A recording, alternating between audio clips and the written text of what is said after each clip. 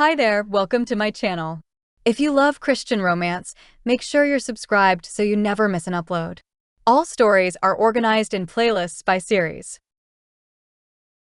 Threads of Hope by Mallory Ford. Book 4 in the Westward Hearts series. Chapter 1. Texas, 1900. Penelope Fairchild wasn't sure she'd ever been more exhausted in her entire life. Everything about the past few days felt a little bit like a dream quickly turned nightmare. She let out a long sigh as she took in the extensive fields dotted with April wildflowers, but it was impossible to enjoy them with the way her stomach felt so deeply empty and how her limbs each weighed 100 pounds. The ridiculous ball gown she wore didn't help, the once beautiful blue taffeta torn and stained from her time on the train and the gold thread running over the embellishments completely ripped and falling from their seams. Standing in the dress shop with the money Marshall Hawthorne had given her, even knowing the stakes of the evening, she hadn't been able to help feeling a little like a princess as she'd turned in a slow circle in front of the mirror. But now she longed for her light linen summer dresses she'd finally grown proficient enough at sewing to patch up. If her limbs weighed 100 pounds, the gown weighed 1,000. The deluge the sky had unleashed on her during the wagon ride from the Lawrence Station rail stop didn't help, and she'd spent the walk with it dragging in mud from Cloverdale, Texas, to what she prayed was the Sutton ranch in the distance. Still, as she took in the space around her, she could understand why Louisa had fallen in love with the place. As students at the Boston Normal School, one of the premier institutions for training teachers in the country, they'd grown close and dreamed of what their classrooms would one day look like. Neither imagined the directions their teaching careers would actually take, but it was clear as day the way the Lord had his hand on both their lives.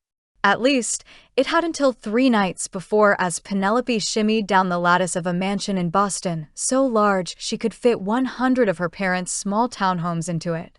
Still, the darkness in the mansion meant she'd never wish to go back, regardless of its opulence. As she drew closer, it didn't appear to have rained on the dusty road where she now walked, so hopefully it wouldn't start soon. The sky was blue. A few white clouds dotted its brilliance, but none looked threatening. It was the same sky Papa would be seeing in Boston this evening as he finished his shift at the docks where he'd worked since he was 15. Oh Lord, she breathed softly as she forced herself to put one foot in front of the other. Please be with Papa and Mama, with all my family. Please don't let Theodore Banks get his hands on them, and please protect them. Her empty stomach tightened at the thought, but she had to release the thought to the Lord before it consumed her in all its possibilities. It was her greatest fear, and the only reason she'd agreed to leave them. If she'd stayed in Boston, Marshall Hawthorne had told her in no uncertain terms there was no way he could protect her or her family. As it was, Banks was after her. Her family would mean nothing beyond a means to get to her. At least, she prayed they'd be left alone with every whispered prayer. The ranch in the distance grew closer and closer with each heavy step, her breathing growing more and more labored as the sweat dripped down her face and into her eyes. There was no telling how bad it was under her silk dress, but she'd not exactly been planning to get caught in Theodore Banks's office and have to make a run for it. She'd certainly not been planning on having to scale the side of his mansion where the ball was held, barely escaping with her life as Marshall Hawthorne met her around the corner. By the time she reached the fenced-in pastures, Penelope paused for a moment and allowed herself to take it in. There was a sign over the top of the entrance with what looked like the brand the sheriff had described to her, but he'd seemed completely unbothered by her plight. It was worth it. It had all been worth it. The lowing cattle in a distant pasture and the beauty of the lush green pastures calmed her heart. She'd thrown herself a bit of a pity party on the train and again on her walk from town, though her lack of food since the train surely hadn't helped matters. You're nearly there, she told herself as she finally entered the front yard and noted the large garden to the south and the equally large chicken yard to the east. She'd always loved chickens, and the few Mama had kept in their tiny Boston backyard for eggs had always been more pets than livestock to her. Marigold, the beautiful white hen they'd hatched out just before her 13th birthday would be 6 this year, possibly past laying, but Penelope had managed to convince her mother not to send Marigold to her fate in the stew pot. Would she ever be able to go back home? Alexandra, her older sister, had just gotten married. Would Penelope be forced to hide in Texas through the births of any nieces or nephews she had? Would she never see the beautiful dark blue water of the ocean again when she visited Papa at work and feel the ocean breeze on her face, smelling the salty air as they talked? Would she never again be able to walk into the simple old brownstone they used as headquarters for the Women's Needlework Society, an organization dedicated to lifting women out of poverty and prostitution through education and job skills training? It had gotten its name from the founders' original job training path, as well as a desire to keep their true work somewhat disguised from those who'd prefer they didn't exist. Prior to working with them, Penelope hadn't been able to sew a stitch, her nose always in books and helping her younger brother with his schoolwork, while Mama and Alexandra handled the sewing portion of the domestic chores. Still, once she'd been hired as a teacher straight out of college, the women and girls hadn't been the only ones to learn. She wouldn't call herself a seamstress, but she could do more than mend a torn hem in the last few months. Tears pricked her eyes as she approached the beautiful clapboard ranch house. Was this truly where Louisa had found her purpose and fallen in love? There was a little cottage to the side, one Louisa had described in her letters, as well as a large barn and what she assumed must be a bunkhouse. A corral with 3 hogs sat behind the barn, with a mean-looking boar snorting and snuffing in his own fenced-off area. Charmingly, 2 baby pigs trotted around next to their mother, and a couple of adolescent dogs meandered out to greet her between bouts of wrestling. The boar snorted, his tusks large and threatening. She'd steer clear of him. Reaching the steps, Penelope steeled herself to climb them. If this wasn't Louisa's ranch, there was no way she'd be able to hold back the rest of her tears. She dipped her head forward, uttering one last prayer that she was in the right place, before raising her hand to knock on the door. The sound of children's voices drifted outside, squeals and laughter working to calm her racing heart. This had to be it. These had to be the children Louisa had come to view as her own.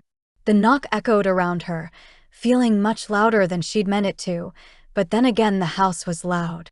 She waited for a moment, about to knock again when the door flew open, and the most handsome man she'd ever seen stood with wide eyes as he took her in. His hair was brown, his eyes navy blue, and a few days' scruff shadowed his strong jaw. His shoulders looked as broad and strong as Papa's, though at the moment they were tense as he looked her up and down. It wasn't menacing or leering, but Penelope suddenly became conscious of just how unkempt she looked in her torn and dirty ball gown and hair breaking free from its pins. Her mouth opened to speak, but nothing came out, at least not until he spoke first, and his deep, rumbling voice rolled through her like a warm hug on a cold day in Boston. "Can I help you? Can I help you?" Abe Sutton wasn't sure how he'd managed to speak so clearly, but he had.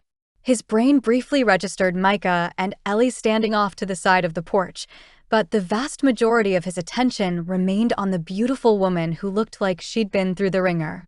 Dirt and sweat smudged her cheeks, and there was a thick layer of mud caked on her fancy shoes and the bottom 6 inches of her hem. The ball gown itself had seen better days, ripped in a couple of spots with dots of dried blood around some scrapes on her arms, but he knew it had been beautiful on her before whatever mishap had occurred to bring her here. Her blonde hair was somewhat pinned back into a bun he supposed was fashionable, but multiple strands had broken free and hung down to frame her dirt-smudged face. A pink blush stood out against her fair skin, but Abe didn't know if it was from the sun or exertion. "Are you lost?" What a ridiculous question. Of course she was. What woman in a ball gown would find themselves on the Sutton ranch if they weren't, unless they were being chased? His gaze darted behind her, looking for any threat and preparing to pull her inside the house and unholster his pistol when she finally spoke. "I'm looking for Louisa Davenport," she said as though barely holding back tears. "The sheriff in town said she lived out here, and it wasn't a long walk." Abe shut his eyes and took a deep breath lest he ride into town and give Sheriff Titus Ray a piece of his mind. That man was as useless as he was judgmental, but at least he'd finally announced his retirement. Forcing himself back into the present, Abe focused on the woman as she continued speaking. "Please tell me this is the Sutton Ranch." If it wasn't, he'd have hooked up the rig and taken her wherever she needed to go with as exhausted as she looked.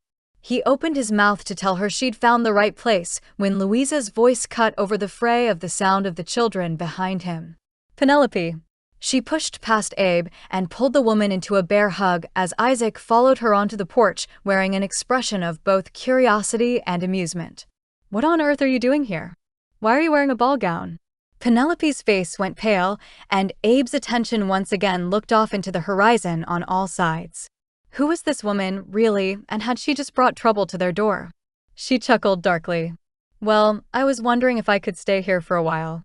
I've gotten myself into a bit of trouble, and, she hesitated. A friend bought me a ticket and sent me here to keep me safe. Trouble. What kind of trouble had she brought as she descended upon a house with 8 children? Abe's jaw tightened as the protectiveness he'd felt over this stranger now shifted to his family, those who called the Sutton ranch home. Was she wanted back in Boston for some crime she'd committed? Still, as he watched the women, tears finally spilling over onto Penelope's cheeks, it was as though an otherworldly force took over him and made him speak. You can stay here as long as you need. We'll keep you safe, but we need to know who's after you. Where had that come from? Isaac raised a brow at him, as he normally left the authority to his older brother, but what other choice did they really have? Louisa had spoken of Penelope before, and Abe's memory of exactly what this woman did for work sent the sinking feeling right back to his stomach. She worked for an organization which worked to educate women in prostitution and give them skills to find other work. Surely, such a place would garner a few enemies. The question was how powerful and motivated those enemies were. Louisa's eyes widened, but she nodded quickly.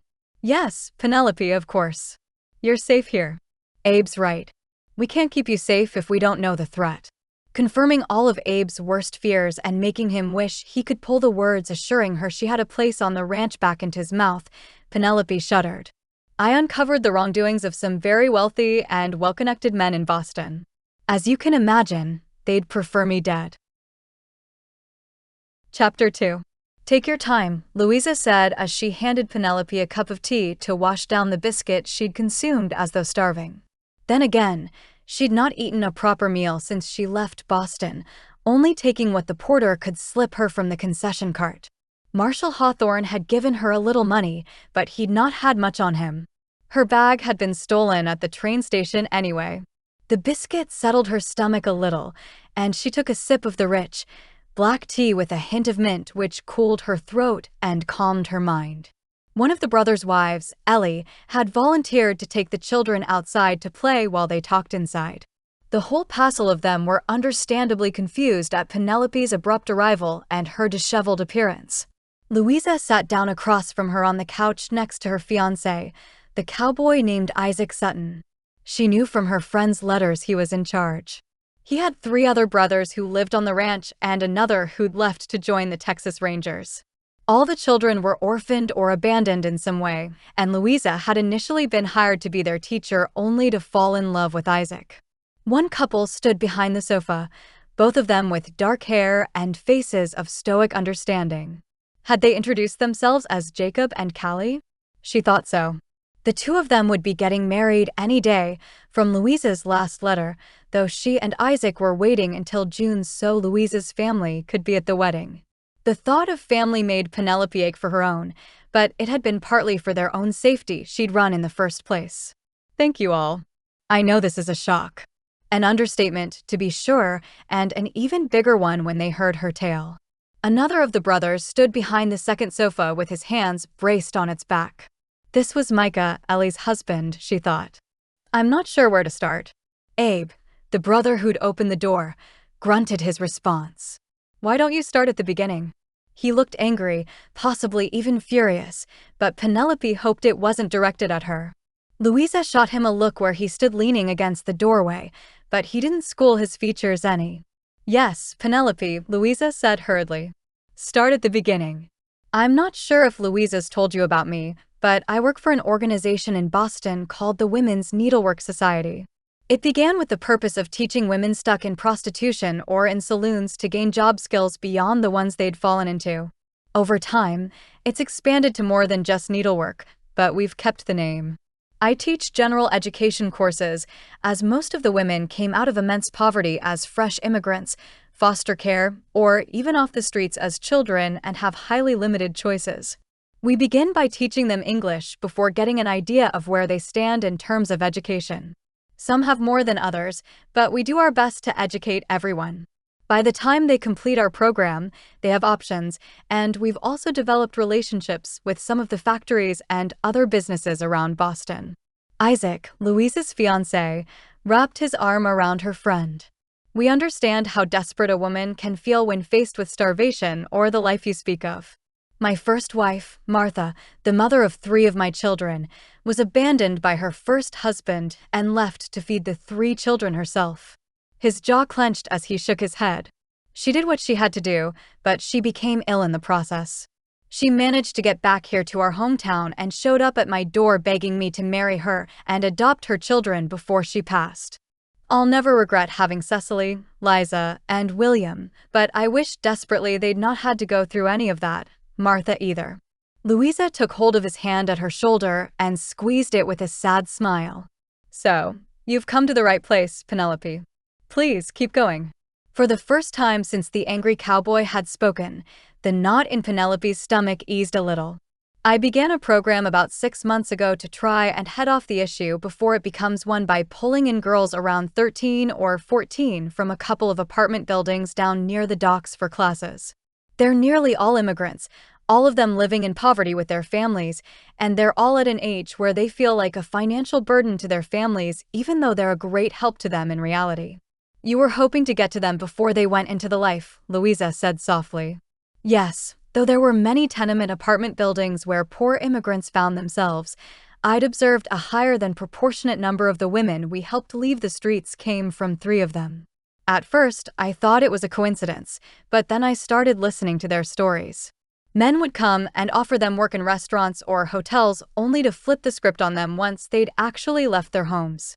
They'd get them far enough away from their homes to make it difficult to get back, some even leaving the city entirely, and they'd threaten them with either physical or financial harm to their families if they tried to walk away. All 4 of the men in the room looked ready to punch something, their faces red and shoulders tense. When I realized how many of them started from the same place, I began to investigate, but then Eliana went missing. The dark-haired woman standing behind the sofa cocked her head. Who's Eliana? Penelope swallowed the lump in her throat, willing herself to continue without breaking down. Eliana was one of the girls in my class who'd been coming for a few months. She'd made so many strides in her English, as well as her mathematics. More than that, she had a joy which couldn't be extinguished despite the difficult life the girls lived.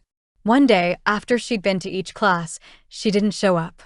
Louisa's hand went to her mouth, and the other woman's eyes shone with tears. Oh, Penelope, Louisa breathed. Her sister said a man had approached them outside the tenement building and offered her a job cleaning rooms at a hotel she couldn't turn down. Their family is so poor, and they needed more income. We'd warned them, but he seemed so convincing. She's only 13. The memory crashed over her again, but at least they'd managed to track Eliana down and get her out before she'd experienced the unthinkable. The Lord was kind to us. She'd not been taken far yet, so we were able to find her with the help of the police since her family believed us about the hotel job. It was during that process I met a U.S. Marshal named Marshal Hawthorne, as he'd just arrived from Washington, D.C., after a request from the Boston police to try and take down those responsible. Unfortunately, that's also where my trouble really began. Abe couldn't believe his ears. He knew incompetent law enforcement, but this didn't seem like a case of Sheriff Ray refusing to do anything beyond the bare minimum. So, if the marshals know about what's happening, who are you running from? Why aren't they behind bars? Different emotions warred in his chest. First, this Eliana she spoke of was only 13, Cecily's age. Second, the idea she'd brought wealthy, powerful, and angry men to endanger the children of the Sutton ranch made him sick.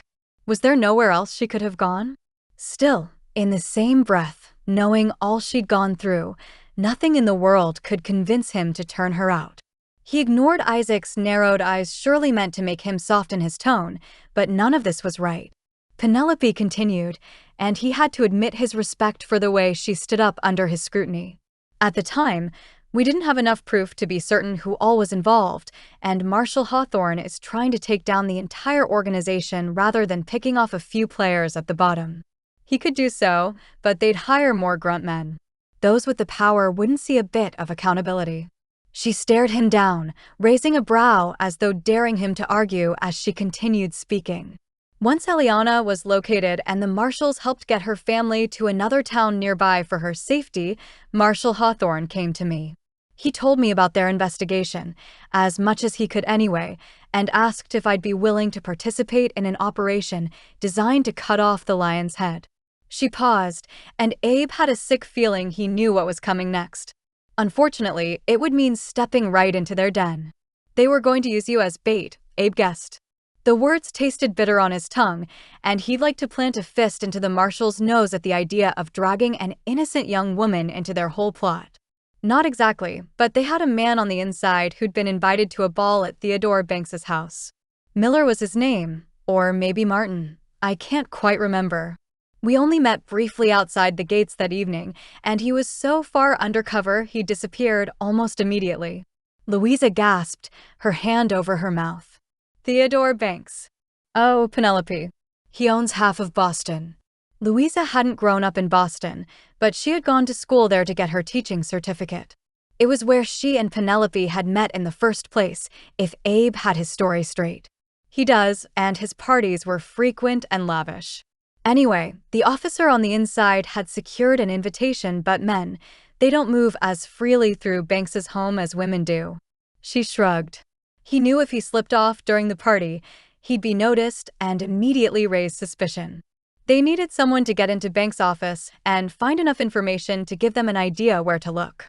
The way I understood it, anything I found wouldn't necessarily hold up in a court of law, but the hope was it would give them the direction they needed to launch a more official investigation. Makes sense, Jacob said from his spot with Callie behind the couch.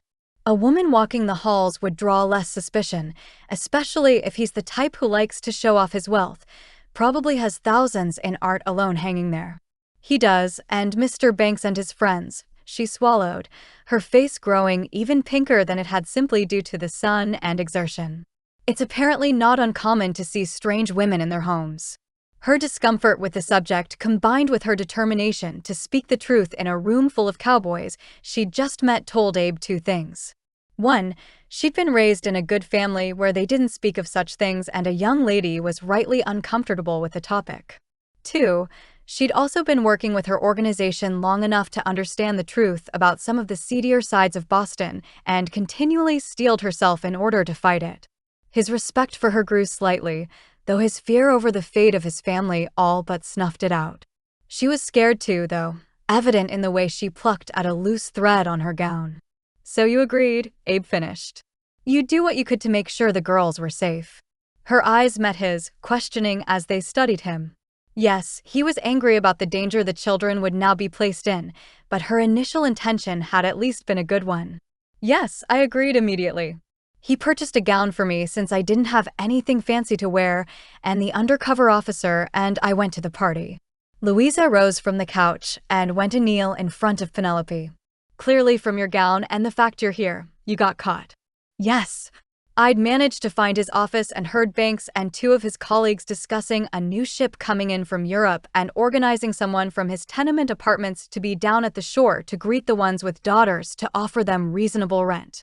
He said specifically to work in a few who didn't so as to not draw suspicion. Her lips curled up in disgust. The way he talked about them, as though they were animals and the features were nothing more than selling points, it made me want to retch. I suppose my plan was to sneak in and see what I could find. It worked. I waited while they spoke in the hopes they'd return to the party. A few minutes later they all left the room, but one of Banks's guards returned while I was going through his drawers. Abe couldn't stand still one moment longer. Shoving his hands in his pockets to keep them still, he moved to stand beside Jacob and Callie. Did he hurt you? He knew he sounded angry, but it was unavoidable in the moment. It was odd. When Ellie had been kidnapped and badly hurt, he'd been able to remain somewhat detached from the whole thing and simply provide support for Micah while he, Jacob, and Callie cared for Ellie. Callie was the town physician, and Jacob was currently training under her to complete his own schooling. Micah had seen Ellie in the woods just days prior to the moment they found her with a dislocated shoulder and a head injury in the mine shaft. And what had started as guilt turned into a marriage of convenience, in which everyone in the family could see how deeply they'd fallen for one another before either Micah or Ellie did. Abe had helped pick up his brother's slack on the ranch, something he hadn't minded in the least, while he'd been visiting Ellie at the clinic, as well as helped Isaac and Jacob enact Micah's plan for a little cabin a few hundred yards from the main house. Still, as much as it angered him Ellie had been treated the way she had, it hadn't given him this visceral reaction the way the retelling of Penelope's story did. That, combined with his fear of the unknown and complete lack of control over the situation, had him feeling like he'd just been picked up in a late spring tornado and spit out on his head. "He tried," Penelope answered as she gestured at her torn skirt. "He grabbed my arm initially, but I managed to stab his hand with a letter opener. He then grabbed my skirt, but I realized the window was open as he blew his whistle. I knew more guards would descend any moment, so I only had two choices. Before we went inside, Marshal Hawthorne had pointed out the window to his office to help me get my bearings, and I'd noticed a large network of lattice with ivy climbing the wall. So you jumped out the window," Abe said as relief swept over him. At least, she'd not been captured for any length of time. The results could have been disastrous. "I did, and I managed to climb down the lattice and run just as the rest of the guards and Mr. Banks appeared in the window. I got a little scratched up from the climb, but it was far better than the alternative." She gestured to the cut on her arm. One Abe could see Callie eyeing. Good. He'd have insisted on it being looked at if he didn't know good, and well, Callie was probably 2 steps ahead of him.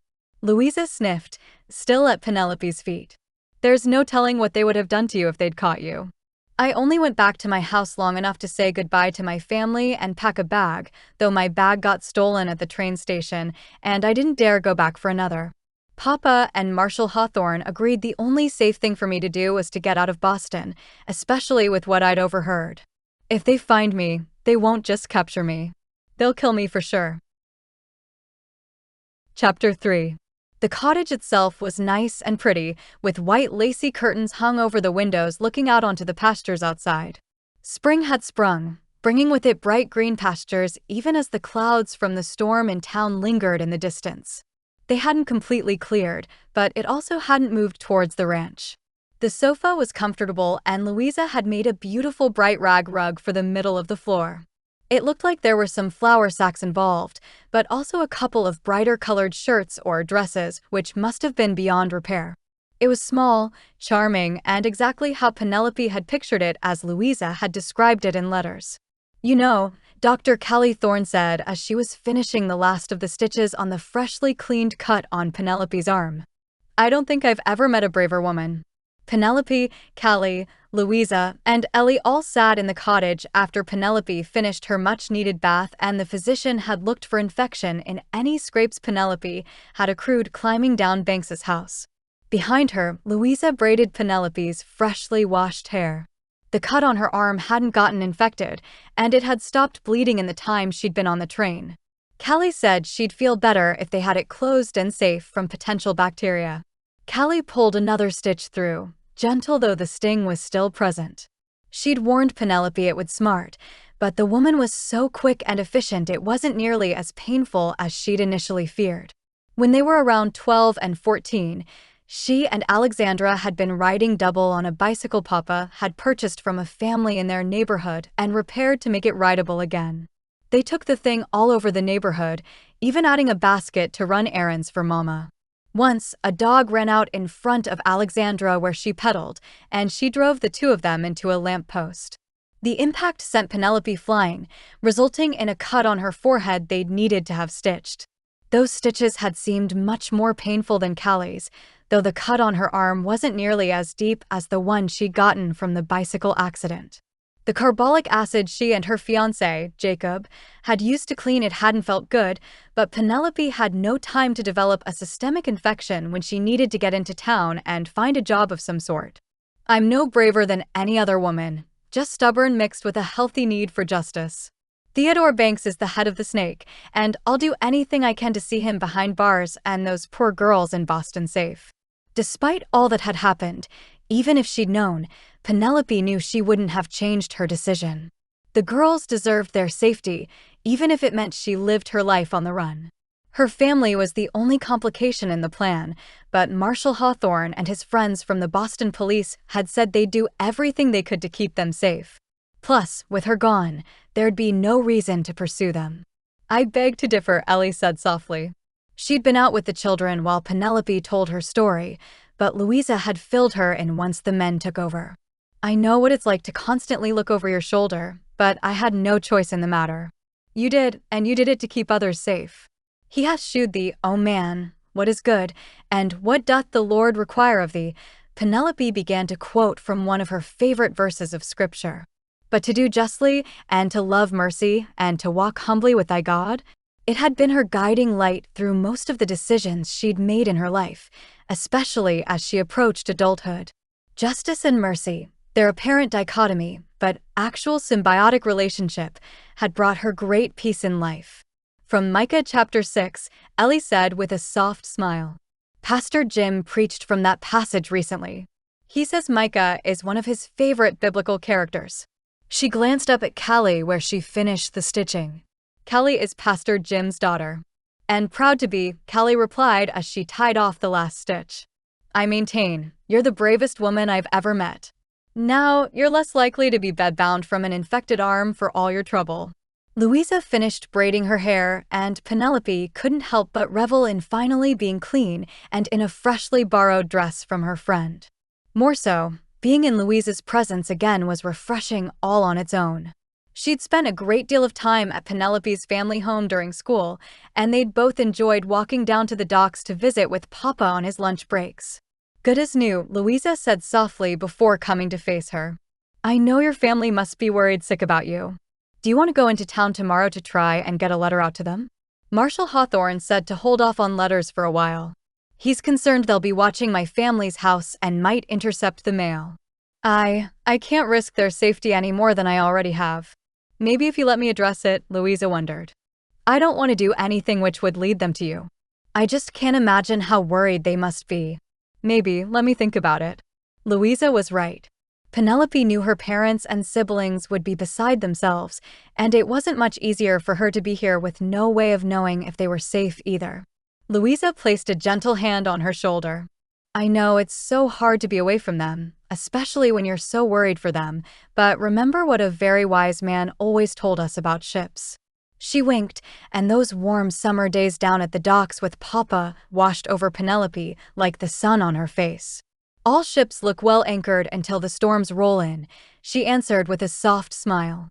A lump rose up in her throat, but she swallowed it back down with the truth of the statement and the memory of her father's follow-up. "Be anchored in the Lord, penny girl. Know his word, ask for his guidance, and follow what he says. It'll never fail you, even when the world seems dark and the waves seem too high to manage. We'll make sure you stay well anchored, Pen," Louisa promised through watery eyes herself. "You're safe here for as long as you need."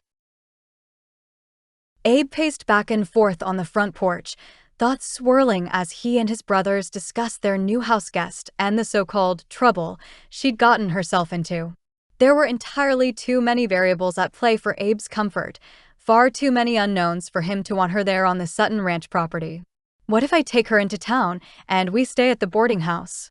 I'm sure Della has 2 rooms next door to one another, and it would be far enough from the ranch to keep attention off of it. Isaac sat back on the porch swing where he and Jacob looked far too relaxed and shook his head. If they come here, it's because they've retrieved some letter from Louisa. If they come into town looking for her, it'll be easier for us to get a heads up if she's out here.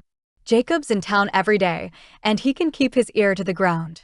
Jacob nodded, his work with Callie at the clinic taking him into town 5 days a week until nearly supper time. "I can, and I think Isaac's right. It'll be easier to keep her safe out here than it would be in town. The only question is where she'll stay. Louisa will be moving out of the cottage in June, but that's still a few months away. There were 2 twin beds in the cottage where Louisa and Ellie had been staying since they arrived. Ellie had married Micah back in January, and he along with his brothers had built a house built for them. No one planned to rush Ellie in her decision to move the marriage from one of convenience to something more. The children played in the front yard, the boys hitting a ball with a wooden baseball bat they'd picked up in Fort Worth on the last cattle drive. Liza joined them, as did Sophia, while Cecily sat writing in a journal over by one of the rose bushes. Micah watched them from his spot leaning against the house with his lips turned up into a smile. Ellie's actually agreed to move into the house. There's a couple more things I'd like to do on it, but it's definitely livable. We could get her stuff moved over today. Joy for his brother welled up in Abe at the way his brother's story with Ellie had unfolded. Isaac and Jacob shared the sentiment, both rising to their feet to give him a slap on the back. "Congratulations, brother," Isaac said as though he was congratulating him on the marriage itself, and in a way, he was. "Welcome to the club of men whose women are far too good for us yet love us anyway." A pang of something, envy maybe, hit Abe right in the heart. Still, Micah and Ellie's story had been a hard one, and nothing could keep the smile off his face. "Yeah, I'd say the three of you are the founding members." He sobered, his gaze going towards the cottage where the women had gathered. "That still doesn't make me feel any better about her putting the children in danger. What happens if this Theodore Banks comes to the ranch looking for her? More likely his henchman, but the outcome would be the same. What if one of them answers the door? And this U.S. Marshal, I'm not so sure about him either. If he was any good at his job, why would he need to enlist a young woman?" It didn't make sense to Abe, but apparently Isaac didn't agree. Why would he send her all the way here if he was a bad actor? It would be an expensive and unnecessary waste of time. Isaac seated himself on the swing again, taking on the air of the oldest brother and the tone which brooked no argument. He'd only done it a handful of times over the years, and Abe usually didn't have an issue with it. "Look, I know you're concerned about what this could mean for our family, but she's Louise's best friend. I'm not sending her away. Besides, the boarding house had the leak in the roof and a whole host of replacing to do on the floors upstairs because Della didn't realize what was happening. She's only got the downstairs rooms right now, and they're usually booked up." Abe groaned inwardly. He'd forgotten all about the leak. Anger and unease swirled within him as he considered their complete lack of options, something he always hated. Abraham Sutton was generally a man at ease in any room, one who could crack a joke and diffuse tension to help others take a moment to assess the situation they were in, but it was only because he'd already moved through all possible outcomes in his head. When Isaac had bet everything he had on their first herd of cattle, Abe had been stockpiling a little of his money from his work with Hal and odd jobs around town to get them by in case something awful happened. Later, as they began to gain some success, he'd invested any extra funds they had through Mr. Colton at the bank and grew their coffers to a healthy fallback option should they ever need it. For years, he'd had money set aside for Jacob to go to medical school if he wanted, more than even Isaac realized when he offered the option every so often. His correspondence school and program in New York would cost far less than he'd saved due to the nature of most of it being local, so once Jacob graduated he'd get the go-ahead from Isaac to give it to Jacob and Callie to do whatever they wanted. When Ellie and Micah had first shared about their marriage and the trip to California to try and convince a judge to rule in their favor regarding her trust, he'd already been planning their ranch's budget around needing to pay more for lawyers in case they needed to continue fighting it. If she didn't want to, he'd simply roll that money back into the general fund from the ranch as though none of it ever happened. As for Zeke, their youngest brother and the one who'd left home to join the Texas Rangers at 18, he'd been putting aside a little money every year since he left in case he ever needed it. For what? Abe had no idea, but they all hoped Zeke would one day return to Cloverdale. Now, there was no contingency plan. Isaac had spoken, and his role in the family meant he held the authority if he ever chose to wield it. Still, the entire situation chafed at Abe, and he had nowhere to lay the blame but at the feet of a beautiful blonde with more backbone than was probably good for her. As the front door to the cottage opened and the women stepped out, Abe nearly swallowed his tongue at the sight of her in one of Louise's old dresses. It was pale pink and brought out the pink undertones from her pale skin, the whole look soft and feminine and altogether prettier than anyone Abe had ever seen. His jaw ground together. She might be beautiful, but all it would do is distract him from the task at hand. Somehow, he had to manage to keep his family safe from whatever danger she'd brought to them without alienating himself from his family in the process. They were all completely on board with their new houseguest, but there were too many unknown variables for Abe to share the sentiment. Rather than wait for the women and visit, Abe grumbled something about going out to check on the animals and bounded off the porch lest he say something else foolish like he had when he'd told her she could stay there in the first place. He'd spoken with his heart rather than his brain, but he couldn't make that mistake again. No, someone on this ranch needed to think logically about the situation, and while he couldn't change it, he could at least anticipate the damage and try to mitigate it before Banks and his men came calling. At least he could try. As Abe approached the pig pen, out of sight from the house due to the placement of the barn and bunkhouse, he laced his fingers together on top of his head and tried to breathe deeply. Lord, what am I supposed to do here? How can I protect my family against men with more money than I'd ever see in a million lifetimes? Why did she have to come here? Bubbles, the 2-year-old gilt they hoped would be bred by the end of the summer, snorted. Beside her, Peaches, the 4-year-old sow, munched on the dried corn they'd poured in the trough that morning. They both looked fine, and their water looked clean. It was the boar who'd caused them more trouble than he was worth. Isaac had gotten Goliath in a trade of some cattle with a ranch nearby, as both ranches had been looking to change up their bloodlines. Charles Quinn told Isaac that Goliath was ornery but good breeding stock, and Isaac had decided to take a chance. They'd separated him from Peaches for now since she'd had a litter recently, and they'd been a little nervous for Bubbles as well. Rolling his eyes, Abe chuckled at the names 6-year-old Sophia had insisted were perfect for the pair of females. As for Goliath, he was just as big and mean as his name would imply. Even now, his head bobbed up and down, and he pawed the ground as he eyed Abe in the vicinity of his girls. "Simmer down, boy," Abe scolded. "I'm just checking on y'all." Goliath snuffed, his long tusks on full display. Isaac was close to processing the thing, as he was just too unpredictable to keep on a ranch full of children. There was no way they could trim his tusks the way they'd done with other boars in the past, making him even more dangerous. Shaking his head, Abe leaned against the side of the barn and crossed his arms over his chest. If it was the Lord's will Penelope came to the ranch, he'd have to get on board, but how could it be his will that she'd potentially lead this monster to their door? Knowing the type of mess he'd gotten himself into, Abe wanted to scoop up Cecily and Liza and lock them away in some tower until the threat was neutralized. Abraham Sutton was not someone who liked to have too many loose ends, too many unpredictable variables. He fought it every day as the nature of ranch life and even life with children required some flexibility, but he could at least safeguard his family to some degree with his acumen for business and investing. His books were impeccable, and he could protect his family against a bad year, disaster on a cattle drive, or cattle prices tanking, but not this. That reality chafed more than he'd have ever expected.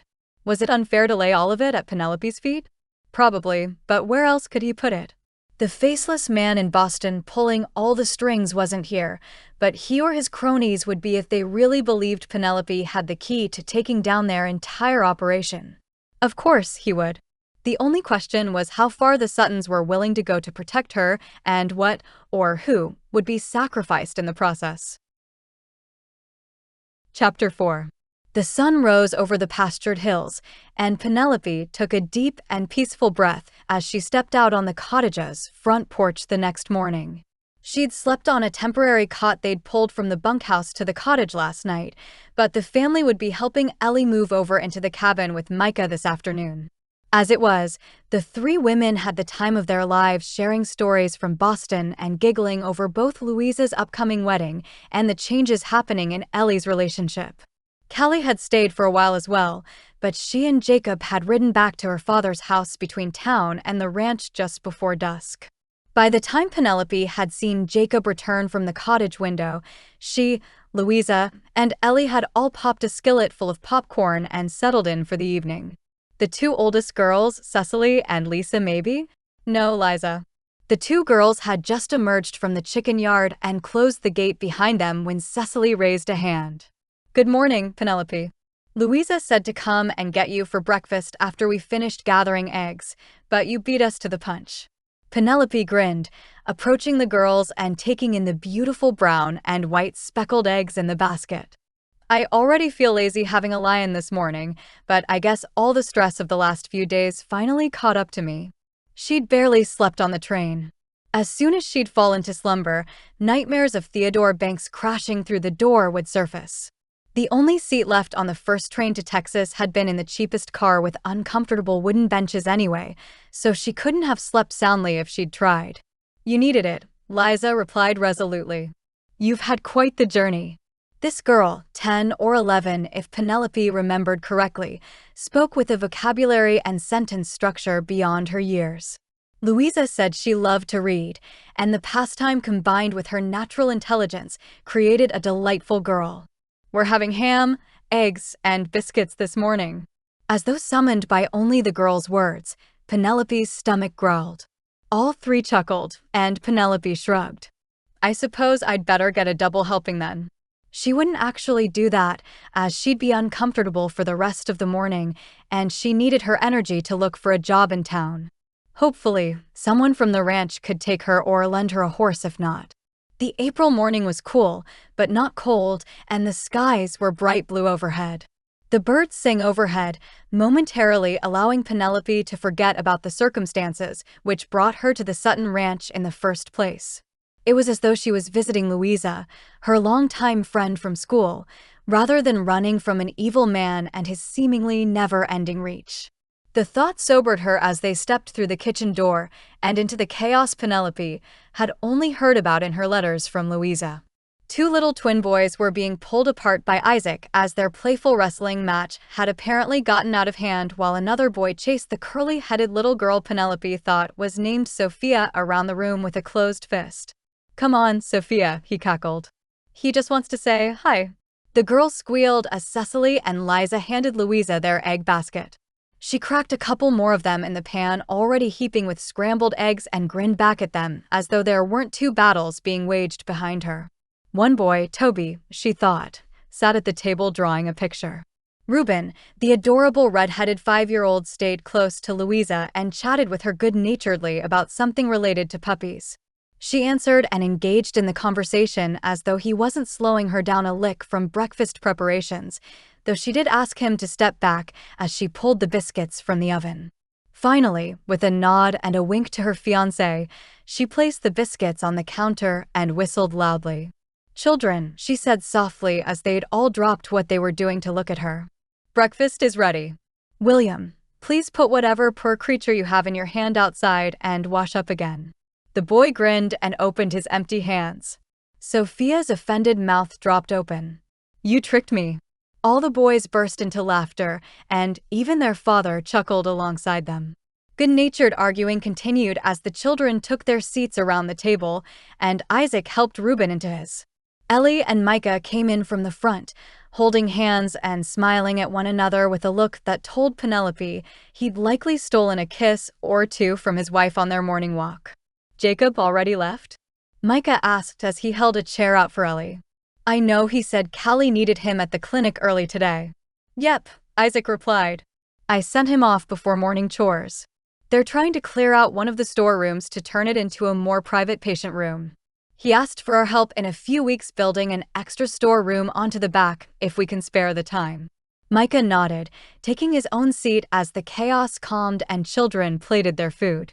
Some helped younger siblings while Isaac plated Reuben's.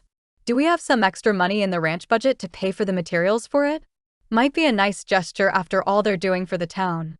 "Sure do," Abe said as he stepped through the entryway into the kitchen where the long table Saturday. "I've got to go to the bank today anyway, so I can take them the money for the lumber after I'm done." He sat in the only available chair, the one across from Penelope, but he didn't so much as look at her while everyone else received warm glances or quick pats on the back. "Thanks, Abe," Isaac replied. "And thank you to Louisa for cooking breakfast this morning. It looks delicious, darling dot." Louisa blushed, and Penelope couldn't help but beam with delight for her friend. "You helped too, as did the girls." With a scoff, Isaac shook his head. "I'm pretty sure I got more eggshells in the bowl than I did yolk, hence why the girls had to go out and gather more, but let's thank the good Lord for his provision and dig in." They bowed their heads and did so, Penelope silently echoing the cowboy's sentiments before he said, "Amen." When she raised her eyes across the table, Abe did now look at her, but it looked annoyed and even angry. His attention shot back down to his plate once he'd been caught, but the protective interest when he opened the door yesterday had been replaced with something else entirely. Oh well. If he didn't like her after only knowing her for a day, it really wasn't any of her business. As Papa always said, everybody isn't for everybody. He'd go on to say that they all needed to follow the Lord's word in Romans to try and live at peace with everyone while understanding there would still be folks who didn't get along. Doing her best to put it from her mind and not take it personally, Penelope took a sip of water before speaking. "Could I borrow a horse to go into town today? I'd like to see if I can find a job, as well as send a letter to my father and let him know I arrived safely." She looked down the table at Louisa. "If you wouldn't mind, I think I will let you address the outside, so it looks like all the other letters you send me." She couldn't guarantee it, but it did seem like a good plan to get word to her family while also keeping Banks from finding out where she was hiding. "You don't need to go into town," Abe said gruffly. This time, he didn't hold back the fire in his eyes as he stared her down angrily. "You need to stay here, out of sight, until that Marshall friend of yours can do his job. The more you show your face, the more tongues can start wagging if they come here looking for you. Plus, you don't need to be on the road every day by yourself." The words themselves had a point, but the way he said them made her feel like a child scolded by a teacher who had no business in such a role. "I'm not going to rely solely on you folks to support me here. My father didn't raise any freeloaders. Jacob already rides into town every day for work. I could follow him." Abe opened his mouth to speak again, but Isaac beat him to the punch. "You're not a freeloader, Penelope. We'd be happy to get you anything you need for as long as you need to stay with us. Still, I can appreciate someone who wants to work, and I don't think it's going to cause any more talk than already got stirred up when you arrived in town in a ball gown. We have a teacher in town already, so is there any other type of work you feel comfortable doing?" Abe's mouth snapped shut. His eyes narrowed, but at least he didn't speak anymore. Penelope stared him down with a raised brow. Her hackles rose at his brashness. That was all right. He hadn't met this version of her yet, one who fought on behalf of victims of injustice and foregone conclusions, before one got to know a young woman who'd led a very hard life. She could use the same energy for herself when the situation called for it. "I'm a hard worker and can learn just about anything. I'm happy to work in housekeeping if there's a boarding house. I've grown up cooking, cleaning, and doing laundry for my family. I could also work the till at a store or serve food in a restaurant if I correctly remember seeing one." "Ooh, Rosie's Cafe might be a great spot for you," Ellie said excitedly. "I know the last time we went, Evelyn said she'd been short-handed." "Wonderful," Penelope replied. "I'll start there. Now, I'm pretty good in a saddle, though I certainly don't have as much experience as you folks out here on a ranch. Is there a docile horse here I might borrow for the day?" "I'll take you," Abe grunted as he stabbed at his ham and eggs with more force than strictly required. "I've got to go to the bank anyway, and if you're going to go into town you need someone watching out for you." With the annoyance in his voice, she wasn't sure he wouldn't push her in front of an oncoming wagon if he had the chance, but she had good reflexes. Both Isaac and Louisa's gazes bounced between the two of them as if unsure what to do, so Penelope decided to put them all at ease. "Lovely, thank you, Abe." She kept her voice light, as though his earlier tone was as well. "I'll be ready just after breakfast." "We'll be back in a few hours," Abe said gruffly as he brought the rig to a stop in front of the house and pulled the brake. Isaac and Louisa stood with Penelope in the front yard, his brother and future sister-in-law sporting wary expressions while Penelope just looked resolved. "I'll give Penelope a while to ask around in town, and I'll go get the money to give to Jacob." He hopped down, rounding the rig to offer Penelope help getting into the wagon. She eyed him for a breath before taking his hand briefly and pulling herself up and onto the wooden bench seat. She didn't thank him, but she did give him a small nod of what he assumed was appreciation. Honestly, he couldn't blame her. He'd been gruff and grumpy at breakfast that morning and still felt the resentment and annoyance which had kept him up all night. Worry over what might come and endanger the children. Worry over Penelope's safety since she came to a place where she'd clearly written and received letters from in the past. The knot in his gut whenever an outcome he couldn't create a contingency plan for weighed him down. All of it piled on top and threatened to crush him. When he moved back around the rig, Isaac placed a hand on his shoulder and spoke softly. "You think you can handle taking her into town without making her regret coming here?" His expression told Abe he'd not hidden his feelings whatsoever. "If you upset her, Louisa's going to be angry, and then you and I will have problems. Penelope hasn't done anything wrong." Abe barely held back a snort at his brother's words, but he managed. "I can handle it," he said through gritted teeth. He could. He would. Despite his anger over the circumstances, he knew he'd protect her with his life. Louisa and Isaac both continued to watch them as he climbed up into the rig and plopped himself down on the seat next to Penelope. "Do you have everything you need?" "I do," she replied as though he'd been treating her like everyone else. "Thank you for taking me into town. I'm hoping it won't take long for me to find a place to work." Abe didn't respond past a grunt, releasing the brake and setting the wagon towards town. The relatively short ride was quiet. When Penelope tried to make conversation a few times, Abe didn't give more than one-word answers and short grunts. It was the best he could do for the moment, and it would have to do. His purpose here wasn't to be her welcoming committee. It was to keep her safe, and he'd do his job well. Finally, the town came into view, and Penelope breathed a sigh of relief beside him. The sound sent a prick of remorse through him, but he couldn't bring himself to apologize. Reaching the bank in the center of town, Abe parked the rig and pointed to a few of the buildings. "There's Rosie's Cafe. Evelyn is in charge. Over there is the Mercantile, and Jacob and Callie's clinic is right through there.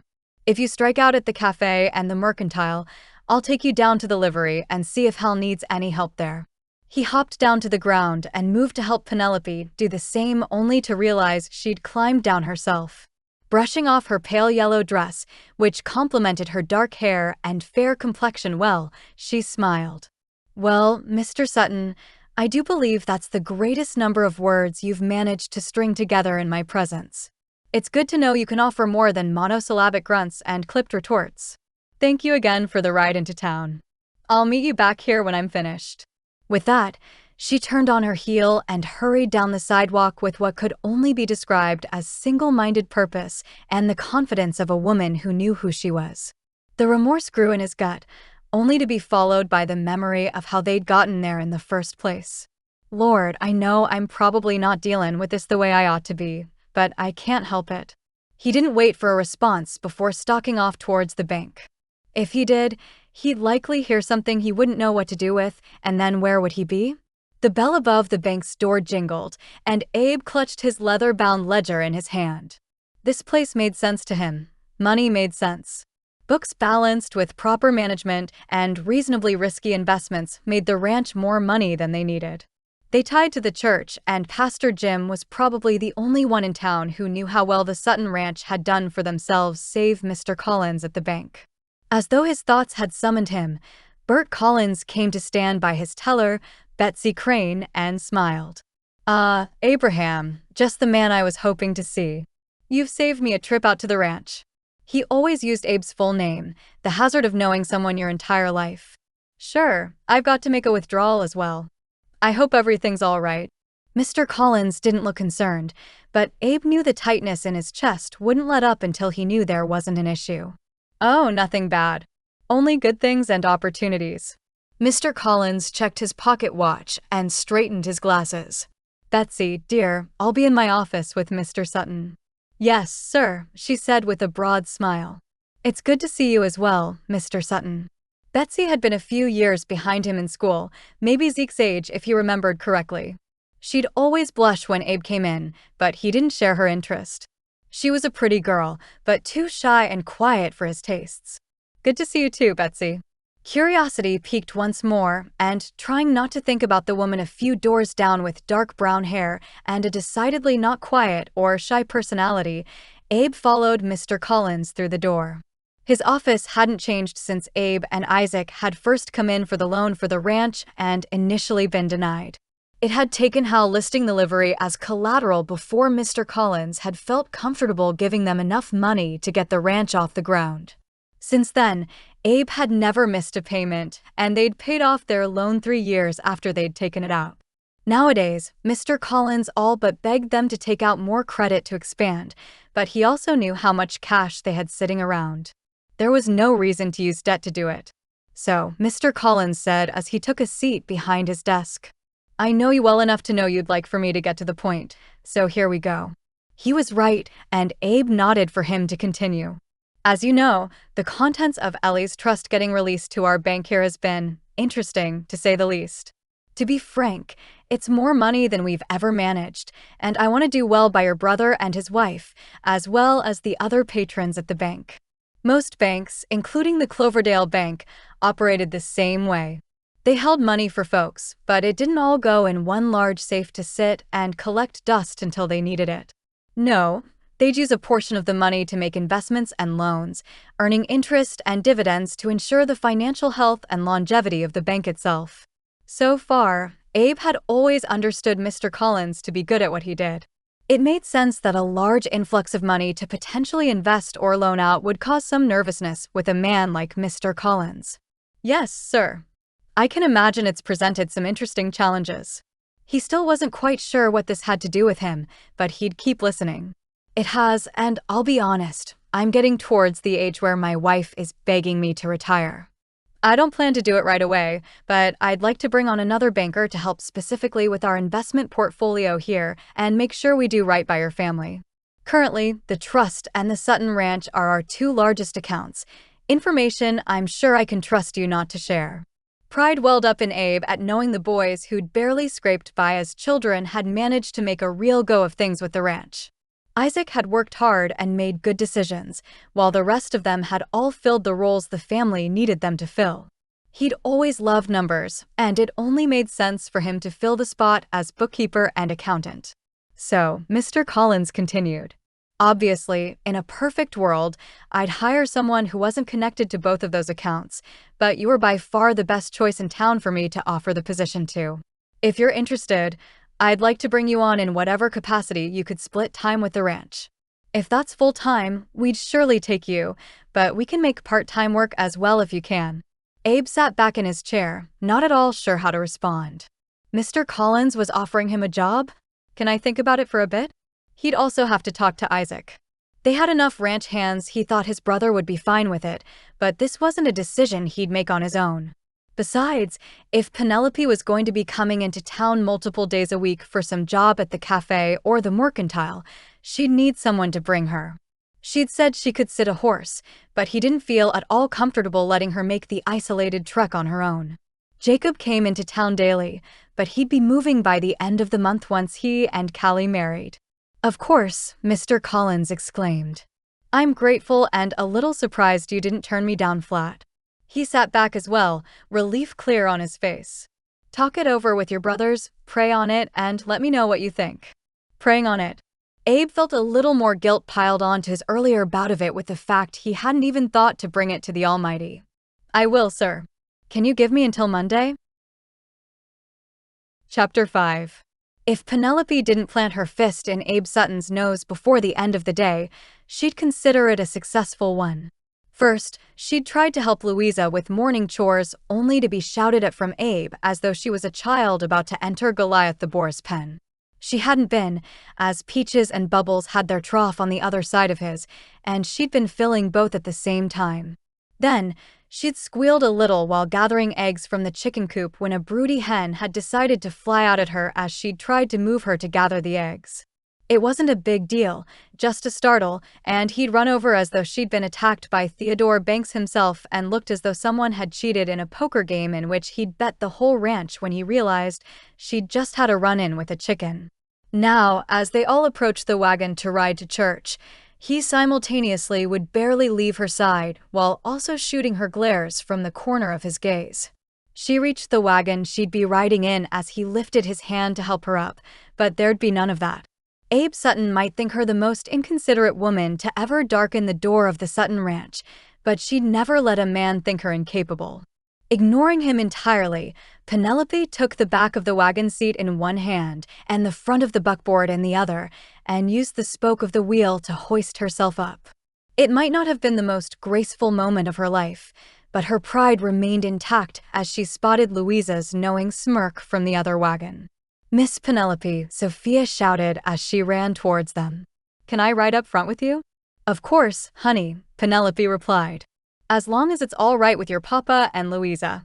With the wedding coming up, some of the children had taken to calling Louisa Mama at times, but none of them had committed to it all the time. She'd follow their lead, as the passel of orphaned and abandoned children who'd found a home on the Sutton ranch would likely all have different feelings on the matter. "It's fine," Louisa replied. "Don't bother Uncle Abe while he's driving the rig, all right?" She raised a brow at Penelope, who barely held back her groan. Of course, she'd ended up in the wagon Abe was driving. Jacob already headed into town to pick up Kelly. Micah and Ellie are meeting with Pastor Jim before Sunday school this morning to discuss needs in the community they might be able to meet now that her trust has been released to her. "Oh, how wonderful," Penelope mused as she took Sophia from Abe's arms. What a blessing to all of Cloverdale. Abe had rounded the wagon by now and pulled himself into the rig. Cecily and Liza sat in the back, while the boys rode with Louisa and Isaac. She's already agreed to purchase some new equipment for the clinic once they get the electric lines run to town. She's planning to help as many folks in the area as she can.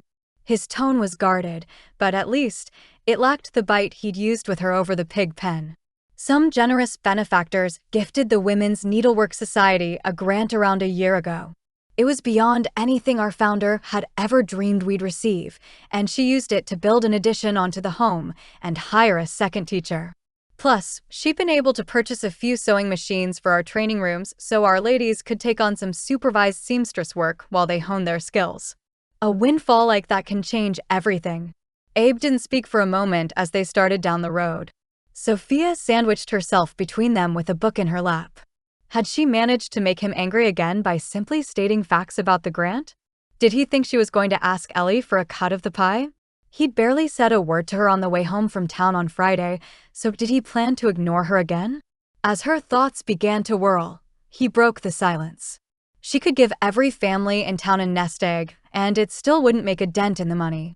She's trying to be smart about it and invest it well while also being as generous as she can. "That's wise," Penelope mused. "I don't think I ever want to be responsible for that kind of money. I'd prefer a little over what I need to get by." Her words were honest. She didn't envy Ellie in the slightest. The pressure of making the right decision, not to mention the inevitability of folks seeking her out once they realized her plan, it all felt like far too much. Abe cut his eyes sideways, as though he didn't quite believe her. "Really? You wouldn't take unlimited funds if they were given to you? I mean, you're a city woman, aren't you?" If she'd wondered what type of woman Abe thought she was, that answer would have solidified it. "I'm not sure what you think identifies as city woman, but I'd wager the Sutton Ranch is worth far more than my family ever had growing up. My pa's a dock worker, as was his pa before him. Mama took in laundry and occasionally watched other children while their mothers worked in the factories, but we had just enough to eat and little more. In fact, there were times her parents had gone to bed after eating a piece of bread with some butter because all the meat and vegetables had been given to the children. So no, I'm not the slightest bit interested in changing things so drastically." Abe grunted, similar to how he'd responded when he'd driven her into town to find a job. At least, she'd managed to find a spot in the cafe with Evelyn. Rosie's Cafe was an adorable little place right in the center of town, and Evelyn had been running the place mostly by herself since her parents retired. She'd all but begged Penelope to start on Monday, and the pretty woman was clearly frazzled if the bags under her eyes were any indication. Penelope spent the rest of the ride chatting with the girls and answering their questions about growing up in Boston. By the time they reached the churchyard, she'd told them as many silly stories as she could think of about trouble she, her brother, and sister got into on the streets of Boston. Children might make different messes on a ranch in the middle of Texas than in Boston, but messes were made all the same. "Penelope," Louisa called as she allowed Isaac to lift her down from the wagon seat. "Ellie and I teach a children's Sunday school class before the service starts. You're welcome to help out in future weeks if you'd like, but I thought you might want to get to know some folks." Abe opened his mouth from the seat beside her as though to argue, but Penelope didn't give him the chance. Oh, that sounds lovely. Hoping she wouldn't slip and fall flat on her face, Penelope made a point to hop down from the wagon herself before turning to offer Sophia a hand. The little girl had already scrambled into the back of the rig and hopped off with her sisters, though, so she'd not been needed. Penelope chuckled as she watched all 8 of the Sutton children running towards their friends. I'm so glad they love coming to church. Early on, Louisa had written about their lack of good friends at church or in town since they'd been kicked out of the town school. When Louisa first told Penelope the reason, she could have strung up their old teacher by her toes in the town square, but Louisa had managed to repair any damage or weariness of learning with patience, love, and a healthy dose of fun. She was so busy watching the children, she hadn't noticed Abe come to stand beside her. He stuffed his hands in his pockets, looking altogether uncomfortable but still infuriatingly handsome. They didn't always love it. Louisa's the main reason they do now. She told me how the other children treated them when she first arrived. It's not fair, but children often follow the lead of the adults in their lives. When they treat someone unkindly, children follow suit. She raised a brow his way, letting her words hang in the air. From all she'd been told and witnessed, Abe Sutton was a smart man. He'd catch her meaning. When he let out a long sigh, she knew she was right. Listen, Penelope Dash. His words were cut off by a gunshot, and Penelope found herself shoved to the ground. Get under the wagon, he shouted as chaos erupted around them, and all 3 Sutton brothers present pulled their pistols. The other men did as well, as did some of the women who had smaller weapons in their dress pockets. Stay down. There was no way Penelope would hide under a wagon while children 30 feet from her were in danger, especially not if she was the one who'd brought the threat. As soon as Abe removed his hand from her shoulder, Penelope pushed to her feet and sprinted past him towards the children's Sunday school area where Louisa and Ellie had already gathered them next to the church. The women, plus another Penelope didn't know, had spread out their arms and done their best to shield the children from the unknown threat, so Penelope joined them despite Abe's angry calling of her name behind her. She'd deal with him later. Right now, the children were her first priority. People ran and shouted all around until an older man over by a tall oak tree in the corner of the church lot shouted, "Y'all calm down. It was just a snake." Slowly, realization dawned on the chaotic mess of Texans all trying to get to their children. There was a rattler over here, and I didn't want him to get no one. Louisa let out a long sigh. Frank, she murmured as she stood and brushed off her dress next to Penelope. Think you might warn a body before shooting willy-nilly? If she wasn't still trying to get her heart rate back down to a manageable level, Penelope might have giggled at her friend's use of the southern vernacular. Folks slowly began to mill about once more, and Frank approached the group of children. Sorry about that, ladies, children. I didn't think about saying anything before I shot. I know better. He hung his head, and Penelope felt sorry for the weathered old cowboy. I don't know you, sir, she said with a soft smile. I suppose I've acted before I thought a time or two in my life. Behind her, the furious voice of Abe sounded. I'll say, what on earth were you thinking, woman? Penelope whirled around to see a red-faced Abe reholster his weapon. I was thinking Louisa and Ellie might need more help getting the children to safety. I'm not going to hide under a wagon when children might be in danger. If you'd been the one to bring the danger? What if, in your attempt to play the hero, you'd actually been the target? You'd have just brought the threat right to the children. His face was so red it was nearly purple, and he shook his head. You don't think about what danger you put the children in, do you? No hit could have hurt more than those words. Was he right? Was that exactly what she'd done by coming here? Normally ready with a quick retort, Penelope opened her mouth only to find no words would come out. Worse, the lump in her throat gave way to tears spilling over onto her cheeks, and there was no way she'd let Abe Sutton see he'd made her cry. In a cowardly move, Penelope turned on her heel and ran out of the churchyard to a cluster of trees in the distance. She'd not run off crying since she was a girl, but it was the only thing she could think to do at the moment. Dropping to her knees a few hundred yards away from the church and out of sight, Penelope allowed the stress and worry of the past few days catch up to her. Was Abe right? To a degree, he was. She hadn't meant to put the children and Louisa in danger, but had she really led Banks to their door? Penelope. Louisa called after her friend one last time before giving up and whirling on Abe. He'd never seen his almost sister-in-law so angry, but the fire in her eyes had him taking a step back. Abraham Sutton, you will apologize to her before she does something foolish like pack up and go right back to Boston. He held up his hands, doing his best to ignore the burning in his chest at the sight of tears misting her pretty brown eyes before she'd run off. I didn't say anything that wasn't true, Louisa, and you know it. Crossing her arms across her chest, Louisa scoffed. Oh, really? So Penelope coming to the ranch in need of refuge is somehow different from how most of the children came to be here? What about Ellie? You welcomed her with open arms, and her grandfather's business partner shot your brother in the arm over her inheritance. She was right, but there was a major difference. Ellie didn't come here willingly, Louisa. She was kidnapped and brought here. The children were, well, they were children. It's hardly the same thing. Oh, she drew out with sarcasm. Okay, I understand. So, the ranch's commitment to provide shelter for those in need stops if the person is over 18. Understood. She continued to stare him down, the anger unlike anything he'd seen from Louisa in the whole time he'd known her. Look, he spoke louder than intended. I know she's your friend, but I'll not welcome a woman to the ranch who knows good and well she's bringing danger to the doorstep of 8 children, but chooses to do it anyway. He ran frustrated hands through his hair, his voice growing louder as he spoke.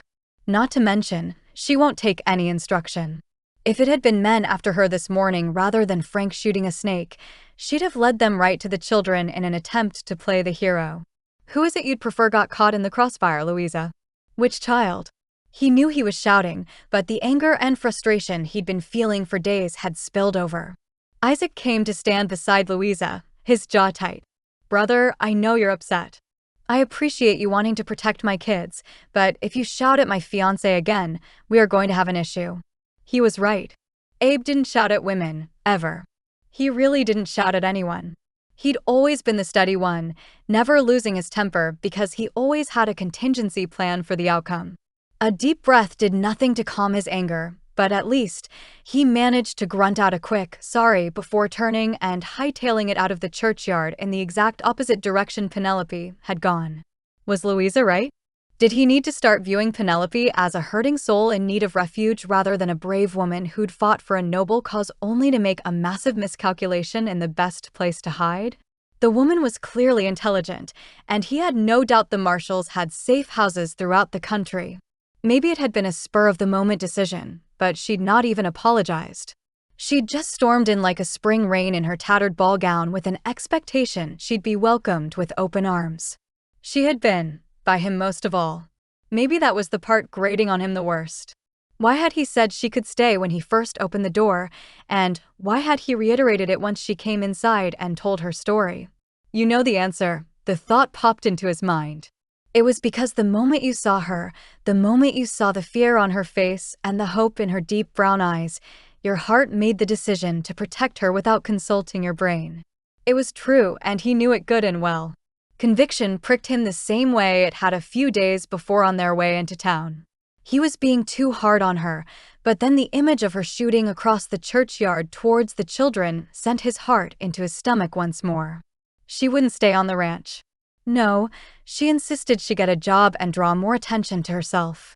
She wouldn't stay under the wagon. No, she ran out and risked getting hit herself, or one of the children. Abe had followed the creek at a fast pace, doing his best to push out some of the angry energy whirling around inside him before he talked to Isaac again. One thing was certain, he'd have to take the bank job. He'd not risk Jacob or any of his other brothers driving her into town every morning, and something in him wouldn't let her go alone and unprotected either. The only solution was for him to take her. The bank was next door to Rosie's cafe, and he'd know if Banks or some of his men came into town. At least, he hoped he would. The alternative, regardless of how angry he was at the beautiful, bold, and brave brunette with eyes the color of chocolate candy, wasn't something he could even consider. Chapter 6. Penelope squared her shoulders as she stood outside Rosie's cafe the next morning. The ride there had been painfully awkward, as Abe had not said a single word to her on the drive after he mumbled a barely coherent "sorry" when she first climbed in the wagon. What was he sorry for? He didn't say. She didn't reply either, as the apology wasn't even worth a response. Willing herself to have energy her poor night's sleep didn't offer, Penelope pushed through the whitewashed door with a pristine glass window and took in the sight before her. The dining room was still empty, as they didn't open until 11, and it was clear Evelyn had taken a great deal of time to clean it before she'd gone home Saturday night. Lace table runners lay perfectly over baby blue tablecloths, ones Evelyn told her when she'd come in looking for a job were new. Silverware and cups already adorned each placement, and tasteful paintings hung on the also whitewashed walls. It was open and clean, the wood floor swept and clearly well kept. 12 tables sat in the dining room, tables Evelyn told her were often full during the lunch and dinner rush. Penelope's hand shook as she ran it over the lace which so reminded her of home. They'd never grown up with much extra money, but Mama had a lace table runner from her hope chest she'd brought into the marriage. They pulled it out for special occasions. Penelope would never forget the Christmas she'd dripped gravy onto it and immediately burst into tears, fearful she'd ruined the one fancy thing they had. "That's all right, my love," Mama had said as she placed her hand over Penelope's. "Nothing a little cold water soaking and baking soda won't get clean." That was Mama, rarely losing her temper and remaining the heart of the home. Papa could lose his temper on occasion, but he never raised a hand to any of them in anger and merely blustered a little before growing tired and settling in with a book to calm his nerves. She'd inherited his temper, for certain, which was why her breakdown after Abe's cruel words was so surprising. Normally, she'd be able to fling others right back, but not this time. Was it because, in her heart of hearts, she knew he was right? He was, objectively, in that she had potentially led danger to the Suttons' doorstep. She hadn't meant to do so, and it hadn't even occurred to her until he'd said it originally. Had what she'd always termed courage actually brought doom onto a family who'd been nothing but kind to her? Would Banks and his men show up and hurt the children? Would they somehow harm the ranch business? How far did the man's anger and influence reach? As Penelope pulled her hand back from the table's lacy covering, she took a deep breath and remembered Louisa's words from yesterday. "You're exactly where you need to be, Pen. This ranch shelters those who need it, regardless of how old they are or how they got in the situation. Abe is a protector. His heart is for the children, but he's wrong on this one." If she'd had anywhere to go, Penelope likely would have been on a train this morning, but she didn't. She knew no one anywhere else but Boston, as both sides of her family had been raised there since her father's family came to the United States. "Evelyn," she called back to the kitchen as she approached. The hardworking woman was probably cooking, and she didn't want to startle her. The poor woman burned the candle at both ends. Not only did she have a whole restaurant to cook for daily, but she'd also volunteered a whole litany of foods for Jacob and Callie's wedding on Saturday. "Evelyn, I'm he dash." Her words cut off immediately at the sight of Evelyn standing at the back kitchen door with a man she'd never seen before, apron on and stirring spoon in hand. "I told you, Deacon, I'm not giving you another dime." She was angry, if her tone and complete lack of attention to notice Penelope's arrival was any indication. Her shoulders were tense, and Penelope felt certain her knees shook under her skirts. The man was young, probably around Evelyn's age. He was thin, too thin in Penelope's estimation, and his eyes were bloodshot as they pleaded with Evelyn. "Please, Ev, just this once. They're gonna kill me if you don't." His clothes were bedraggled and dirty, his pants ripped at the knee. His brown hair was dark like Evelyn's, and Penelope wondered if it was a family resemblance she was seeing. "Please, I won't ask again." The man's voice broke, but Evelyn shook her head. "No. I've told you, if you want to get away from Lawrence Junction and get help, I'll pay your passage to go stay with Aunt Sarah and Uncle Ray in Oklahoma, but I'll be buying the ticket myself." Realization washed over Penelope. She'd seen it enough times in the city, especially among some of the women they'd managed to pull off the streets. The way the man's hands shook, his wild, desperate eyes. She knew if she drew closer, he'd probably reek of alcohol and cigarettes and possibly a whole host of other things. Addiction was cruel, and it took a body further than they ever imagined they'd go and kept them longer than they'd ever want to stay. She didn't work closely with them while their nursing staff helped their bodies get through the initial shock, but she'd heard their cries and seen them shaking and pouring sweat as the awful drugs left their system. In Boston, it was typically opium, purchased from the city's Chinatown and given to women once they entered brothels to keep them dependent and compliant. Looking at the man on Evelyn's back stoop, the sweat on his face and the pure panic in his eyes, it wasn't hard to put the pieces together. Now, as he took another step up the stoop and allowed his body to loom over Evelyn's, Penelope's own protective instincts kicked in. "Evelyn," he said as his voice lost its pleading and became angry. "This place is half mine, and I can always come back and claim my part." Rather than look afraid or uncertain, Evelyn simply scoffed. "You really think Ma and Pa put your name on anything? You can't stay out of the saloons and opium dens long enough to fry an egg, much less run a restaurant. You don't own a thing here, and the next time you show up on my doorstep and try to threaten my business, I'll send for the sheriff." The man's eyes widened in shock before narrowing with pure hatred. Now, even through his fiery gaze, the man she'd called Deacon chuckled darkly. "Sheriff Ray? He's terrified of my friends, chooses to give them a wide berth rather than risk them coming into Cloverdale on a regular basis. He's all bark and no bite." He took another step, this time crossing the threshold to the kitchen. He still towered over Evelyn's short frame, but she stood her ground. Still, the whole thing had the hair on the back of Penelope's neck standing up. Was the real Deacon the scared kid she'd felt sorry for when she first stepped into the kitchen, and now he was putting on an act of bravado and desperation for his next hit? Or was this the real man, and he was simply acting to begin with? Either way, Penelope called on every bit of Boston toughness she had and pulled the iron poker for the wood stove off the wall. Taking enough steps forward to flank her new boss, Penelope shoved the poker to his chest. "Sheriff Ray may be afraid of you, but I'm not. Back up, sir, or you'll get acquainted with Dr. Thorne rather than the sheriff." How neither had noticed her there, she had no idea, but the surprise worked to her advantage as she pushed the poker a hair's breadth further into his chest. The same fire that had raged when she began to put the pieces together regarding the operation back in Boston, exploding into an inferno when Eliana went missing, raged to life once more as she saw the tiniest drop of blood appear on his dirty shirt from the poker's contact. "There's nothing but bite in me." She meant it. Never in her life had Penelope been easily intimidated, but bullies who tried to use their size or advantage to try and scare what they wanted out of their prey. Not on her watch.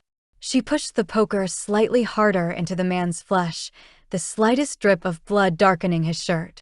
His gaze swung to her. Her stomach flipped at the knowledge of what a man in his situation might do, but she held her ground. "You don't know who you just threatened, woman." Penelope's lips widened into the slightest of smiles. "I've dealt with bullies a whole lot bigger than you, Deacon, was it? I like my chances." Maybe she shouldn't poke the bear. Abe would probably think she was provoking him out of recklessness, but that was the thing about bullies. They backed down when the dog fought back. With one last furious look, Deacon backed down the steps and disappeared as Evelyn closed the door behind him. She'd been doing fine on her own, holding him off, but everyone could use some backup now and then. "Evelyn, are you all right? Who is that man?" Evelyn's shoulders shook as she pulled in some deep breaths. "That was my little brother, Deacon. He needs money, or he says they're going to kill him. I'm not sure who they are, but I imagine it has to do with gambling, alcohol, or drugs. Our parents stopped opening the door for him long ago, but for some reason, I just can't seem to completely give up on him." Her eyes filled with pain, unshed tears barely held back from rolling onto her cheek. "You don't need to give up on him," Penelope said as she placed her hand on her new boss's shoulder. "You can hold out hope while not making the problem worse. Would I be correct in assuming he's addicted to opium? Among other things, I'm sure." With one last shake of her head, Evelyn squared her shoulders, and Penelope could see her willing herself to calm. "Thank you for the help, by the way, both with Deacon and here at the cafe. I'm a little behind with my lunch preparations, so would you mind writing the specials on the chalkboard for me?" She handed Penelope a piece of paper with 3 entrees and 2 desserts, all 5 dishes sounding mouth-wateringly delicious. Sensing Evelyn didn't want to speak about her brother any longer, Penelope smiled softly. "I'm here to work, so whatever you need." Abe stepped into the main lobby of the bank, his brow furrowed as he tried to decode a few of the abbreviations Mr. Colton had written in the account notes for Ellie's inheritance. They'd not invested any of it yet. He'd learn the jargon soon, but for now he'd need a little help. "Mr. Colton, do you have a moment?" Mr. Colton looked up from the ledger he'd been calculating and opened his mouth to respond when the front door opened. Beside Mr. Colton, Betsy grinned and readied for her normal greeting, only for the grin to immediately fall when she recognized the customer. Her shoulders stiffened, and Abe's head whipped around to see who'd caused her distress. Deacon Porter strode through the door, apparently unaware of how awful he looked. Sweat dotted his dirty shirt, there was a rip in his pants, and what looked to be a drop of blood right in the middle of his chest. His dark hair, the color of Evelyn's, was dull and tousled as though he'd not bothered to comb it after waking, and his eyes were as bloodshot as they'd been the last time Abe saw him. "Deacon," Mr. Colton said as he rounded the counter and held up a hand. "I told you last time not to come through my door again, or I'll be sending for the sheriff. You've got no credit here." Deacon's jaw clenched, a far cry from the happy kid he'd been in school. He was a good bit younger than Abe, probably 20 now if Abe remembered correctly, but he looked nearly 40 now with the consequences of his own choices written all over his appearance. "You ain't even heard what I have to say," he spat. "Why is everyone around here threatening me with Sheriff Ray like they think it'll do any good?" Evelyn and her little friend at the cafe said the same thing. A brick settled in Abe's stomach. He'd already been to the cafe? Penelope was there, her first day on the job. Not to mention, he'd promised Zeke before he left town he'd look out for Evelyn. "You've already been bothering your sister this morning, Deacon? Didn't she make it clear enough last time you'll not get a dime from the cafe?" He knew she had. The Porters and Suttons had a long history, with Evelyn's mother Rosie kicking their father out of the cafe due to his making similar choices as Deacon, though she'd quickly recanted her blanket ban of all of them for stealing when she'd remembered they were just a passel of young boys with no mama and a pa not worth a lick. She'd given their youngest brother, Ezekiel, Zeke, a job washing dishes and paid him far more than his role was worth. Once they'd moved out of Pa's house and Isaac and Abe had begun working to try and make a go of things themselves, she'd sent Zeke home with as many leftovers as he could carry. They might have been sleeping around a campfire and later a lean-to shack on the land which would later become the Sutton Ranch, but they ate well thanks to Mrs. Rosie. Zeke and Evelyn had become thicker than thieves, the same age and working side by side 6 days a week until he left to join the Texas Rangers. As much as it had hurt the Sutton boys, the way he'd run, it had broken Evelyn's heart. She'd hidden it well, burying herself in work at the cafe, but everyone in town had assumed she and Zeke would one day marry. When the restlessness finally won out and he'd announced he was leaving, he pulled Abe aside. "Watch over Evelyn for me, will you?" His brother's dark blue eyes grew even darker at the prospect of leaving her, but what else could Abe do but promise? "I will, but I don't understand why you can't stay and protect her yourself. Why do you have to join the Rangers to be a lawman?" His brother's demons had always run deep, never having the benefit of their mother's love and gentle guidance since she died after an infection she gained from having him. That, combined with their father's tendency to throw the blame in Zeke's face whenever he felt like being cruel, was bound to take a toll. "I can't stay here anymore. Thank you for looking out for her." He paused, clearly unsure what to say next. "If she's ever in trouble, will you do me a favor? Write to headquarters for my company. Here's the address."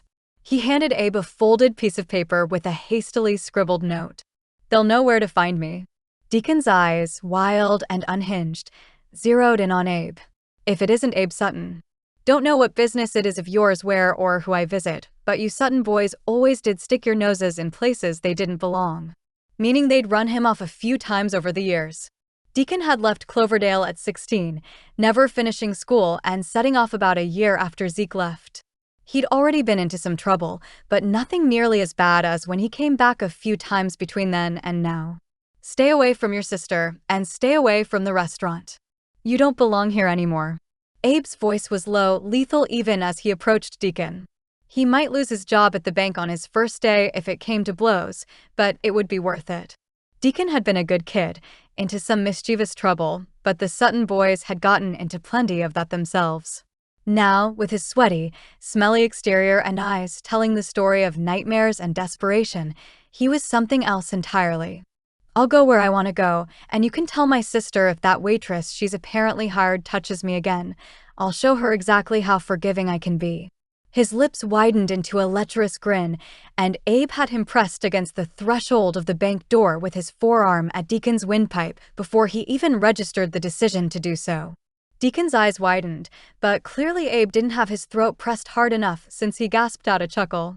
Well, isn't this interesting? She belonged to you, Sutton. He spat Abe's last name as though it was a curse, though his face had begun to redden already. Better keep her in line and warn her not to go around stabbing people with fireplace pokers. So that was how he'd gotten the drops of blood on his shirt. Pride at the spitfire of a woman who'd graced their doorstep bloomed in his chest before fear and anger followed at the fact she'd put herself in the crossfire of yet another dangerous man. Touch her, and my brother will be the least of your worries. At last, fear flashed in Deacon's bloodshot eyes. Evelyn didn't know it, nor did any of their brothers, but Zeke had come to Lawrence Junction the year before to pay Deacon a visit and warn him off Evelyn. His visits in which he'd scare her had increased, but this was the first one in over a year, the year since Zeke's visit. You talk big for an accountant, Deacon wheezed as Abe's arm tightened further. I contain multitudes. Abe tightened his forearm on Deacon's windpipe just enough to get the man to stop talking, but not enough to actually kill him. You come near Evelyn or anyone else in this town again, and you'll see exactly how much. Letting the Lord exact his own justice would probably be the better option, but Abe could never let Evelyn or Penelope be threatened by this man and stand by. Sheriff Ray wouldn't do a thing, especially now that he'd announced his retirement, and until they found a replacement, sometimes a man had to take things into his own hands. Abe heard Mr. Colton's approach, hesitant footsteps though he hadn't spoken yet. Thankfully, no other customers had come into the bank yet. Flipping Deacon around to grab him by his collar, Abe shoved him back through the door he'd entered and onto the bank's front porch. Heed my warning, Deacon. I'm not feeling all that merciful these days. That much was true. Every nerve he had was on edge from potential threats to those he loved, those he'd step in front of a bullet for if only he knew which direction it was coming from. Still, as angry as he was with Penelope for bringing it to them, he had enough self-awareness to admit he wouldn't want her going anywhere else. If she did that, there'd be no way he could protect her from banks or men like Deacon. Guilt welled up in him at how he'd treated her, warring against his intense frustration at the entire situation. As Deacon stumbled from the ground, he started moving towards the south of town. Good, at least he might be heading back to Lawrence Junction rather than trying his luck with Evelyn again. I'll be back, Sutton, and I always keep my promises, unlike you Sutton boys. What promise? Abe certainly hadn't made any promises to Deacon or his family, but maybe Zeke had? Or maybe Deacon was blowing smoke. Turning back to the bank's front door, Abe let out a long breath at the sight of his boss leaning against the doorframe. I'm sorry to have made a scene, Mr. Colton. Deacon, he's a sore spot for my family. The Porters had been good to the Sutton boys for many years, and Zeke and Evelyn had been best friends before he left town. The grief Deacon had caused his family over the years wasn't fair, and he wouldn't stand by and watch it happen to protect a job. Mr. Colton watched Deacon disappear around the bend in the road south of town. He's a sore spot for most of us, son. Besides, if I'd known I hired a security team in addition to an investor, I might be paying you more. He grinned, and relief washed over Abe at not having been fired on his first day. Now, what was it you needed to ask me about before you had to take out the trash? Chapter 7. I now pronounce you Mr. and Dr. Jacob Sutton. You may kiss your bride. Pastor Jim's voice shook and tears sparkled in his eyes as he watched Jacob take Callie in his arms for their first married kiss. Everyone in town clapped and cheered, with a few of the ranch hands hooting and hollering to boot. Neither of the couple seemed to mind, though, as Callie positively glowed as she and Jacob ended their kiss. They didn't take their eyes off one another, grinning like fools and radiating pure joy. Callie looked beautiful with her wild brown hair swept into a simple bun and adorned with flowers Sophia had picked to match her baby blue dress. It had been her mother's, and she'd said she wanted to wear it to have the woman with her on such a special day. Jacob turned the two of them towards the crowd, their hands clasped tightly as the story wrapped in love, forgiveness, and second chances came full circle. Penelope had heard a great deal about their first try in the few weeks she'd been in town, their tale one for the storybooks as they found their way back to one another after threats and bad actors had tried to tear them apart. "Oh," Louisa sobbed beside Penelope. "She looks so beautiful." One thing Penelope had always loved about her friend was the way she wore her heart on her sleeve. She wasn't weak, but her confidence came in showing how she truly felt. Louisa always said she was an open book, as she had no time for pretense or deception. "She does. You did a wonderful job on her hair." All the women had gotten ready inside the clinic that morning before Isaac came and picked them up in the rig to transport them to the church. Whereas Isaac and Louisa had decided to marry at the ranch, Jacob and Callie felt more at home at church where her father had pastored throughout their whole relationship.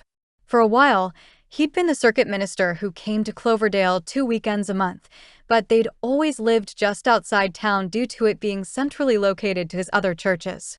Now, though, Jim had come on full-time. The flowers were perfect. They were, Louisa sniffed as she wiped her eyes with Isaac's handkerchief. Sophia took such care in choosing them after she saw Callie's dress. Sophia had been the flower girl for the wedding while Reuben had carried the rings down the aisle. The couple had chosen to keep things simple and have everyone watch from the audience rather than stand up with them, but there was no denying the impact the family had on their lives and their wedding. "It's such a beautiful day, like the Lord himself is blessing their union." She meant it. Growing up, Penelope never thought she'd see a more beautiful sight than the Boston Harbor with the ocean stretching as far as she could see. The sky would reach down and kiss the horizon of the water, a beautiful blue reminder of exactly how good he was. Now, as they moved through the church doors and onto the grass outside, it was as though he'd expanded his palette further than she could ever imagine. Shades of greens and browns one didn't see in the city met one another in a symphony of color, wildflowers dotting the countryside as it all gave way to a trickling stream in the distance and the clear blue sky. The passage of scripture from the Sermon on the Mount in which Jesus taught of the lilies of the field clothed more beautifully than King Solomon and the birds of the air not fretting over what they would eat, it all came alive in a place like this. The salty air of Boston's docks was special to her, and she imagined it would always feel like home. Watching Jacob and Callie move through the crowd of well-wishers with their hands clutching one another's, it was clear how home could be more than a place. It could be a person. A flash of a different Sutton cowboy came into her mind, but she quickly shook it away. Abe Sutton had been quiet and grumpy throughout the rest of their rides to and from town that week, but he'd not slung any more flaming arrows her way after his words at church the Sunday before. They'd made her question everything, but Louisa and Isaac had assured her over and over again, as had Ellie and Callie, that she was welcome at the Sutton Ranch for as long as she wanted or needed to be there. At least, she'd managed to send a letter to Papa, though she'd done so through Louisa's name on the return address, so it didn't rouse any suspicion if Banks and his men were watching her mail. Her week at the restaurant had been lovely after their first unfortunate experience with Deacon Porter and whatever it was he wanted the money for. Evelyn hadn't spoken of it again, so Penelope didn't pry, but as she approached the woman at the table she'd lovingly styled before the ceremony and now sat groaning under the weight of the food her boss had slaved over, Penelope wondered if she was actually as unbothered as she seemed. "Oh, Evelyn, this looks lovely. How can I help?" Wiping her brow, Evelyn took a moment to survey her work with her hands on her hips. "I think we're almost ready, but most of the dishes need to be uncovered and a few stirred. Do you think you can handle that?" "Aye, aye, Captain," Penelope said with a salute. "It smells delicious, by the way." As Jacob and Callie moved through the crowd, Pastor Jim made an announcement for everyone to serve themselves. The rolls smelled divine, as did the roast chicken Evelyn had cooked up alongside some potatoes and gravy. There were other things too, but it was the chicken which had Penelope's mouth watering. "You've outdone yourself." Evelyn grinned wide, blushing under the praise. I love making good food for people who appreciate it. Not much in this world makes me feel more like myself." A shadow crossed over her face, but she hid it briefly. Penelope thought back to the visitor they'd had earlier in the week. "Have you heard any more from your brother?" She hated to ask, especially on such a beautiful day, but if Evelyn was in danger. "No," Evelyn replied sadly. "Some days I hope he'll reach out, pray he'll finally see the error of his ways. Others, I just wish he'd be gone for good." Behind Penelope, a voice she recognized yet still felt unfamiliar due to how little he used it sounded. "If he does show back up," Abe grunted as Penelope whipped back around. "You send someone for me. He doesn't get to come here and wreak havoc." His jaw was hard, eyes blazing, and Penelope realized it was never this look she received even when he spoke of the danger she'd brought to Cloverdale. No, this pure anger made the other one feel different, more like fear. "We'll be fine, Abe, but I'll keep it in mind." Abe had showed up at the cafe Monday not long after Deacon left and said he'd gone to the bank as well. Penelope didn't speak to him, uninterested in hearing yet another attack on her character and choices in coming here. Still, his concern both confused and annoyed her at how good it felt when he'd appeared in the door of the kitchen just to lay eyes on her. She'd been putting Evelyn's bread pans in the oven, but she'd felt his eyes on her back and heard the conversation with her boss out front. Besides, he may be terrified after Penelope nearly stabbed him with the fire poker. She chuckled, but it was pained. "You don't need to jump in and try to take care of it yourself again," Abe said so low it almost sounded like a growl. "Deacon's not in his right mind. He could overpower you easily." That was it. Penelope had busied herself removing covers on serving dishes, but his faux concern that felt completely real had finally brought her to her breaking point. "Well, Abraham Sutton," she spat. "It sounds like you might actually care whether I live or die. That's a new one and quite inconsistent with your previous behavior. It's hurting my neck turning back and forth so quickly." Penelope balled up the towel she'd pulled off one of the dishes and threw it at his face. "Do me a favor, don't speak to me until you can do so without every conversation ending with you hurling insults in my direction. I believe I've been quite patient through your flaming arrows and barbs, but I'm tired, I miss my family, I'm scared of what's going to happen, and you're pretending to care a lick about what happens to me is just a hair too far." For the second time that week, Penelope turned on her heel and stormed out of the churchyard as Abe seethed behind her. Only this time, he wasn't even that angry with her. Sure, she'd been reckless confronting Deacon, but it hadn't been anger he'd felt when he heard it. No, it had been pure fear. Abraham Sutton wasn't a man who liked too many unknown variables. In fact, the fewer, the better. Penelope Fairchild was one big unknown variable when she felt others were at risk of harm. As she'd done in Boston and again when Frank had shot the snake in the grass at church, she'd once again put herself in harm's way to try and protect someone else. This time, the danger wouldn't be at the Sutton Ranch, it would be with Penelope herself. "Penelope," he called after her as he groaned. She didn't so much as flinch to show she heard him, and his head fell back in frustration. When he righted himself, it was Evelyn he spotted with a smirk on her face. "Better go after her, Sutton. I hear she's bound to bring danger to the whole town if you don't get her in check." Her words dripped with sarcasm, brow raised in challenge. "You know, Penelope didn't give me all the details of what happened back home, but I know one thing as well as I know my own name. There's not a cowardly bone in her body, especially not when she sees someone backed into a corner. Maybe, instead of trying to tame her, you could see her with a little compassion and understanding. She won't fall in line, Abe, but she might just change the world with her tenacity and courage." Almost like someone, she paused and jerked her head toward the heavens, created her that way. For the second time in as many minutes, another woman turned her back on him. This one moved to finish serving folks as they came down the line, but Abe ignored every single one of them as he stared off into the clearing where Penelope had stomped down to the creek. Evelyn was right. He'd held character qualities against a woman, which might be exactly who God had made her to be for the work he had for her. With a heavy sigh, Abe found himself halfway to her before he even realized he'd begun moving. "Penelope," he called again only for her to ignore him once more. "Penelope." She stopped quickly and whirled around. "What, Abe?" I'm not interested in hearing you berate me again. No man in my life has ever shouted at me, not my father, my grandfather, or my brother. I'm not about to subject myself to it simply because you think I need to follow your instructions and play the good little mouse.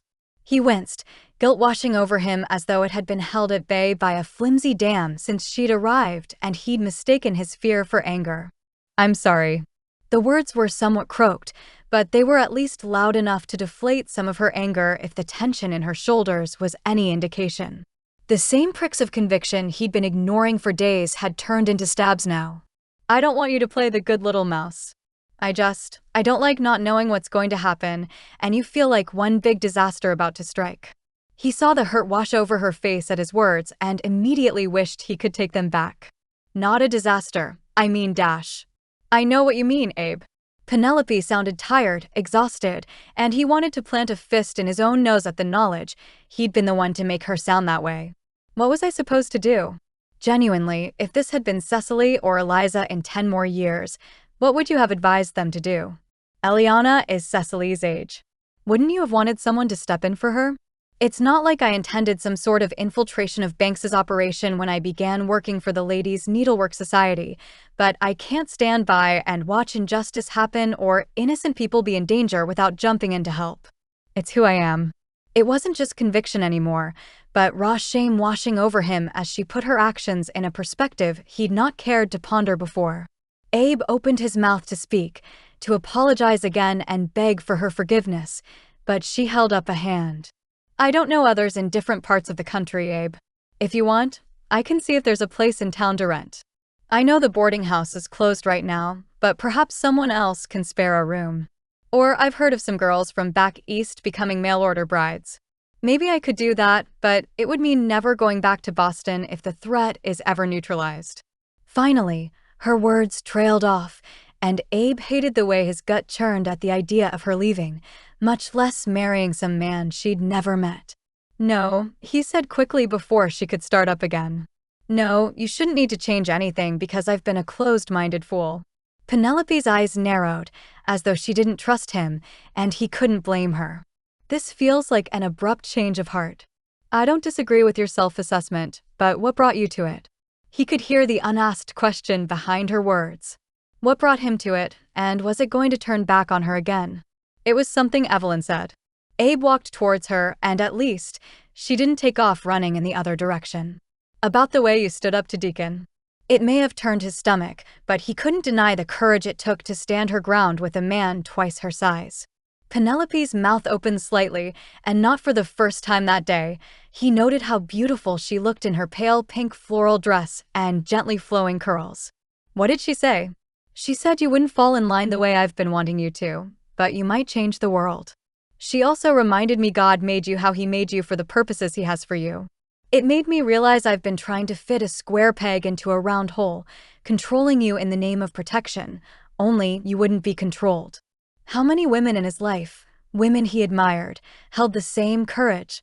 How many characters in the Bible, both male and female, had bucked what others told them to do or the safe path in order to help those in need? Recognizing his issues for what they were, fear rather than anger, made them easier to navigate. If you're amenable, I'd like to start over entirely. I promise I won't try to control you, if you promise to be as careful as you can be. Penelope's eyes widened as she thought through his words. She didn't speak for a moment, but for once, he'd waited patiently while she decided. Stepping forward, Penelope stuck her hand out for a handshake. It held none of the hesitancy he could see in her eyes, but he couldn't blame her. He'd not exactly proven himself trustworthy with the way he'd gone hot and cold on her in the beginning. Nice to meet you, Abe Sutton, she said with a hint of challenge in a way that made his heart beat faster with something entirely different than fear for her and his family's safety. I'm Penelope Fairchild. Chapter 8. Where is Gray? 3 days later, Evelyn stirred her brown gravy with far more effort than strictly necessary. Penelope watched her from her spot polishing the silverware as the clock on the wall betrayed they only had an hour left before opening. He's always here by now with the chicken. Do you want me to go out and look for him? Penelope wasn't sure how she could help, and she wasn't at all comfortable feeling powerless in the midst of problems. Perhaps he's running late or had an issue with his wagon.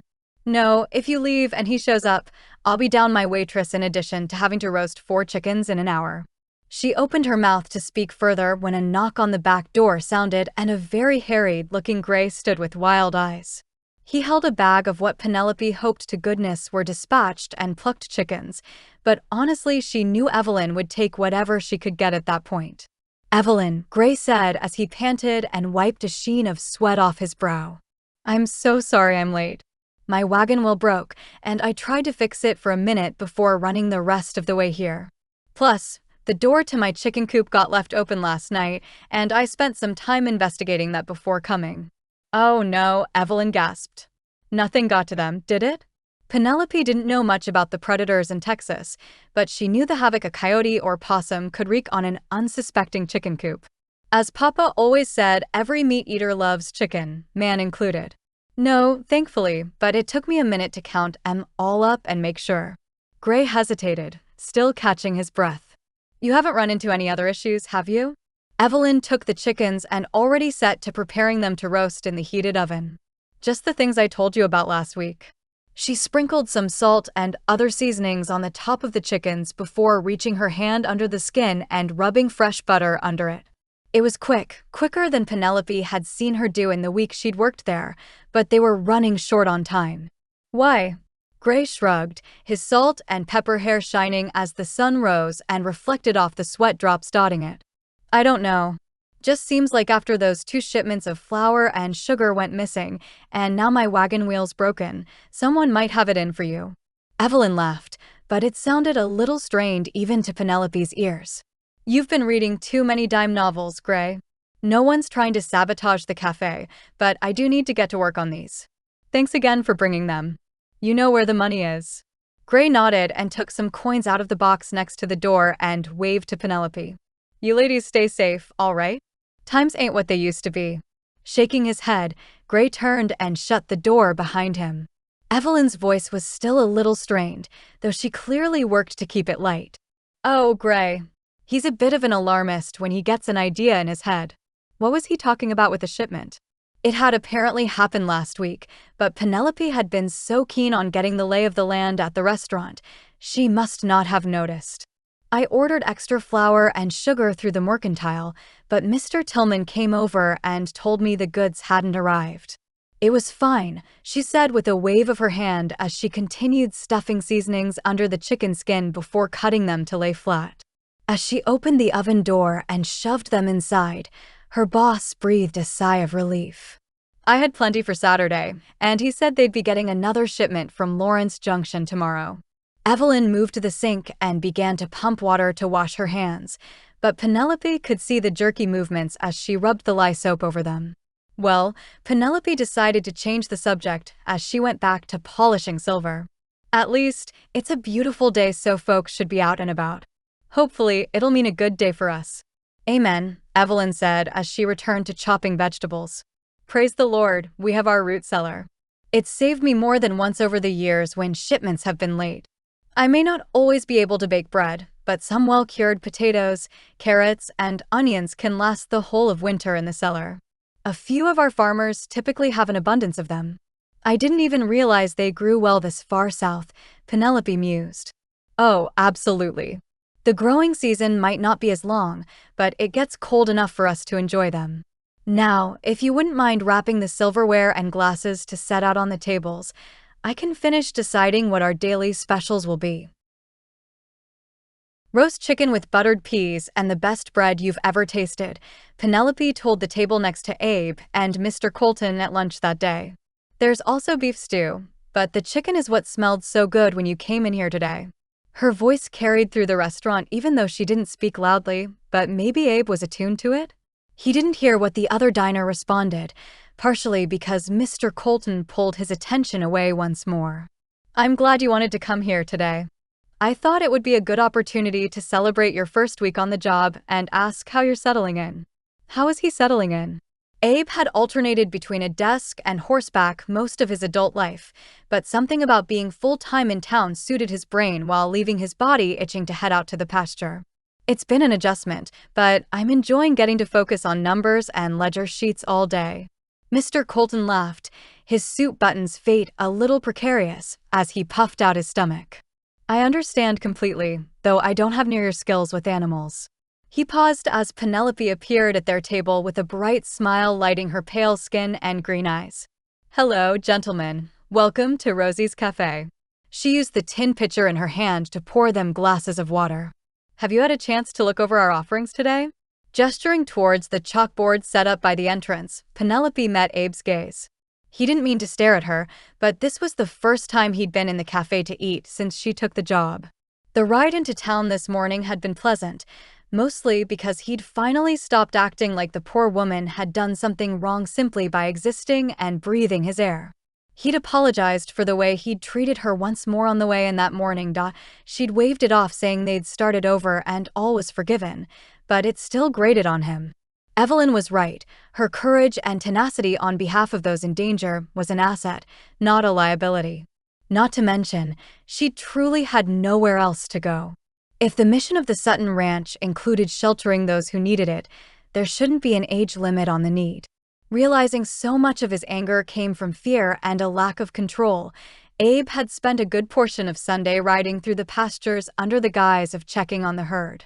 He'd mostly been praying, never more at home than on the range despite his affinity for numbers. He'd confessed his sin to the Lord as well, realizing pride sat at the root of his need for control and fear over things he couldn't account for. It made sense after their highly unstable childhood, but it didn't mean he had to allow himself to be defined by it. We have, but I hear the roast chicken is better than it has any right to be. He grinned, unable to maintain passivity in the wake of Penelope's friendliness, though she had that effect on people. And buttered beans with fresh bread? Sounds like I'll need to loosen my belt by the end of the meal. Penelope's brow rose at his joke, and he realized he hadn't shown that side of himself to her since she'd arrived. It was how most people knew him in town, the light-hearted jokester and the man who could strike up a conversation with anyone. It probably looked to others like he maintained a carefree attitude, but that was far from the truth. No, he'd set up contingency plans for most potential disasters and was therefore able to breathe deeply. It's delicious, especially considering how short Evelyn was on time this morning. She briefly explained how Gray had been late with his initial delivery due to an issue with his wagon, but he'd managed to get there by the skin of his teeth with a bag full of chickens that morning. She's a bit of a master in the kitchen, Penelope said with a wink. Doing his best to ignore the way his heart picked up a little at the sight of her in her element and actually smiling rather than giving him a well-deserved scowl, Abe sat back in his chair. Then I know what I'll be having. Me too, Mr. Colton said as he took a sip of his water. I don't believe we've met, ma'am, but I saw you at church with the Suttons yesterday. I'm Bradford Colton, bank manager here in Cloverdale. Penelope Fairchild, she said with her easy smile. It's a pleasure to meet you, sir. Am I correct in assuming you're staying with the Suttons at the ranch? Is that a Boston accent I hear? I suppose you're a friend of Louisa's. Abe tensed at the line of questioning, not wanting anyone to get too familiar with Penelope's story lest they unknowingly share with the wrong person, but the woman in question didn't falter in the slightest. Yes, I'm a friend of hers from school. Texas is a beautiful country, and I'm so pleased with the change of pace. Used to be our own country entirely, Mr. Colton said proudly. When my pa was a boy, we were the Republic of Texas. Been a state for a while now, but there's something special about this land. I agree, Penelope concurred as she glanced back at the kitchen. Well, gentlemen, let me get your order into Evelyn, and I'll have your food out to you shortly. The rest of the day flew by for Abe, but he remained a little unsettled until he'd picked up Penelope after dinner to head home. She wouldn't work both lunch and dinner every day, but Evelyn had apparently needed a little extra help today. Abe offered a hand, one she actually took, to help her into the wagon. Exhausted enough to sleep on the way home? Penelope blew out a long breath, her hair a little unkempt and cheeks flushed after a long day of work. Goodness, yes. After you two left, there was an issue with the stove's chimney getting clogged with dust or something, and the whole kitchen filled with smoke. Thankfully, there wasn't anyone in the dining room at the time. We were able to get the smoke cleared out while Hal climbed up on the roof and removed the clog, but that's why I had to stay. Normally, Dinner is a bit more casual with sandwiches and other things easy for Evelyn to serve herself, but we also had a boatload of cleaning to do after the smoke and dust covered the kitchen. Studying her, Abe could see the soot on her dress. He'd not noticed it at first, but it was clear now. His eyes narrowed. Did I hear there have been a few mishaps in the restaurant in the past week or so? He hated that his mind immediately went to foul play, but what else could be going on? Yes, Gray had an issue with his wagon. There was an issue with a flour and sugar shipment last week, though Evelyn said it would be here tomorrow, and now the smoke in the chimney. She didn't say anything else, but Abe could tell Penelope's gears were turning as hard as his were. You said you knew Deacon when he was a boy, right? I did. Our family knew the Porters well. Mama and Mrs. Rosie were good friends before Mama died. Unfortunately, we became pretty unruly for a while since Pa left us to our own devices. Abe felt his jaw clench, remembering how little their father ever cared about them. He was a drunk, a cheat, a gambler, and who knew what else. He was mean as a snake too, often taking out his anger on those least able to fight back. Oh, Abe, Penelope breathed. Her compassion washed over him like a jump into the creek on a hot day. I'm so sorry. He shrugged, because what else could he do? It was how life had gone, and they'd managed to come out the other side. Well, at one point, Mrs. Rosie had to kick all of us out because we started nicking extra food. Occasionally, Pa would take us all in and then have us run without paying, but it wasn't until he came in by himself completely drunk and came on to Rosie despite her being happily married that got him kicked out. We were angry boys, grieving the loss of our mother and not too happy with losing the only full meal we ever really had. I can imagine, Penelope replied. Didn't Evelyn say your brother Zeke started working there later? How did that come about? Well, once Mrs. Rosie calmed down, she realized we weren't to blame for any of it beyond our attitudes and stealing the food. I think our ban lasted all of 2 days before she marched up to us after school and told us what for, and I honestly credit her for drawing the line in the sand that made Isaac choose to make something out of us. She handed us a bag of food and told us we were welcome any time without our pa. We moved out shortly after. All of us worked after-school jobs until Isaac quit school to work more hours with Hal. Zeke was 11 or 12 when Isaac finally got up enough courage and money to buy the property we live on now, partially thanks to Hal and Florence, but it meant we were responsible entirely for ourselves and had no house for the moment. It was far better than living with Pa, but food was still scarce for a bit. Zeke went and asked Mrs. Rosie if he could take her leftover food at the end of the day in exchange for washing dishes as soon as school let out and all day in the summers. I'm guessing she let him? Yep. Not only did she send leftovers, but she sent full baskets of food, plenty to feed all of us, every day he worked. As they rolled down the road away from town and toward the ranch, Abe let the memories wash over him. We felt like kings eating by the campfire under the stars, bellies full and dreaming of what could one day be. Dreaming of the life you have now? As late in the day as it was, the sun had already begun to set over the lush green forest in the distance, but they still had some time before it went down completely. More or less. At the time, none of us were walking with the Lord the way we needed to be, but between Hal and Pastor Jim, we started going to church on a regular basis and slowly but surely came to relationships with him. Sounds like the Lord knew what he was doing the whole time, even in the darkest moments. Penelope spoke facing forward, and Abe knew there was more to her words than just his situation. Without overthinking it too much, Abe reached over and placed his hand over hers in comfort. It didn't mean anything more than a friend comforting a friend, but he couldn't deny how right it felt.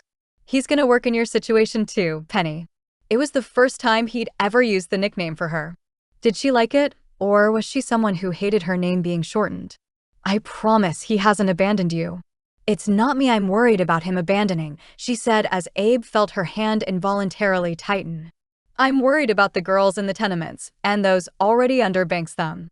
If Marshall Hawthorne can't put him behind bars, what happens to them? What if everything we did was for nothing? Her voice cracked, and Abe fought the urge to remove his hand from hers and wrap it around her shoulders to pull her close.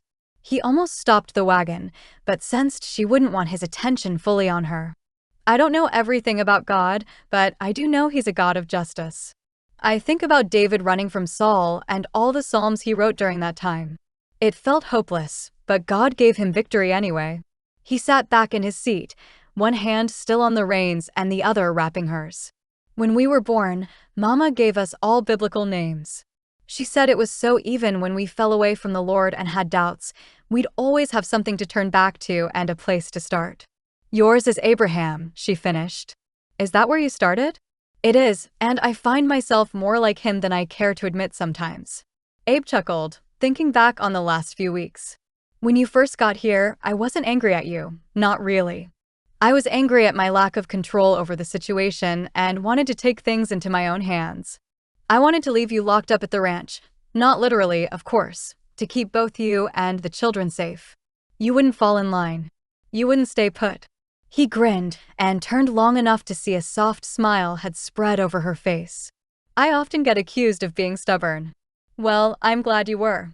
Abraham and Sarah took things into their own hands when trying to fulfill God's promise for him to be the father of many nations, but they only made it worse by bringing in Hagar.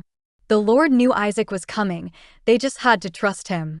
You know, Penelope said as they continued to ramble over the rolling hills.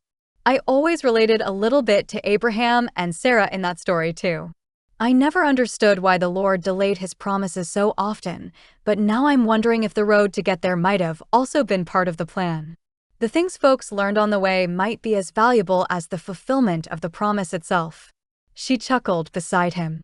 Doesn't mean I don't want things on my own time, though. I have a great plan to take down Theodore Banks in my head for good, but the Lord hasn't seen fit to consult me yet. Abe grinned, knowing exactly how she felt. Thank you, Lord.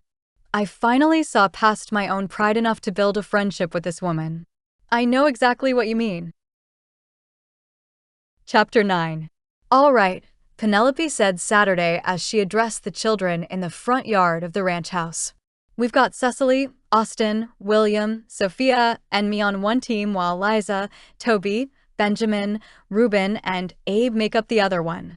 It was a beautiful day, bright and sunny with birds singing in an apparent effort to welcome May. Isaac and Louisa had needed to go into town to talk with Pastor Jim about some wedding details, so Penelope and Abe had volunteered to watch the children. Micah and Ellie would be by later. Ellie was still getting settled in their cabin, and Micah had ranch chores to do that morning. I don't think I've ever played baseball, 6-year-old Sophia said with an adorably raised hand. What do you do? While searching in one of the ranch house's closets that morning for some fun ideas to play that day, Louisa remembered Isaac had brought the twins each a baseball and bat from Fort Worth on one of their cattle drives. The boys had hit the ball around a good bit, but none of them had ever played an organized game. You're in luck, Penelope said with a wide grin. Children in Boston grow up playing baseball, and I've even been to a few games of the Boston Red Stockings. The team, established in the early 1870s, were as much a staple in Boston life as the harbor and the universities. As Penelope gave an overview of what would ultimately be a pared-down game of baseball due to their team sizes, she paid special attention to the youngest children to make sure they understood. Creating as close to fair teams as she could, Penelope hoped neither side would feel wronged once they got going. Do we all understand? A few kids had questions regarding specific rules, but most of them were antsy to get going. Abe stood off to the side with his arms crossed over his chest, looking every bit the cowboy he was in his Stetson and boots. He didn't wear the hat into town usually due to his work at the bank, but Penelope couldn't deny how handsome the look was on him. Wonderful, let's play ball. The plan was for Penelope and Abe to pitch for their respective teams, and it was Abe's turn to pitch first since they'd won the coin toss and gotten to choose. Cecily went up to bat first, her long hair braided in such a way Penelope could see a girl on the cusp of womanhood and more than ready for it under the gentle guidance of her soon-to-be stepmother. From what she'd gathered, Cecily, Liza, and William were Isaac's adopted children from his first wife, Martha. Martha had grown very ill after being abandoned by her husband and begged Isaac to marry her and adopt her children before she died. He did, and he became a father and widower in the span of about 9 months. After that, the other children arrived in varying successions, whether from an orphan train like the twins, Benjamin and Austin, or from someone in town coming across an orphaned or abandoned child. Reuben, almost 5 as he had a mid-May birthday, had finally begun to speak after Louise's arrival. Some of the children called Isaac Papa, while others called him Isaac, but he didn't seem to mind. It was clear how much they all adored him and saw him as their father figure. "Here we go, Cecily. Knock one out of the park." They certainly didn't have a real ballpark, but Cecily got in a pretty good hit on Abe's gently lobbed ball regardless. It was a grounder, bouncing over in the direction of Benjamin at third. He scrambled to catch it and threw it to Toby at first base, but not before Cecily reached safety. Next up was Austin, who also got a nice base hit, followed by 6-year-old Sophia, who struck out. She didn't seem to care, though, as she was quickly distracted by a butterfly and began to chase it in an effort to coax it onto her finger. William followed, and he hit it far enough that little Reuben had no chance to get it in time. Cecily and Austin both made it home, though William was tagged out by Abe at second base. They didn't have enough players to field all the positions, so they'd agreed the pitcher would play both that and second base. Children learning to play baseball was always a bit chaotic. At one point, Austin tried a slide he must have seen playing with older boys at some point and managed to clip Liza's ankle, earning a swift kick to the shin from his sister. William rolled his ankle and landed flat on his face. Thankfully, none of them had any real injuries, but they certainly dried a few tears during the process. Cecily was a good sport, though she was clearly not as into baseball as some of the other children, while Reuben adorably ran the bases the wrong way after making absolutely no contact with the ball. Of course, his siblings cheered him on as though he'd hit a home run, and none of them were really keeping score anyway. The game rolled on through their innings, with Benjamin accidentally hitting a foul into Goliath's pen. Abe wouldn't let any of the children or Penelope go into the boar's pen, of course, so he went to get it and just barely escaped without getting a tusk through the calf. "That beast is going to kill someone one day," Abe grumbled as he reached the safety of the grass outside the pen. "If Isaac doesn't process him next week, I'm gonna do it." Penelope grinned at the man's annoyance and protective tendencies.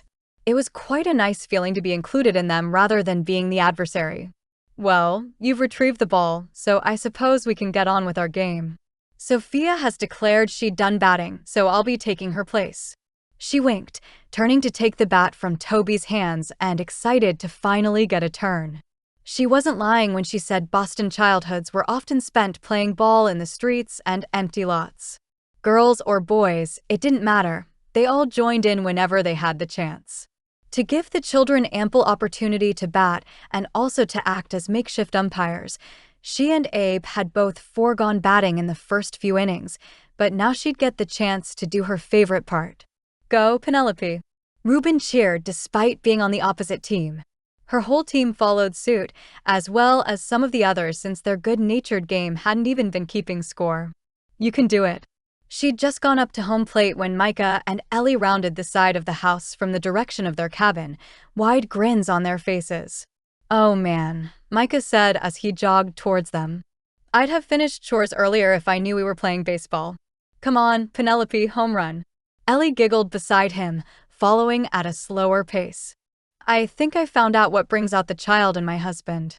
"Looks like it," Penelope replied as Micah approached. "But who doesn't love a game of baseball?" Ellie glanced out at the field where Abe's team stood. "Can't say I've ever played, but it does look fun." "You two are welcome to play," Abe said as all the children cheered. "Right now, I need to strike Penelope out for the pride of Texas over Massachusetts." He grinned wide, more handsome than any man she'd ever seen there on their makeshift pitcher's mound. He'd removed his Stetson, but still wore his boots and looked every part the cowboy. "Good luck, cowboy," Penelope called. "We'll see how things shake out, and don't throw me a softie." Micah and Ellie stood over to the side, but Abe's focus remained solely on Penelope as he prepared to throw. He threw it as hard as he had for Toby and the twins, not at his full strength, but enough to make it challenging. With a wide smile on her face, one making her look even more beautiful than she normally did, Penelope swung hard and walloped the ball so hard it flew over all their heads and out into the pasture beyond. "Home run," Micah shouted as all 8 of the children plus Micah and Ellie cheered. Penelope hiked up her skirts just enough to run the bases, her laughter hitting him right in the heart as she reached home plate to be mobbed by the children.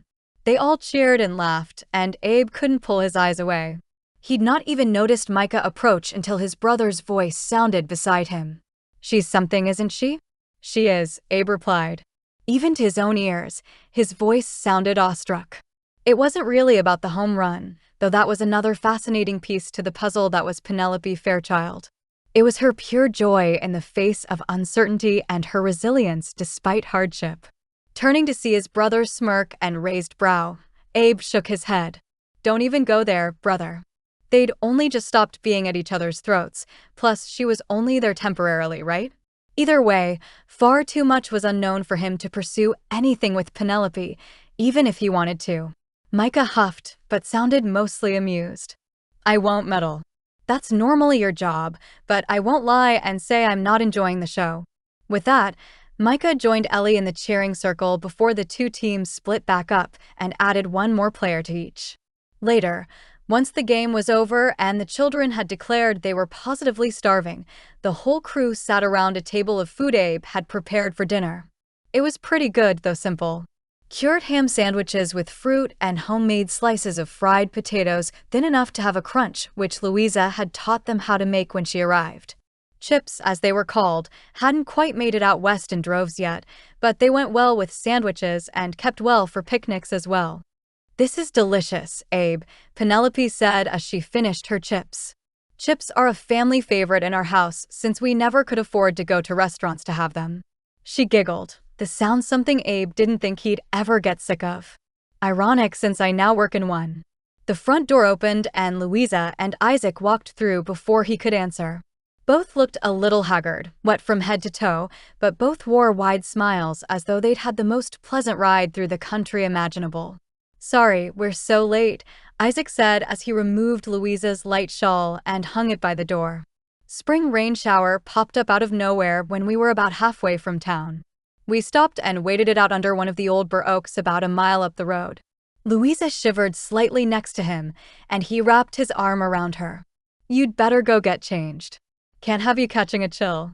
His brother pressed a kiss to his fiancée's forehead, and their expressions told Abe in no uncertain terms whether Isaac had stolen a kiss or two while they waited out the storm. "You two missed out on a ton of fun today, but I think I'm going to turn in for the night once I finish eating," Abe said with a wide grin. "Penelope and I watched these hooligans today, and I'm exhausted." He feigned a slump against the chair as Penelope giggled next to him. Every time he heard the sound, it was a little bit sweeter, like a ripe watermelon in June.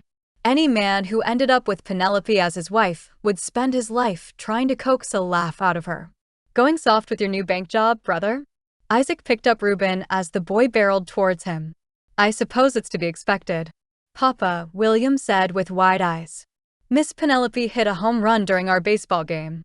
Suddenly, all the children but Cecily immediately launched into the tale of their game, both the ups and the downs, though some of the stories got a bit exaggerated as they went. The rest of dinner continued in their normally joyfully chaotic way, with constant reminders from the adults not to interrupt or talk over one another. By the time they finished and those who'd not been involved in the cooking began to clean up, Abe found Penelope rising from her spot next to Reuben. "Penelope," he said as his stomach turned a little with nerves.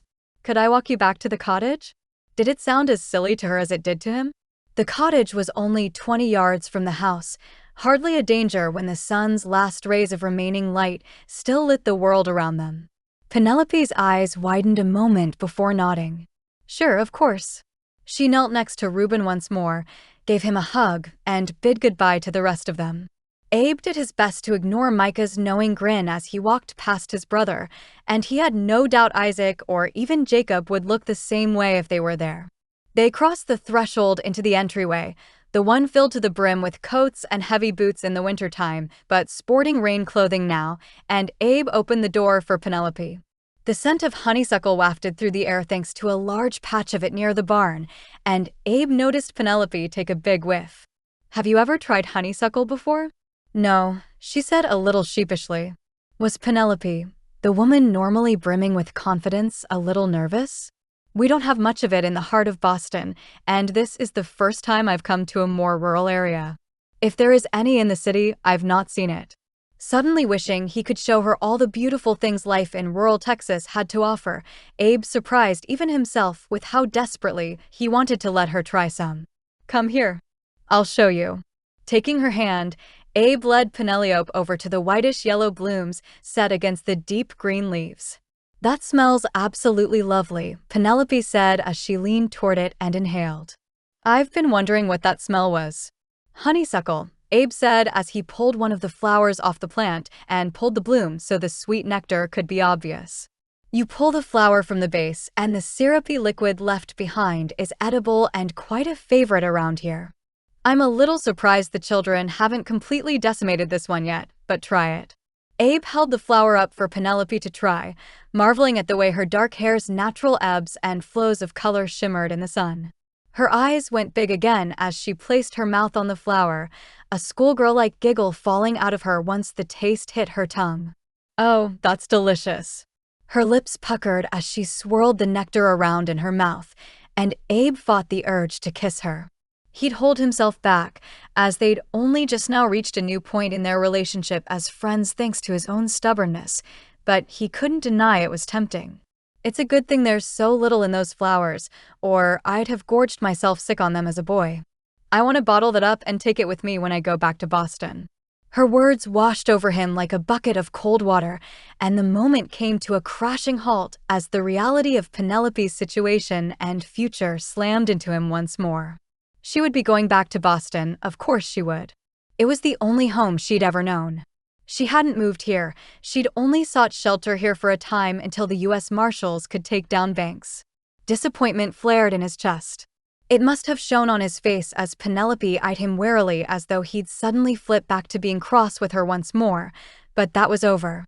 Abe had been deeply unfair to her, and it had taken his conversation with Evelyn to realize it. He would be friendly, but there could never be anything more between them. No, his home was here, and hers was in Boston.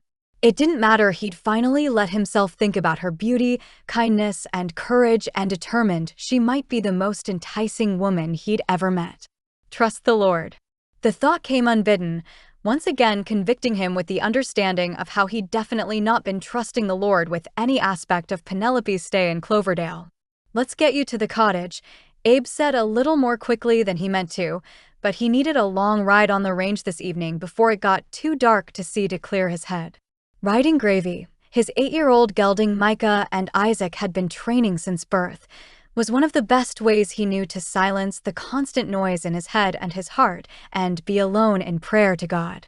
Once they reached the front porch of the cottage, he smiled as heartily as he could and tried his best not to sound cross or irritated as Penelope went inside, despite the whirling of thoughts he couldn't yet slow down. As she shut the door behind her and he moved to the barn to saddle Gravy, he did what he always did and tried to control the runaway train of his thoughts with a loop of scripture he'd memorized a decade ago at Pastor Jim's suggestion. Be careful for nothing, but in everything by prayer and supplication with thanksgiving let your requests be made known unto God. And the peace of God, which passeth all understanding, shall keep your hearts and minds through Christ Jesus. Philippians 4, verses 6 and 7. It continued as he moved through the motions of gathering tack. From Isaiah chapter 41. Fear thou not, for I am with thee. Be not dismayed, for I am thy God. I will strengthen thee. Yea, I will help thee. Yea, I will uphold thee with the right hand of my righteousness, to one of his favorites from 2 Timothy. For God hath not given us the spirit of fear, but of power and of love and of a sound mind. As he continued running down the list of verses and mounted Gravy, his heart had already begun to calm. He'd lived with himself long enough to know the anger he felt at Penelope upon her arrival was rooted in fear and the desire to control every outcome. As it was, the reaction had only made him miserable. No, he'd not go back there, but it would only be heavenly intervention which strengthened him enough to do so. Chapter 10. Sunday afternoon was warm and beautiful. They'd attended a beautiful church service that morning, had lunch with Callie and Jacob, and enjoyed a leisurely ride back in which many of the children had gotten out of the wagons and ran alongside them. Penelope basked in the sun as she, Louisa, Callie, and Ellie sat in chairs on the front porch and watched the children play. The honeysuckle by the barn continued to fill the air with its fragrant aroma, and Penelope couldn't help but think back to Abe's abrupt change yesterday once she mentioned going back to Boston. It was always the plan, but why did she suddenly feel uneasy in her spirit about it? This wasn't her home. As much as she loved Cloverdale and the Sutton ranch, her home was back east with her family, wasn't it? How are wedding plans coming along? Maybe distracting herself with her friend's happiness would help get her mind off her own questions and potential choices in life. Did you and Isaac decide whether you're writing vows yourselves? As she'd hoped, Louisa's eyes glazed with utter contentment as she settled back on the porch swing. I think we are. I know it makes Isaac a little nervous. He's a cowboy, not a writer, but I wouldn't care what he said as long as it's from the heart. That's so sweet, Ellie replied. I can't wait to celebrate you too. Louisa, Reuben interrupted as he called from his spot in a tree a little too close to the pig pens for Penelope's comfort. Watch this. His soon-to-be stepmother's face strained of color as Reuben jumped from the tree without paying close attention to where he would land and narrowly missed landing on the fence to Goliath's pen and risking a broken bone. Unfortunately, he landed on the wrong side of the fence, and the boar had already noticed the boy's arrival. Reuben, Louisa screamed as they all jumped to their feet. Climb out of there this instant. All four women hurried down the steps, but Penelope was faster than the other two.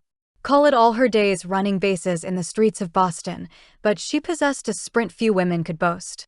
Reaching the pen first, Penelope took in the boy's stricken face as he froze in the face of his grave mistake. She had no time to think or deliberate, only time to act. The gate was locked up with a key Isaac kept on a chain by the door, and they didn't have even a second to spare.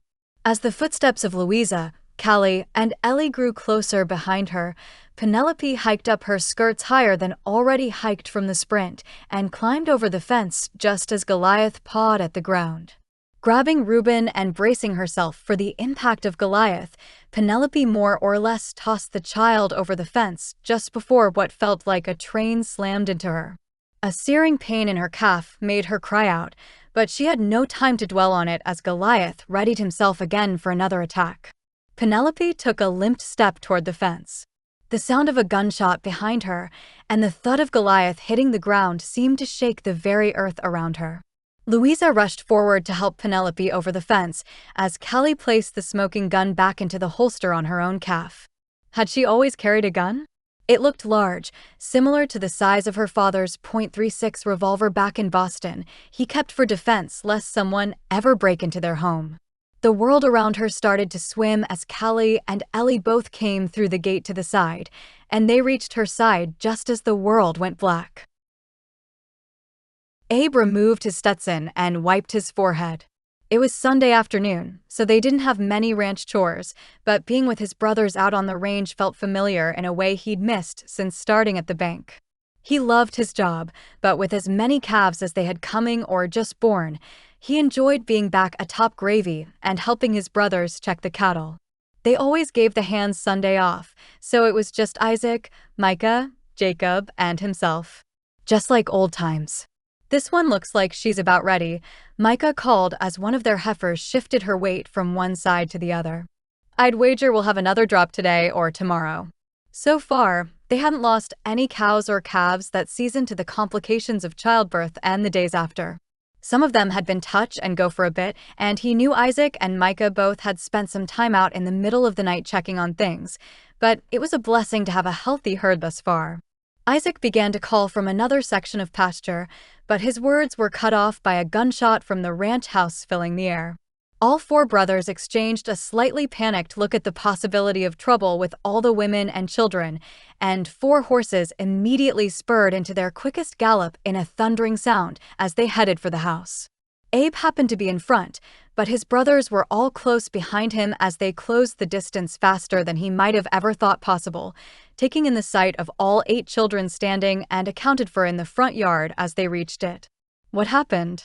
Had there just been another snake scare? No one would have fired a gunshot for anything less than an emergency, but a rattlesnake in the front yard would have warranted it. He couldn't tell exactly what the problem was until he dismounted Gravy and took in the scene before him. Louisa wiped Reuben's teary eyes before handing him off to Cecily as he continued to sob. Liza rubbed a hand on his back, and all the children stood with grave looks on their faces as they took in the women circled up outside the pig pen. Goliath's broad form lay on his side in the pen, blood pooling beneath him from what had been an excellently executed kill shot to his head. "Jacob," Callie said as his brother joined him on foot. "Get my bag from the wagon." It was only as he drew closer he saw more blood pooled on the ground underneath an unconscious Penelope. His own world narrowed to a tunnel, and he knew immediately what had happened. Isaac appeared beside him, but Abe couldn't even look at him as his anger threatened again.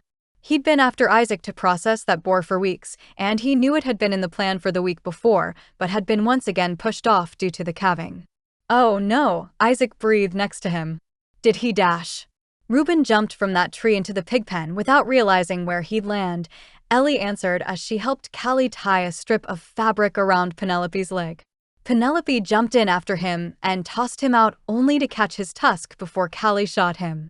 Jacob returned at a sprint with Callie's bag, which she pulled a bottle from and pressed it against the wound.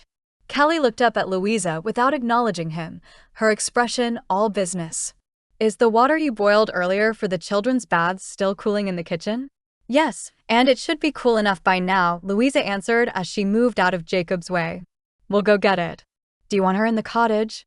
"Yes, but first we need to get this gash as clean as possible so I can see how deeply he got her." "Go get the water, please." Isaac, Micah, and Louisa all ran inside to get the boiled water as Jacob knelt to assist Callie with the cleaning. The bleeding didn't look as bad as it had when they'd first arrived, but it still continued to flow. Abe wasn't sure what to do, and feeling helpless wasn't a feeling he was familiar with in the slightest. Everyone around him ignored him, as they should, focusing instead on the unconscious woman on the ground.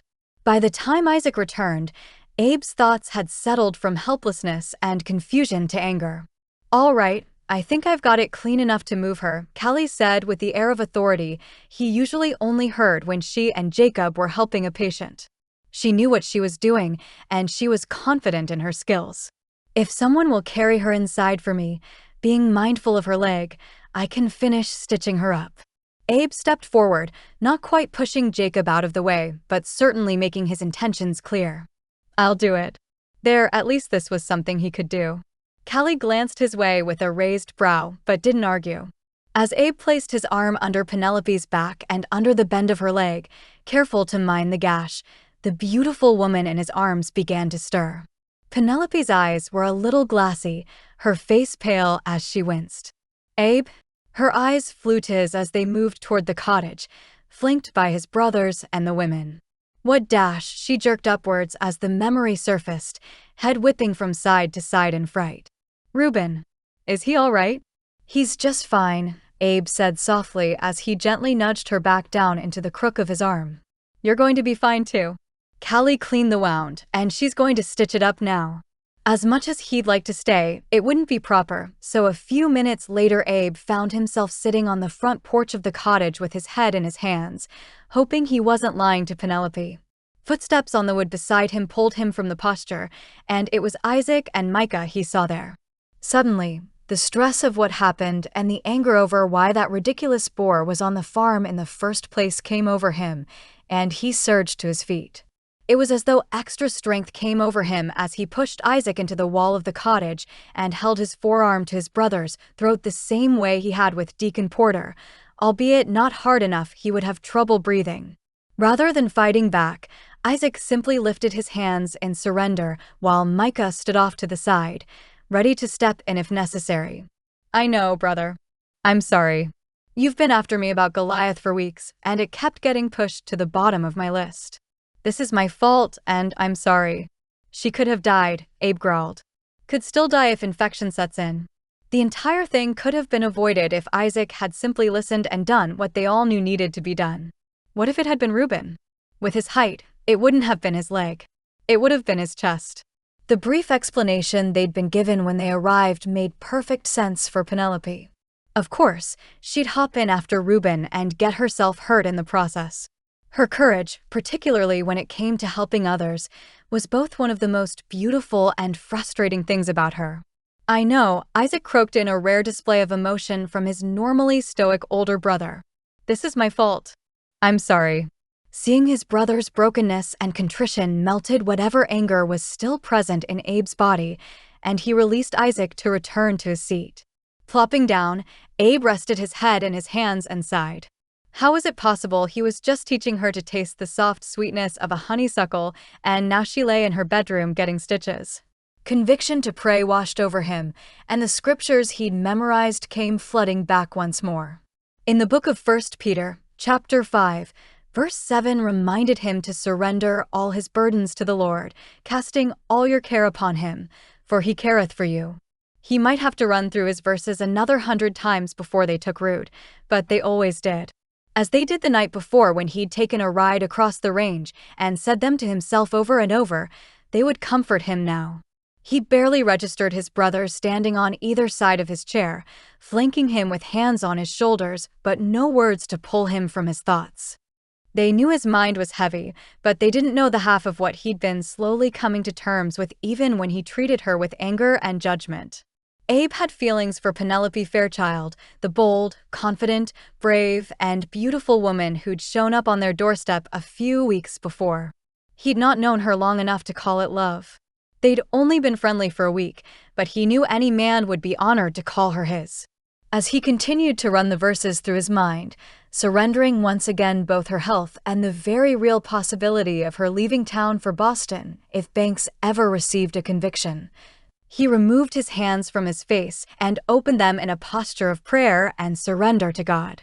Somehow, the act of doing so always helped as he prayed and surrendered things, as everyone around him knew exactly what happened in his head and heart when he held on to outcomes too tightly. Chapter 11. Here, Louisa said a few days later as she gestured to the mantel above the fireplace. Let's hang the banner right here, and that way he'll see it as soon as he gets up from his nap. The woman wore a wide smile, clearly in her element as she decorated for Reuben's 5th birthday party. He'd be up from his nap soon, and they'd prepared his favorite dinner of chicken pot pie with a cake specially made from Cecily. As she carried the chocolate cake with vanilla frosting, Penelope, Louisa, and Ellie all marveled at the sight. "Oh, Cecily, it's beautiful," Penelope said honestly. "It smells and looks as good as any fine bakery in Boston could do." The girl blushed under their praise, and Penelope couldn't help but be grateful once again for the fact she'd made it through Goliath's attack relatively unscathed. The stitches in her leg still reminded her of the event, as did throbbing pain whenever she was on her feet too long, but thankfully he'd not managed to do much more than heavily graze her. Callie was honest that it could have been much worse, but she grew more confident they'd escaped infection by the day. It had been 4 days since the incident, and Penelope had unfortunately had to leave Evelyn alone at work during that time. In her place, Cecily had volunteered to go in and help at the cafe until she was able to be on her feet for long periods of time, and the girl had fallen in love with the bustle of activity in a restaurant and the ability to help serve folks food. "Thank you," Cecily said softly. "I'm so glad Evelyn had some vanilla at the cafe and taught me how to use it to flavor the frosting. It certainly makes it smell delicious." There hadn't been any more odd happenings at the cafe that Penelope knew of for the moment. Could it be they were all odd coincidences? Doing her best to put it from her mind, Penelope used her limited walking time to finish helping Louisa and Ellie place a few more decorations, such as garlands of greenery and bouquets of wildflowers picked by Liza and lovingly arranged for the little brother, who probably wouldn't even notice the flowers over the bright white new baseball Louisa had ordered at the Mercantile. Micah had also whittled him a horse, and Abe had told her he had quite the surprise up his sleeve. Thoughts of the once angry cowboy who she'd more or less had to shoo away from her in his attempts to become her nursemaid over the past 4 days washed over her. He'd been kind, if a little overattentive. Mostly, he was frustrated she'd not agreed to stay shut up in the cottage for days on end, but he'd come to understand fairly quickly that isolation was no way for Penelope to live. He'd sent word to the bank on Monday, and Tuesday he wouldn't be in, but she'd insisted he go back on Wednesday. Louisa found the whole thing hilarious, particularly his attempt to act as a pseudo-crutch for Penelope when she most certainly didn't need one. Still, his concern touched her, and she couldn't deny enjoying his company. There'd been a moment there by the honeysuckle when he looked at her as though she was a wonder, as though she was the most beautiful woman in the world. Occasionally, as they rode back and forth from work or when they sat on the front porch together, she'd catch him studying her, and it always threw her a little off-kilter. Was it possible she was actually developing feelings for the cowboy who'd initially pegged her as the enemy, or was she confusing things in her mind? She couldn't deny how nice it was spending time with him, though, especially as they sat on the front porch of the cottage at the end of the day, and she rested her food on a bucket he'd overturned. They talked about anything and everything, moments from his childhood, the trouble they got into over the years, and the events leading up to all 5 of them moving out of their father's house to establish the ranch. She shared stories from Boston, a childhood so different from his, but also how she'd gotten involved in the Ladies' Needlework Society and the work she did there. Still, her heart ached a little at the knowledge of how much she'd missed with her students in Boston. Had they found someone to replace her? Working in a restaurant wasn't her life's calling, it was teaching. Of course, she was grateful for work at the cafe, but there was a confidence which came from living out the purpose one had been created for that she was missing. Then again, perhaps the Lord had her placed here for such a time as this, like Esther. Would he keep her in Texas forever, or would she once again make her home on the streets of Boston? As much as she loved Boston, thinking of the wide open spaces in Texas and the little eclectic family Isaac and his brothers had formed here, either outcome would require grief. When she'd come here, she'd not been resentful of the place, but she'd firmly believed it would never capture her heart. Now, she wasn't so sure. The front door opened, and all the cowboys strode through, as well as Toby, who'd been out in the field with them. "Is he up yet?" Toby asked excitedly. His grin was wide, his cheeks ruddy with the events of the day. "He's not, but you're welcome to go get him once you wash up," Louisa replied. "In fact, you can get everyone." Toby ran off, only slowing to a walk when he passed Isaac with a slightly raised brow and smirk on his lips. Once Toby had bounded up the stairs, Isaac shook his head. "Some days, that boy seems like he'll be a man any moment, and other times I still see a little boy." Jacob placed a hand on Isaac's shoulder and grinned widely. "I suppose that's how they're supposed to be at this age when they feel safe enough to be a child, but have men to look up to." Isaac's voice sounded a little choked up as he undoubtedly took in all the truth in his brother's words. "I reckon it is." The door opened again, and Callie stepped through with Pastor Jim, Hal, and Florence Day behind her. "I've brought the party, friends," she said as she found Jacob and tucked herself into his side despite the dirt on his clothes. The newlyweds shared a sweet look of utter devotion and a quick kiss before she untangled herself from under his arm and moved over to study the cake Cecily had put on the table. "Oh, Cecily," she echoed the sentiments of the other women. "You're an artist." Cecily blushed once more, and it made Penelope so happy to see the girl in her element. Cecily had mentioned Evelyn wanted to teach her more about baking and perhaps even sell some of her confections in the cafe, but they'd have to wait until Penelope was fully healed and able to work full shifts. That, plus navigating around Cecily's last few years of schooling, were the main challenges. A sleepy-looking Reuben appeared at the top of the stairs, his bright red hair mussed from his nap. "Is it my party?" The slightest smile spread across his lips, and Penelope saw Louisa tearing up as she and Isaac met him at the bottom of the stairs. "It sure is, sweetheart," Louisa said as Reuben's grin grew wider. Cecily called for the children who were playing out back, and Isaac picked up Reuben to make him taller. "Shall we sing to you now?" Reuben nodded wildly, the precious boy as happy as Penelope had ever seen him. "Yes, and then we eat cake." Reuben did have to wait for cake until after dinner, but he got to open his presents. The baseball and bat combination he'd gotten from Isaac and Louisa was enough to make any 5-year-old's day, as was the whittled horse from Micah. Jacob and Callie had gotten him a bag of molasses sweets from town and a set of marbles, something Abe could see the rest of the boys admiring. Isaac had also gotten him new boots of his own since his current ones were hand-me-downs which had passed through at least two of the boys and were starting to wear. Hal and Florence went in with Pastor Jim, and each gave him a couple of coins along with a small box to keep his money in. One of them had carved a horse into the side, and it was beautiful. As for Abe, he knew good and well he might get a lashing from Louisa for his gift, but he couldn't help it. "Reuben, I believe you've got one more gift," Isaac said as he handed him the long canvas package. "The tag says it's from Abe." Reuben grinned widely at him. "Thanks, Uncle Abe." Tearing into the package, his mouth dropped open as he pulled free the practice bow and arrow set Abe had ordered a month ago from the mercantile. He'd actually ordered one for all the boys' birthdays, but they'd get theirs in due time. A real bow and arrows.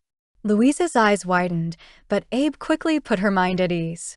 "Don't worry, the arrows are pretty blunt, and I'm gonna teach all of them how to safely use a weapon." They all needed to learn, as pistols and rifles were all well and good, but one didn't always have access to firearms. A man ought to know how to hunt and provide for himself and his family without them in case he ever needed to. She relaxed, and Reuben ran over to hug him. "This is gonna be fun, Uncle Abe," he said as his grin grew impossibly wider. "Thank you." The rest of the evening went by beautifully, ending with a baseball game in the front yard under the glow of a sunset streaking the sky with pinks and purples. Abe sat with Penelope on the front porch, her leg not quite up to a baseball game just yet. She leaned back in the rocker next to him, and he tried not to think of how much he'd like to be doing this 30 years from now. "What made you want to get a bow and arrow for Reuben?" she asked with a chuckle, but it didn't sound at all admonishing. "When we were young and left our pa's house, we were more or less on our own. Folks in town helped us, but few had meat to spare while we got things up and running with the ranch. Isaac worked multiple jobs to make ends meet, but he wouldn't let me work much until I finished school. I borrowed one of Hal's old bow and arrow sets and figured I'd help provide meat for my family." "And you managed?" "I'm impressed." "What made you choose that instead of a gun?" "Mostly the cost. Buying bullets and powder was expensive, but I could reuse arrows over and over again as long as they didn't break. For about a year, I kept us in small game like rabbits, turkey, and grouse. Occasionally, I'd get lucky and get a deer. We didn't have a smokehouse, so we'd take anything we didn't eat down to Pastor Jim's or Hal's smokehouse. If we needed money, we'd take it to the restaurant and sell it to Mrs. Rosie. She was always kind and worked our venison into her menu even when it wasn't the plan. She seems kind like Evelyn. I can't imagine how Deacon went so astray." Thinking back on their encounter a few weeks ago, Abe's jaw tightened. Deacon fell in with a bad crowd a while back, and I'm not sure he's ever going to get free. It's unfortunate, but only the Lord can change a heart. Penelope turned to face him, studying him in a way that made his heart flip-flop in his chest. "Kind of like he changed yours toward me? Where the woman who was once your enemy became a friend. If he had his way, she'd eventually be more than his friend, but that was up to her and the Almighty. You were never my enemy, Pen. I have a tendency to be my own worst enemy, but it was never really about you." Laughter rose from the makeshift baseball field, filling the air with happy squeals and shouts of encouragement from both teams. Penelope watched the kids play, but Abe got the sense she wasn't really taking in their game. "Then what was it about?" Her voice was soft, vulnerable, and Abe instinctively knew this conversation would mean a good deal to any future they might have. "As a kid, I had no control. Pa was mean, and any money he managed to come into was quickly gone in gambling halls and saloons. It was chaotic, and all I wanted was comfortable predictability." Abe stopped, swallowing down the memories that always threatened to choke him when he thought too hard about them. "When we all left, I'd already realized I was good at mathematics. I figured if I could get good at money too, I could help shield us from issues in the future. It worked." Penelope guessed. "Louisa said you're the reason the ranch does so well." "Yes, the Lord has blessed my efforts, but along the way it became about control rather than security. If I could control every possible variable, what started as my brothers, then included the children, and then the women as they came along, could all be safe and secure. We've had our share of dangerous circumstances, but until you got here, they were always surprises. We had no idea Brent was coming for the older children, and honestly, the situation was handled within minutes of Isaac and I even getting home from the cattle drive. Ellie had issues with her grandfather's business partner wanting to force her into a marriage for her fortune, but she'd been kidnapped and brought here by Brent, so it wasn't like we could send her home. I came here willingly, Penelope finished. I brought potential danger to the ranch, and you couldn't control the outcome. She turned to face him. Is that how you still feel? No, it's not, but that is how it started. I was angry because I couldn't control the situation, and then I transferred that anger onto you because you wouldn't fall in line as I asked you to. He chuckled, but the guilt still pricked him. It sounds so ridiculous when I say it now, but I wasn't seeking the Lord's will in the slightest. I wasn't asking for his peace, and I wasn't surrendering the outcome. It wasn't until Evelyn pointed something out to me at the wedding that I finally understood. What did she say? Abe took a deep breath, knowing it was time to lay his cards on the table. She said your courage and tenacity might change the world one day, and instead of trying to control you, I should try and see you with some compassion and understanding. I'm not even sure why those exact words broke through, other than the Lord preparing me to hear them. He paused before forging ahead as his stomach flipped and flopped. It's that courage and bravery I'm falling for in you as well. Penelope's mouth opened slightly in shock, but Abe didn't want a response right now. Maybe he was trying to control the situation again, but she needed time to process. I don't want you to say anything, but you need to know where I stand. I know it's fast, but it's like a curtain got lifted from my eyes. Sure, I was mad about Goliath hurting you, but mostly at Isaac for not processing him earlier. You running after the children in the churchyard was about you protecting them, even if it might not have been the wisest choice had the bullet been aimed at you. You're a protector, a rescuer, and that's how God made you. You entered the investigation in Boston to try to bring justice to an ugly and evil situation. That's something to admire, not resent. I don't know what to say. Penelope stared back out at the baseball game, her brown hair catching the tiniest bit of sparkle in the setting sun. I thought you'd gone from hating me to basically tolerating me. Abe stood, closing the distance between his chair and hers and lifting her hand. Pressing it to his lips, he relished the way her soft skin felt. No, I went from making my own life difficult to taking the plank out of my eye and realizing the beautiful woman standing in front of me might be the woman of my dreams. With that, he went around her propped leg and jogged down the steps of the porch. Maybe it was the coward's way out, to run away, but she needed time to think things over. He'd not push for an answer, but at least she knew where he stood. Anything else was in the Lord's hands. Chapter 12. Oh, I'm so glad you're back, Evelyn said the following Monday as she rushed to pull Penelope into a hug. It feels like things get busier as the weather gets hotter, probably because folks don't always want to heat the stove in their kitchen. I'm sure. Plus, all the beautiful produce you have coming in from the garden can't hurt. It was mid-May, and all of Evelyn's greens from her backyard garden had been bursting for months. Before Penelope's incident with Goliath, they'd also harvested a great deal of broccoli for the larder before they bolted. In another few weeks, the tomato plants they'd planted would come up alongside cucumbers, eggplant, peppers, and a whole host of delicious herbs. Learning the garden from Evelyn had been an unexpected blessing in the short time Penelope had been in Texas, as Mama's small garden had been mostly a project for her sister while Penelope had other responsibilities. I'm so pleased to be back. Callie has cleared me to work, but she did say if I started to feel more than minor discomfort or experience swelling, I should take a break. Of course. Cecily was a godsend, but she needs to finish school before I recruit her as a baker full-time. Evelyn winked, the gears of her mind clearly turning for the future. She's got a gift. That she does.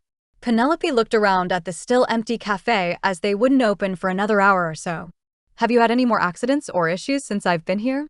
No, praise the Lord. All my deliveries have come on time. My brother has stayed far away, and I've had nothing else pop up. It was only then Penelope noticed the streak of grease across her boss's forehead.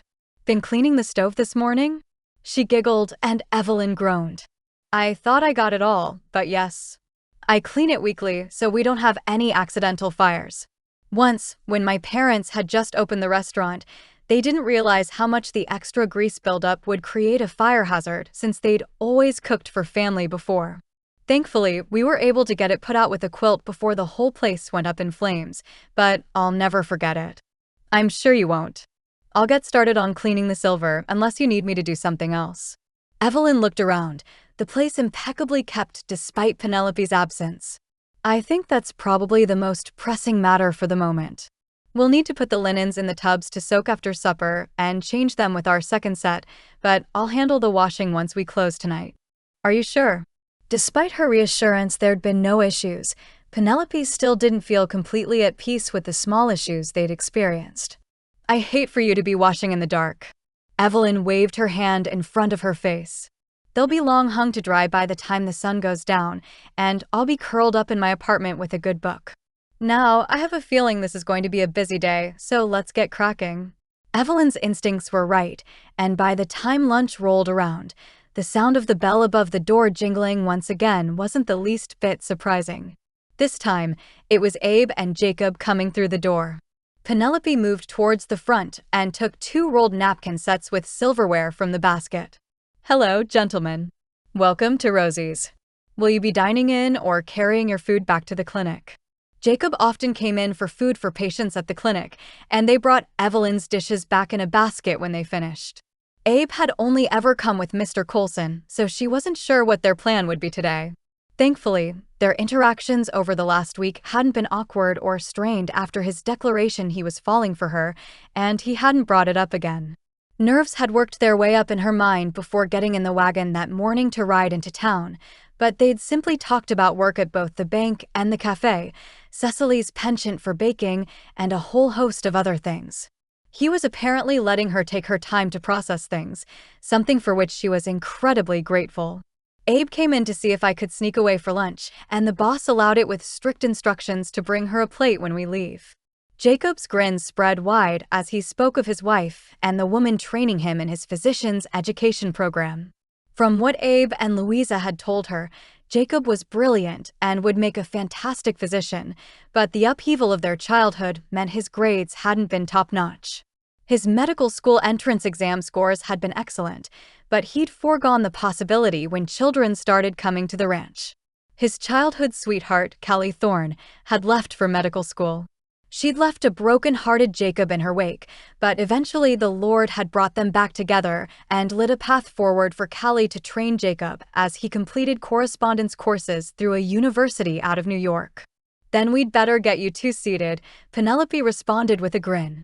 Wouldn't want the boss to get dash. Before she could finish her sentence, the sound of crashing glass ripped through the air, and Penelope found herself thrown to the floor with such force it took the breath out of her. What had happened? It had all taken place in the span of a breath, and what was so heavy on top of her? Stay down, Penelope. Abe's voice cut through the chaos and screaming from those who'd already come in the restaurant. Oh, Abe was the weight on top of her. Had he been the one to throw her to the floor? Please. His words were soft, pleading. I'll stay down, she stammered. His weight lifted off of her, and suddenly his absence left her feeling vulnerable. Vulnerability wasn't a feeling Penelope relished. Was this about her? Had Banks found her despite her best efforts? Boots shuffling on the floor pulled her from her thoughts, as did Jacob's voice. Is anyone hurt? Murmured no's reassured her that at least none of the patrons had gotten hurt, at least until she heard Evelyn sob from the threshold of the door into the kitchen. I'm so sorry, everyone. Her voice was so broken, Penelope couldn't stay down any longer. As her head popped up and she caught Abe's eye where he knelt beside his brother in front of the window, she raised one eyebrow in a gesture that told him exactly what she was about to do. He nodded. Not that she would have held back from comforting her friend either way. As Penelope crossed the restaurant and pulled Evelyn into her arms, Jacob and Abe both stood to their feet, the latter holding a brick with a note tied to it. I told you you'd regret it. Jacob read out as he followed Abe to where Penelope held a trembling Evelyn. What does that even mean? Who are they threatening? His thought process wasn't lost on Abe, but they couldn't discuss it in a dining room full of patrons. "I'm sorry, everyone," Abe said as he handed the brick to Jacob and moved to help Mrs. Jenkins stand to her feet since her mobility had suffered after her stroke a few years back. "We're going to need to clear out the dining room." "It's all on the house," Evelyn said with a shaky voice. The poor woman had had one stressor after another from what Penelope had shared with him. The normally chipper and optimistic Evelyn looked almost broken as she stared at her broken window. "I'm so sorry, everyone." "It ain't your fault, dearie," Mrs. Jenkins said as she shuffled toward the door and dropped some cash next to her half-finished plate. "We'll be back. Don't you worry." Other diners echoed her sentiment, and most left money beside their plates as well. As the last of the patrons left, Penelope led Evelyn to take a seat at one of the tables. "Is anything cooking, Ev? Do you have anything in the oven?" "No, I pulled it out before I came out here," Evelyn said as her shoulders shook once more. "Who would do this?" Penelope stared at the note, her gaze sad as she studied it. "It could be about me." I haven't been honest with you, Evelyn, about what brought me here." Without a shred of hesitation, Penelope launched into her story about saving Eliana from Theodore Banks and how it brought her to the ranch's door. As he listened once more, Abe couldn't help but think how completely the Lord had changed his heart on the matter. What had once brought him anxiety, anger, and a need for control had been replaced with gratitude for the woman before him who'd been courageous enough to run into the lion's den to save others. Evelyn's eyes sparkled with tears, and Abe had to believe they weren't just from the brick thrown through her window. She pulled Penelope into a tight hug. "Oh, Pen, I knew some of that from what you'd told me already, but hearing the details makes it even more amazing you got out alive in the first place. I can't believe it would be someone coming for you who threw this brick." "No, this is about me." Abe shifted his weight from one foot to the other, trying not to steamroll, but also nervous about the two of them cutting their feet if a shard went through one of their shoes. "Why don't you two go clean up in the kitchen or even have some tea and give me the broom and dustpan? Jacob and I will clean up out here and get the window boarded up until a new one can be ordered." Penelope shot him a grateful smile, and it made his chest swell from the sight. "That sounds lovely. Come on, Evelyn. Let's go put some tea on." As the women moved into the kitchen, Jacob took the broom and dustpan, leaned against the wall, and took one in each hand. "You're going to write to him about this one, aren't you?" Jacob was the only brother who knew Abe's unique contact with Zeke over the years. Micah had been the closest in age to their youngest brother, and he'd been so hurt when he left, it didn't seem pertinent to tell him. Isaac was busy with the ranch and had always felt a little guilty he hadn't managed to fight off some of Zeke's demons before he felt the need to run from them. Jacob knew, though he'd been so deep in the throes of grief after Callie left, that he'd not been the one Zeke went to. No, it had been Abe's lot to look after Evelyn as best he could and inform Zeke if someone ever caused her trouble. As such, it was up to him now to write to Zeke's territory headquarters with the understanding they'd get the letter to him as quickly as possible. "Yes, I'm afraid I have to." Chapter 13. I can't believe Sheriff Ray was so callous about the brick through Evelyn's window, Penelope complained 2 days later as they rode into town. Jacob and Abe had gotten the window boarded that day. They'd gone and ordered a new one through the mercantile, but it would take weeks to arrive. As for Sheriff Ray, he'd arrived after the incident and promised to stage a full investigation, only to come back the next day and declare there was nothing he could do. "What kind of lawman is he?"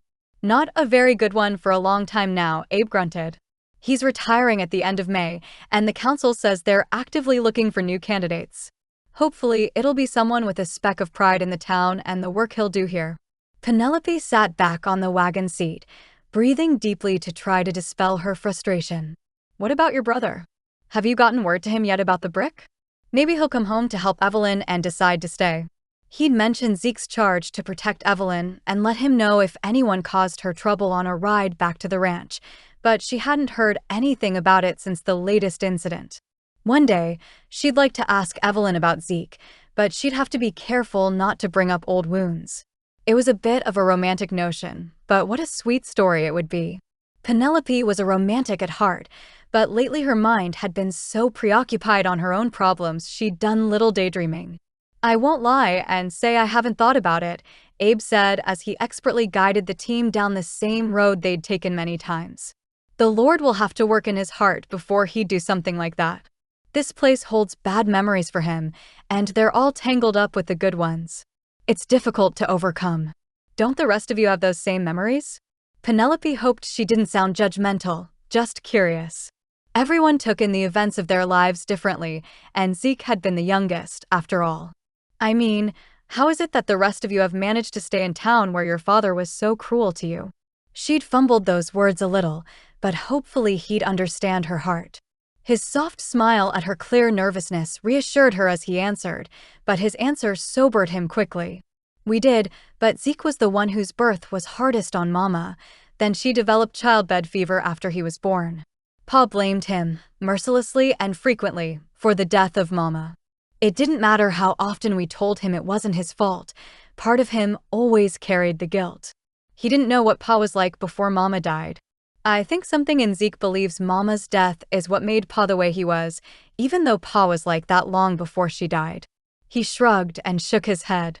Guilt, especially misplaced guilt, is a difficult thing to carry.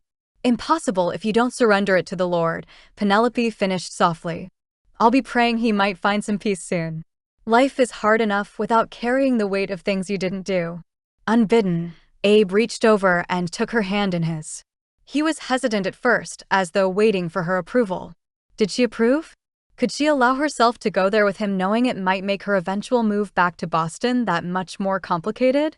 Still, the feeling of his strong, calloused hand on hers felt right, and she flipped hers to intertwine the two of them in a way that gave a little bit of extra peace to the troubled waters of life going on around them.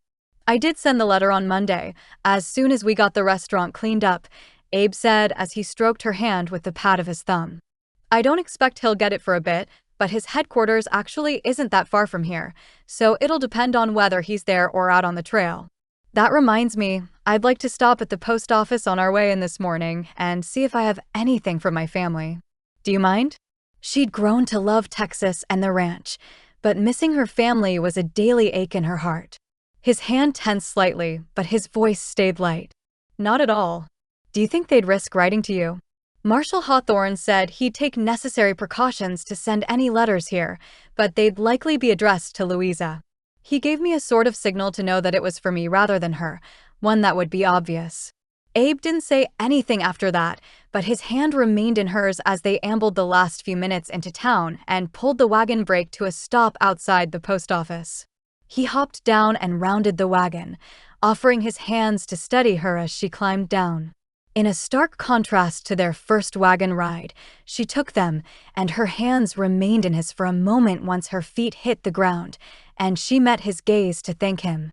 Rather than speak, though, Penelope was struck by the deep navy of his eyes, the sincerity she saw there, and the apprehension he clearly held back regarding the potential outcome of their mission. It'll be all right, Abe. I have to believe the Lord is going to fight on our behalf, just as he did for the Israelites. They held eye contact for a moment, and Penelope saw Abe's shoulders visibly sink a bit in surrender. You're right. I know you are, it's just. Old habits die hard, she finished for the protective cowboy who'd masked his fears with humor and contingency plans. I understand. I know it's difficult for you. They hadn't discussed their relationship any further after he'd spoken his piece on the porch after Reuben's party, but Abe didn't seem to be in a rush. Instead, he appeared to be waiting patiently for her to make the next move. Thank you for understanding, he said with a little bit of roughness to his voice. You might be the one person who does despite it being weaponized against you in the beginning. The regret in his eyes was clear, his guilt apparent despite the fact she'd forgiven him. You know, Penelope said as she realized their hands were still clasped there in front of the post office. My mother always told my siblings and me that being in relationships with others meant accepting the hard parts of them as well. She didn't ever want us to accept more bad than good, but if the person actively makes our life better and accepts the ugly in us, we do well to accept the ugly in them as well. A slow grin with a hint of a smirk spread across his face. What exactly is your ugly, Miss Fairchild? We know mine is fear and anxiety turning into a need to control, and anger when it's not satisfied. So what's yours? Letting out a snort, Penelope pretended to think it over. Well, I'm an absolutely awful cook despite unfounded optimism that I could make whatever dishes I want to.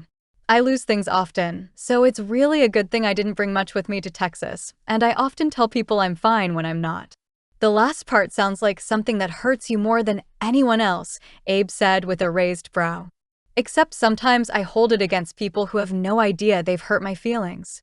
Mama always says it's not fair to hold people accountable for information they never got, and I suppose she's right.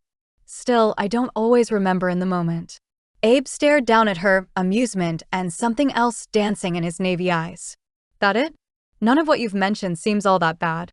It might when I try to cook for you and talk up a delicious chicken only to char it to a crisp. It was the first time she'd mentioned a future relationship with the two of them, or at least hinted at it, and understanding flashed across his face.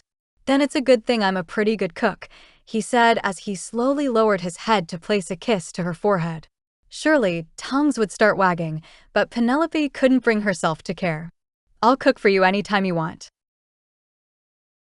Abe didn't frequent the post office often, but he'd never had quite the buzzing nerves as in any of the times he'd been before. Penelope had spoken like she was leaving the door open for them to pursue more than a friendship, but they'd have a more clear conversation before long if he had anything to say about it. Still, as Penelope approached the counter and asked for any mail for herself or Louisa, Abe found his stomach tossing and turning as the postmaster handed her 2 envelopes. One had a drawing of a marigold on the back of the envelope, the other simple and direct penmanship. Oh, this one must be from Mama. She smiled as she studied the envelope with the flower drawn. My favorite of her laying hens is named Marigold, and she knows I'd know it's from her. Studying the second one, a letter with no return address, Penelope's brow furrowed. I'm not sure who this one is from. Do you want me to open it? The butterflies in his stomach turned to hawks, flapping and diving for their prey as he considered what the letter might mean. No, I'll be all right. She turned to thank the postmaster and led the way out onto the porch. Abe followed, doing his best to steady his breathing as she tore open the envelope. He didn't try to read over her shoulder, choosing instead to take a moment and surrender the contents of the letter to the Lord. The town bustled around them, folks already out and about as they went to work. Horses neighed from their posts, bells jingled, signaling folks had entered businesses, and a small group of school children stood outside the schoolhouse playing a game of tag. Life for those in Cloverdale was going on as though nothing of consequence happened, while the uncertainty of tomorrow swirled in Abe. Would the letter inform her Banks had been arrested and it was safe to come back to Boston? Or would the contents reveal the threat had grown larger? Of course, Abe wanted her safe once and for all, but the thought of her hopping on a train and heading back for the city made him sick to his stomach. Her face gave nothing away, stoic until she raised her eyes to meet his, and he saw the same fear there he'd seen when she first arrived on his doorstep. It's from Marshall Hawthorne. Banks knows about the investigation, and he's fully aware of my part in it. Hawthorne didn't mention their undercover lawman, but I guess that's how they know. He also said the envelope of the letter I sent my family looked like it might have been tampered with, even though I had Louisa address it. He recommends I leave town, but to go where? Tears filled her eyes, and Abe could hold back no longer. Pulling her into his arms, he stroked a comforting hand over her back. It's going to be all right, Pen. You're going to stay right here, and we're going to protect you. He didn't add that if she left town, he'd be going with her, but it was the truth. Her shoulders shook with silent sobs, shattering Abe's heart in the process. You were right, she said with a hiccup. I've led them to your door. No, he croaked through his own emotion. I was wrong. You came for refuge, and it's what you'll have here. We've faced down lions before, and we can do it again, together. He'd have to rally his brothers, probably bring in Pastor Jim and Hal as well. The two of them and Jacob could keep an eye out in town. Plans began swirling in his head at exactly how to keep everyone safe without alarming the children, but they halted as soon as he felt Penelope shake her head. No, I have to leave. I can go be a mail-order bride somewhere. Then my name will change and maybe they won't find me. Everything in him roared in protest against that idea. If you feel you need to marry someone to be safe, then I'll volunteer, but I don't think you need to take that step yet. Leaving town isn't the right choice. He pulled back, leaving his hands on her shoulders as he looked her in the eye. We can protect you here, but who knows what type of man you'd match with if you tried to become a mail-order bride. Trust us to help you, just as you trusted us when you arrived. But the children, her words trailed off, but her concern was clear. The children will be safe too. We'll make sure of it. His words were more than just a statement, they were a vow. He'd call in a meeting of his brothers, and they'd determine the best course of action. As far as he was concerned, Penelope was part of their family now. Despite his early misgivings, he knew he'd protect her with his life. Chapter 14. How in the world Penelope had gotten through her shift at the restaurant without breaking down into tears was something of a miracle. Now, with dinner finished and cleaned up, she sat on the front porch of the ranch house and stared out at the green fields as far as the eye could see. Cows grazed, flowers bloomed, and the soft sounds of a piano playing wafted out the open window with the breeze.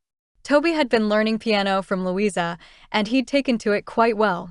Louisa said he'd progressed more in a few months than most students in years, and it wouldn't be long before he'd moved past her rudimentary knowledge. The sound calmed her, providing a backdrop for her prayer as soft tears slid down her cheeks.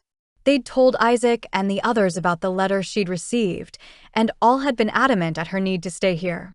Abe sat inside the house now with all of his brothers, Jacob included, as they discussed a plan.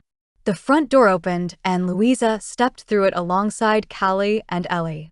Louisa and Ellie took other seats on the front porch, while Callie chose to lean against the railing. They didn't speak at first, simply joining Penelope in her silence until Ellie finally broke it. She was quieter than the other women, and Penelope hadn't gotten to know her as well. Her slightly shy nature didn't mean there wasn't deep wisdom in her still waters. "You know," Ellie said from the porch swing, "there was a time I thought I might be better off if I ran away from here, away from Micah."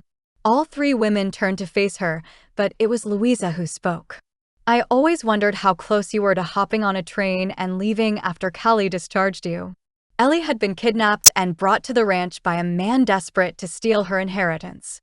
She'd ended up marrying Micah in a marriage of convenience to protect her inheritance, but that marriage was quickly growing to deep love.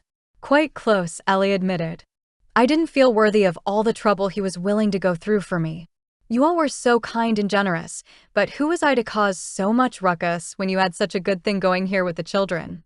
It was exactly what had been pacing through Penelope's mind all day long. Who was she to bring this kind of trouble to the ranch? Abe didn't believe his earlier words anymore, but perhaps he was right after all. "What made you stay?" "A few things. First, I didn't have anywhere to go. Second, Micah promised he'd follow me anywhere I went if it meant it would keep me safe. Mostly, it was the realization God had brought me here for exactly the situation I found myself in.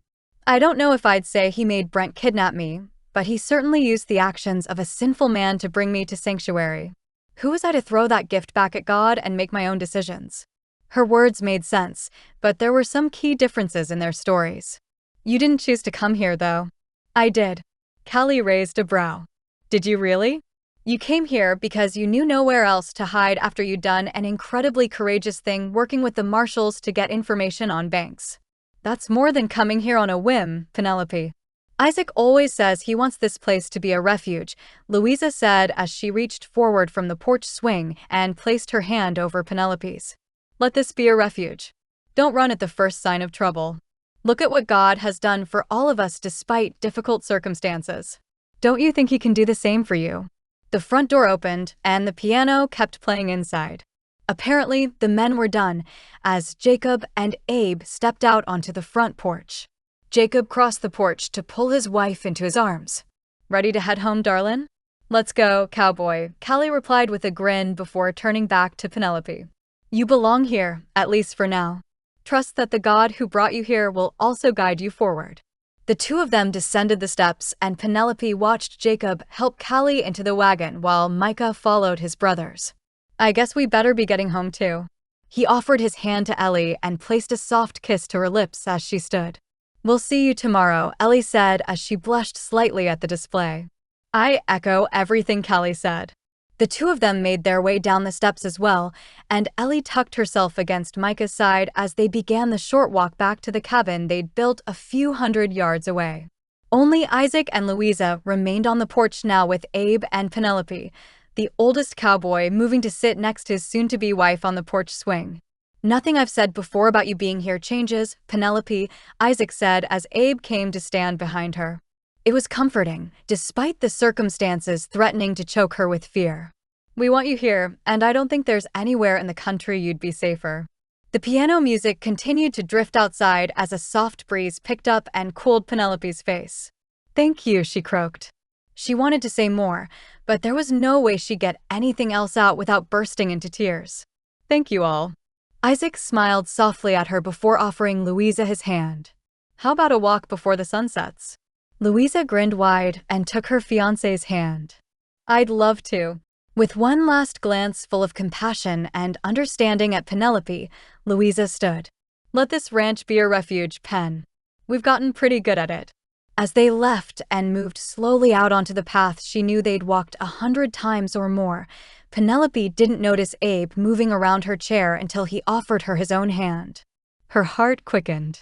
Had he changed his mind like he had when she first arrived? Was he going to grow angry with her again, or was this something else entirely? "Dance with me," Abe said as she took his hand, and the butterflies in her stomach turned to fish jumping around in still water. "We've talked this over enough. Let's forget about it for a minute." If only he could actually do that.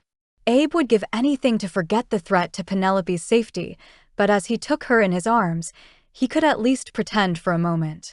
There in the fading light of a May evening as the music continued softly on the air, Abe knew Penelope Fairchild was the most beautiful woman he'd ever seen. He wrapped one arm around her and placed the other in his, moving slowly on the porch as though an evil and wealthy man wasn't breathing down their necks. Would he show up in the next few weeks? Maybe. Likely, if he thought she was the key testimony in a case against him. They'd be ready. They had a ranch full of the Sutton brothers and all their ranch hands. Then Isaac said he'd brief regarding Penelope's situation lest they see anyone coming around who wasn't supposed to.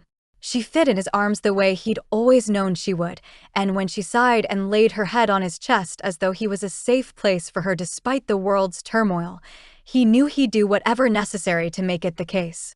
They danced long enough the light began to fade around them, the world lit only by the moon, stars, and the oil lamp hung in the window of the ranch house. "Penelope," he said to regrettably break the silence. "I could do this for days, but I think it might be time to say goodnight. It was only family on the ranch, save the ranch hands, but he'd do nothing to risk her reputation." She lifted her head from his chest and looked up at him, her eyes sparkling with unshed tears. "Thank you for this. I don't think I realized how much I needed it. It was amazing what the touch of someone you cared about could do. I'll happily be your dance partner anytime you need one." Removing the hand holding hers, Abe placed his fingers under her chin.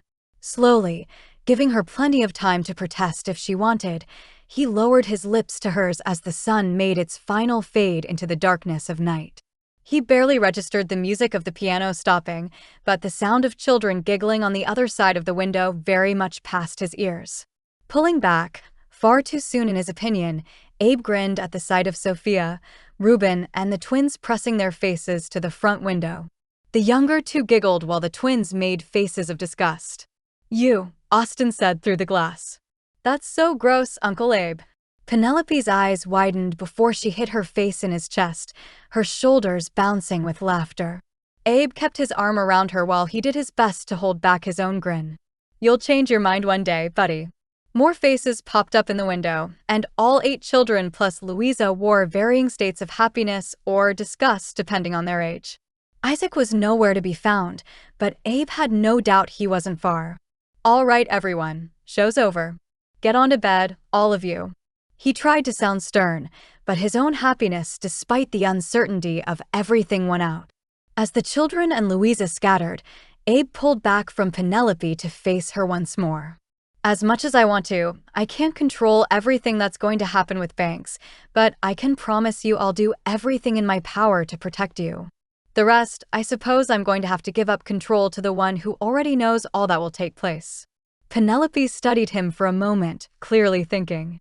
"I guess it's all any of us can do, isn't it?" pulling her back into his arms for one last embrace before he walked her to the cottage she shared with Louisa. Abe prayed he would believe his own words and the ones he'd told the children on a number of occasions. The Lord held the future of the whole world in his hands already, so he could trust him with his. Some days, it was easy to believe, but it was the days in which it felt impossible where his faith really grew. As Abraham had taken things into his own hands and messed everything up with Sarah and Hagar in an attempt to speed up the timeline of his covenant with God, Abe had a tendency to try to wrestle control from the author of the whole story. Even as he held Penelope tightly, hoping to give her whatever peace he possibly could despite all the possibilities swirling in his mind, he worked to surrender all of it to the Lord. Rather than wrestle control, he'd turn his efforts to wrestle down the thoughts which threatened to make it impossible, taking them captive and turning them all back to God. Chapter 15. Please tell Abe and Jacob how thankful I am again, Evelyn said as they wiped down tables about 2 weeks later. Between the Sutton brothers, Hal, and Pastor Jim, we've not missed much in the way of income at all due to the broken window. Hal had actually taken his rig into Lawrence Junction to purchase a new window pane rather than relying on deliveries to get there in a timely manner, and Jim had encouraged all the church folks to continue to patron Rosie's Cafe even as the investigation went on. They were happy to help install it, Penelope said honestly, wiping her brow. It was well into May now, nearly June, and only a couple of weeks from Isaac and Louisa's wedding.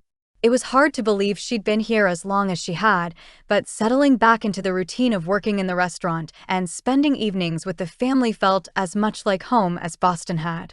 Of course, Abe might have had something to do with that. They'd not heard from Marshall Hawthorne again, and Penelope prayed nightly that Theodore Banks would be prosecuted to the fullest extent of the law without anyone finding out where she was. If she was called to testify in some sort of trial, she'd do so, but she couldn't focus on such things until she had to. She and Abe had settled into somewhat of a routine as well.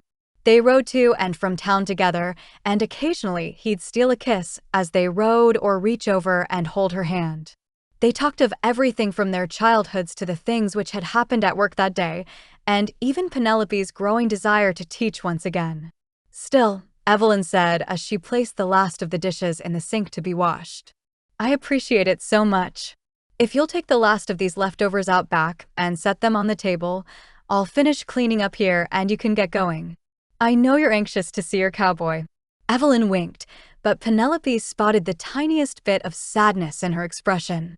She'd not asked her friend about Zeke and whether she'd heard from him, but something in Penelope told her the youngest Sutton brother was never far from her mind. Happy to. It's so kind of you to leave leftover food out for those in town who need it. The practice, Evelyn had explained, was one she did as often as she possibly could. Penelope suspected she intentionally cooked extra to be able to load a basket or two with as many easily transported foods as possible. Often it was a sandwich version of whatever they'd had in the restaurant that day, though occasionally she'd thrown in other goodies, fresh fruits and vegetables. It's my pleasure, Evelyn said as she handed Penelope a full basket. Somehow, the basket never disappeared, only the food inside. Every morning, Evelyn went out to retrieve it with no idea who'd actually been taking the food, at least as far as Penelope knew. I once knew some brothers who benefited greatly from the food my mama set out, so I figure it's part of our legacy. Well, I'm happy to help. Penelope took the basket and waved goodbye for the evening. Get a good rest tonight, Evelyn. I'll see you tomorrow. Evelyn nodded her head with a smile, but it was clear her mind was back on the days of giving food to the Sutton boys as she plunged her hands into the soapy dishwater. Then again, maybe it was on the boy who'd once washed dishes beside her. As she often did, Penelope moved outside and shut the back door behind her, enjoying the warm sun on her face. Evelyn served an early dinner at Rosie's, and the Suttons tended to eat a little later than most, so Penelope and Abe generally managed to get back to the ranch house in time to sit down with the family. In the event they got held up, Louisa or Cecily would save plates for them. Lord, bless those who will partake of this food. Show them your love and kindness and help them as they navigate the days ahead. She continued to pray as the quickly setting sun lit the sky around in her pinks, oranges, and light blue. The moon was barely visible despite the sun still being up, and Penelope took a moment to breathe in the fresh air. The sound of boots behind her barely registered until she started to turn and was met with a hard hit to her temple. Her vision went fuzzy as a man's figure appeared in front of her before the world faded to black. Abe stepped out of the bank with his thoughts whirling, though this time in a positive direction. There'd been no more incidents at the restaurant, and they'd not heard anything from Marshall Hawthorne in the last 2 weeks. They'd not heard from Zeke either, but that wasn't unusual. He occasionally went on long assignments or even undercover ones in which he couldn't respond to letters for months. No, for once his thoughts weren't on whether or not he'd manage to keep those he loved alive, but more on how long he'd need to court Penelope before he could ask her to marry him. It was soon, of course. Isaac had only known Louisa for a few months when he popped the question, and he'd have done it sooner if he wasn't waiting on her family to visit for Christmas. They'd be married by now too if it weren't for the same reason, but Abe knew his brother didn't mind. Louisa adored her family, and she wanted them present for their big day. A shout down the street pulled his thoughts from the clouds, and his earlier mood immediately plummeted to dread as he saw Evelyn run out the front door of the restaurant. Help! Help! Someone! Abe broke into a run as others in the street noticed Evelyn's distress, his heart beating like a hummingbird's with what could have happened. Was it Penelope? Had Banks finally found her? Hal came down from the livery at a sprint similar to that of a man half his age, while other men came running as well. Abe grabbed the back of a boy's collar he recognized from church as he reached him. Run down to the clinic for Dr. Sutton and Jacob. Go. Whatever it was, Evelyn's pale face told him exactly how serious this was. The boy nodded, eyes wide as he tore off for the clinic. Abe had almost reached Evelyn when a tall and broad man in a Stetson and a Texas Ranger star jumped off the porch of the jailhouse and sprinted across the street. Evelyn, Zeke shouted as he moved to reach the woman Abe didn't think Zeke had seen in years. What's wrong? His brother's hands went up to frame the woman's face as any remaining color in her cheeks went completely white at the sight of Zeke. W.H. Zeke. When she stopped herself as Abe arrived, not overly concerned with the sight of his long-lost brother for the moment. He'd have time for reunions later, once he knew Penelope was safe. Abe. Someone took her. Eyes filling with tears, Evelyn sobbed the words Abe had been dreading with every bone in his body. Who? Zeke's words were calm, his hands only leaving Evelyn's face to place themselves on her arms long enough for him to back up and study her for injuries. Who's taken who? Were you hurt? His voice was low, murderous, and Abe knew criminals must quake in their boots when his once little brother hauled them in. Isaac and Abe had both been a tiny bit taller than Zeke when he'd left town, and Abe knew he'd grown more from the one time he'd seen him since. He appeared to have grown even more after he'd turned 18, now at least an inch taller than Abe. More than that, he was broad like Hal, or more accurately like they'd always heard their mother's father had been. The biggest man in their town, she'd always sighed wistfully as she told them of the man who died before he saw the monster she'd married. Abe had always wondered what would have happened if he'd still been alive. Would he have come and rescued his daughter from their father? Maybe, but then would they have even existed? He didn't have time to think about it, not with the way his mind and heart battled as to which could race faster. Who took her, Evelyn? Was it Deacon? Or someone else? They had to determine who they were dealing with. Deacon would be far easier to find, as he had far fewer resources than Theodore Banks, but when he'd come into the bank that spring, he'd been a desperate man. Desperate men did desperate things. Deacon? Zeke's eyes narrowed as he turned his gaze right back to Evelyn. Deacon came back? Did you not get my letter? Abe stopped, shaking his head. You know what? Never mind. We don't have time for this. Evelyn, tell us what you saw.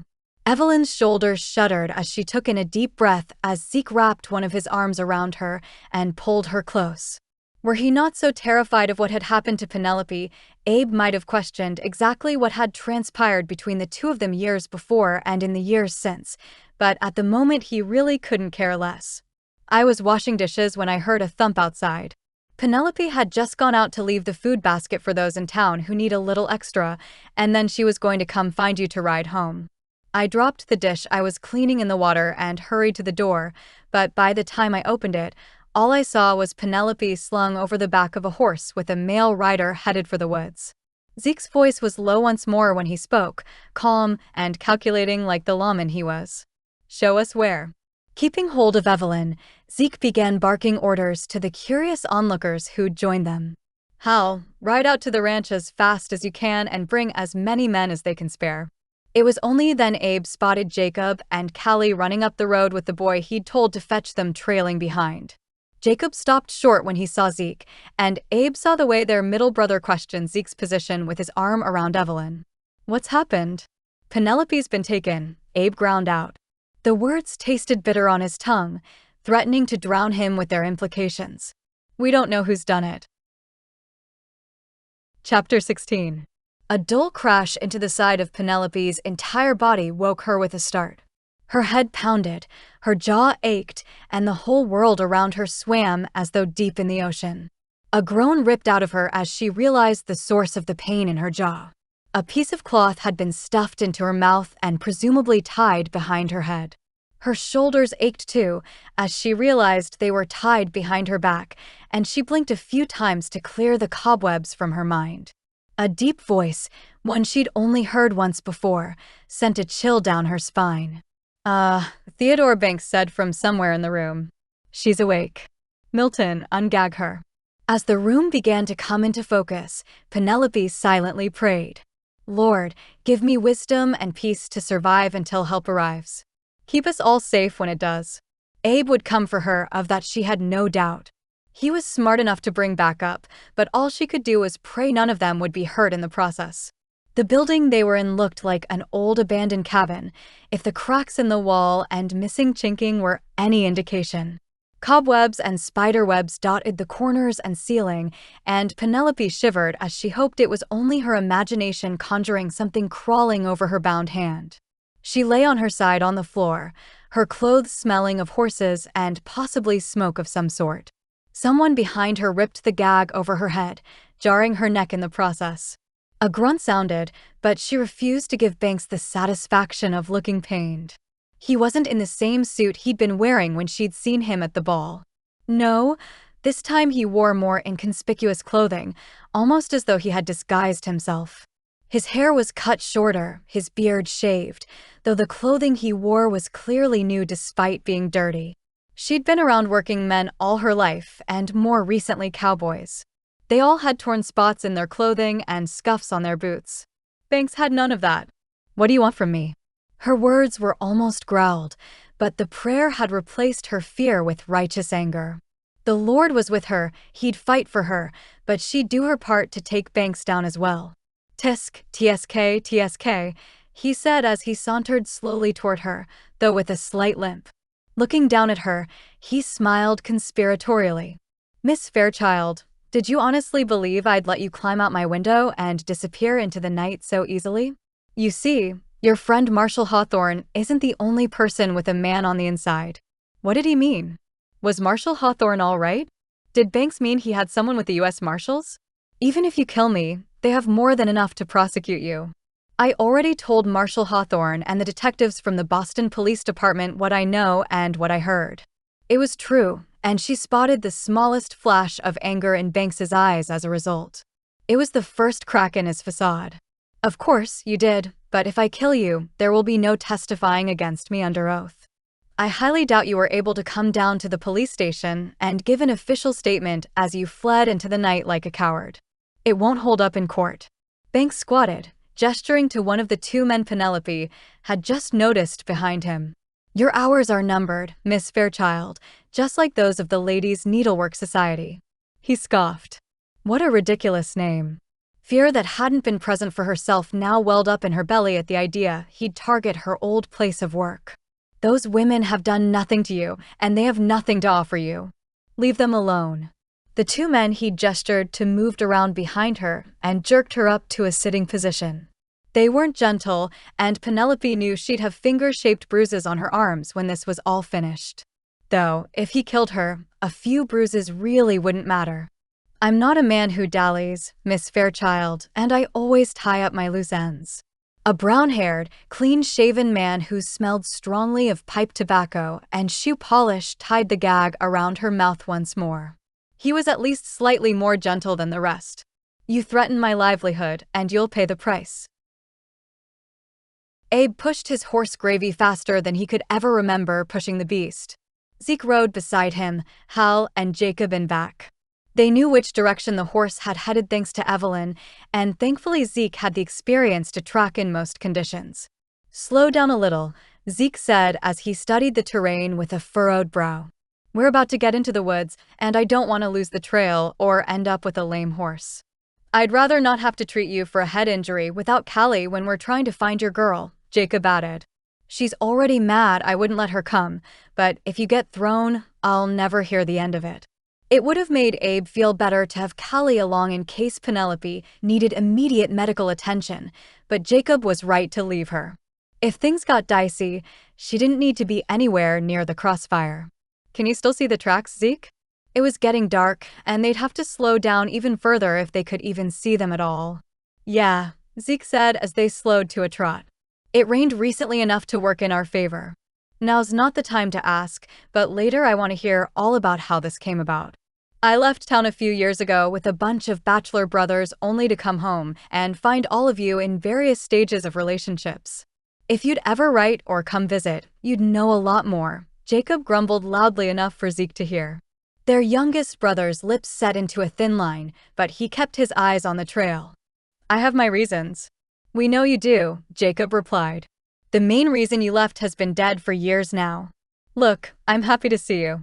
I know Isaac and Micah will be too, but what made you come home now?" "I wrote to him," Abe answered. He was only half listening to their conversation, but he caught that. With everything going on at the cafe, I felt like he needed to know. Zeke's head whipped around, eyes narrowed. "I didn't get a letter from you. I came back because one of my contacts in Lawrence Junction told me Deacon got beaten so badly cheating in a poker game he nearly died. I came back to check on him over there, and he begged me to make sure someone was watching out for Evelyn. He said they knew about her, knew about the business, and they'd get their money one way or another." He paused, his jaw tensed as he glanced toward the trail again. "He passed out before I could get any more out of him." "So," Hal said from behind them. "Maybe it was Banks and his men after all who put the brick through the cafe window." "What brick?" Sheriff Ray didn't mention anything about a brick. Zeke's face had turned so red with anger that Abe almost told him to drop it and focus on the task at hand, but a deep breath returned his normal coloring. "You know what, it doesn't matter right now. Right now, Evelyn is safe, and Penelope's the one we need to get to. Now, tell me about this Theodore Banks and what he wants with your girl." Chapter 17. "Boss," the man with brown hair who'd at least been a modicum kinder to her than the others said to Banks. "Can I give her some water? She's lookin' pretty dry." He looked familiar, but why did he look familiar? What had Banks called him? Her brain had been addled when he'd addressed him, but hadn't he said a name? It had only been a few hours since they'd taken her. Darkness had certainly fallen, but not a single one of them had gone to sleep. A few lamps lit the space enough to see, but they'd not done anything of note. What was Banks waiting on? If he was going to kill her, why didn't he get it over with? "Sure," Banks said absent-mindedly as he pored over a stack of papers at a table. "How did they get my financial information?" He stared down the brown-haired man with equal parts confusion and suspicion. "You're not double-crossing me, are you, Milton?" Milton. She'd only met him briefly at the ball, and he'd had a full beard at that point. No wonder she didn't recognize him. He was Hawthorne's man on the inside, or at least Hawthorne thought he was. "No, sir.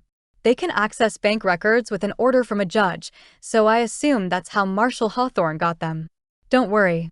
They don't have any proof of where the money came from since we used pseudonyms on the accounts." Dread skittered down her spine.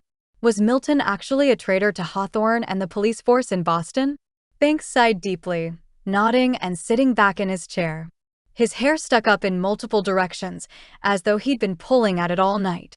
This man was a far cry from the one Penelope had overheard in his office at the ball. That one had been confident and put together. This one was jumpy and as nervous as a rabbit hopping through a field of coyotes. The unbidden thought, One she'd heard the Suttons say a time or two since she'd been in Texas, brought a little warmth to her heart. They were rubbing off on her. Milton untied her gag and lifted a cup to her lips, giving her enough water to keep her mouth from growing too overly dry. That enough? Yes, thank you. Why she was thanking her captor, she didn't know, but he'd been the only one to not rough her up in the process of moving her to the chair she was now tied to. Maybe he was a double-crosser, but he'd been gentle. Her jaw was sore from the gag, and the ropes around her wrists were tied so tight they chafed. At least, they'd not hit her again. Her brow furrowed as she studied Banks. "What exactly are you planning to do with me, sir? Why haven't you killed me yet?" It was probably quite foolish to antagonize him, but Penelope was even angrier than she'd first been when she arrived. Banks, for his part, didn't look too perturbed by her question. "Well, as I said before, Hawthorne isn't the only one with contacts behind enemy lines." He chuckled, standing and crossing the room to stare down at her. "Milton here was the police officer he thought he had planted in my organization, but he had no idea he'd been working for me long before joining the force. We feed them enough information to keep him in their good graces and enough wrong information to throw them off my trail. Like I said before, Miss Fairchild, no one threatens my livelihood." So he had double-crossed them, and now she was here with little hope of escape unless Evelyn managed to raise the alarm in time for someone to trail them. "Why are you telling me this?" Seemed like it was overplaying his hand. "Because you're going to die as soon as I find exactly what it was you said about me in these files. Milton took them before we left Boston, but just in case there are extra copies, I'd like to go ahead and see for myself. I considered forcing you to retract your statements, but this seems cleaner." He raised his hand to lift her chin, the touch sending a chill down your spine. "If you'd left well enough alone, you'd be living a lovely life teaching those girls in Boston, but you had to stick your nose into my affairs. For that, you'll meet your end." A sound outside the window briefly registered in Penelope's mind, but she couldn't avert her gaze with his hand under her chin as it was. Refusing to cower, Penelope narrowed her eyes. "So what exactly? You kill me and return to Boston? You don't think you'll be under even more scrutiny if I wind up dead?"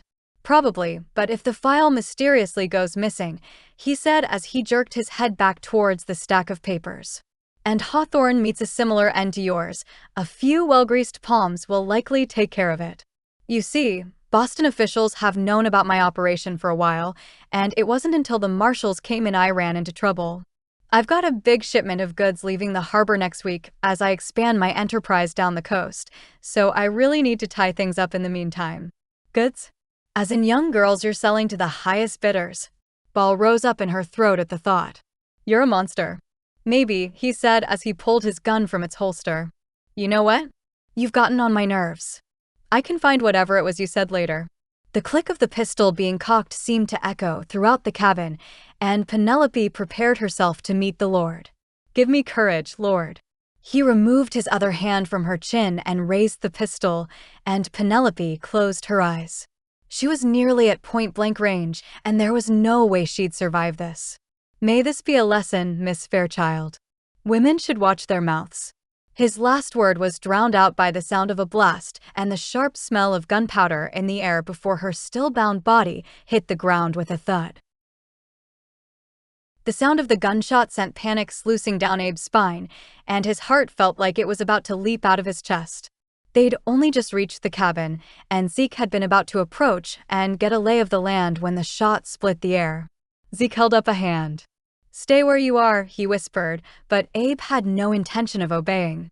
He'd just caught up to his brother when a man in an all-brown outfit of trousers, shirt, vest, and traveler's coat hurried out from the other side of the cabin.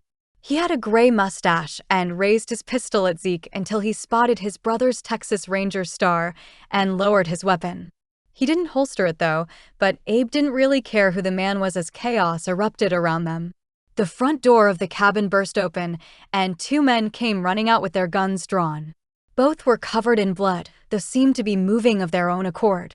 Another man, one with brown hair, appeared in the doorway, but it was the sight of Penelope in his arms which sent Abe's blood running cold. Completely ignoring Zeke's pleas for him to pull back, Abe sprinted towards the two men with guns and drew his own. "Give her to me," he barked at the brown-haired man. Both Penelope and the man carrying her had blood splattered all over them, but he had no way to tell whose it was. Abe? Penelope's head whipped around at his voice, tears filling her eyes. How? When? He heard a gunfire behind him and whipped around, only to see Zeke had tackled the one of the two men who'd run out of the cabin and was now actively restraining him with Jacob's help as the man who'd been outside restrained the other one. Hal hurried toward him.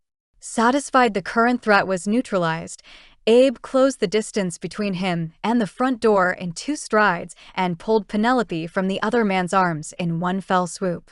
Are you all right? He could see the bump on the side of her head from this angle, and anger rose swiftly in his body as his glare shot to the man before him. Hal, come take Penelope. The man who'd been more of a father to the Sutton boys than their own father ever had been was already only a step away and took Penelope from Abe's arms as the man standing in the door stepped forward. He'd not touch her if Abe had anything to say about it, and the rage running through him at the sight of the bump on her head and any injuries he couldn't see had his hand curling into a fist and flying at the man's face before he could even think about restraining him. A satisfying crack sounded as Abe's fist crashed into his nose, and he pulled back only for an unfamiliar voice to cut into the fray as he raised his fist to go again. Blood flowed from the brown-haired man's nose, but it was Zeke's voice cutting through the fray. Wait, Abe. Leaving Jacob with the man he'd apprehended, Zeke hurried toward them quickly enough to pull Abe back. He's one of the good guys. Abe's eyes narrowed at him, then Penelope and her wide eyes. She still hadn't answered if she was all right, but she hadn't really had time. How do you know? 'Cause I told him, the man who'd apprehended the other one of Banks's men said as he sauntered towards them. His captive lay on his stomach with both arms and feet bound behind him in some sort of teepee. Penelope, it's good to see you in one piece, young lady. Her mouth fell open, but she winced and touched her head. Marshall Hawthorne? How did you get here so fast? That'd be me, the man with blood pouring from his nose said as he held a handkerchief to it. His eyes watered, and he breathed through his mouth. Banks thought I was a double agent. I guess I was, but in the other direction. Milton started working for Banks as part of his security detail back when he thought he was a normal, wealthy businessman.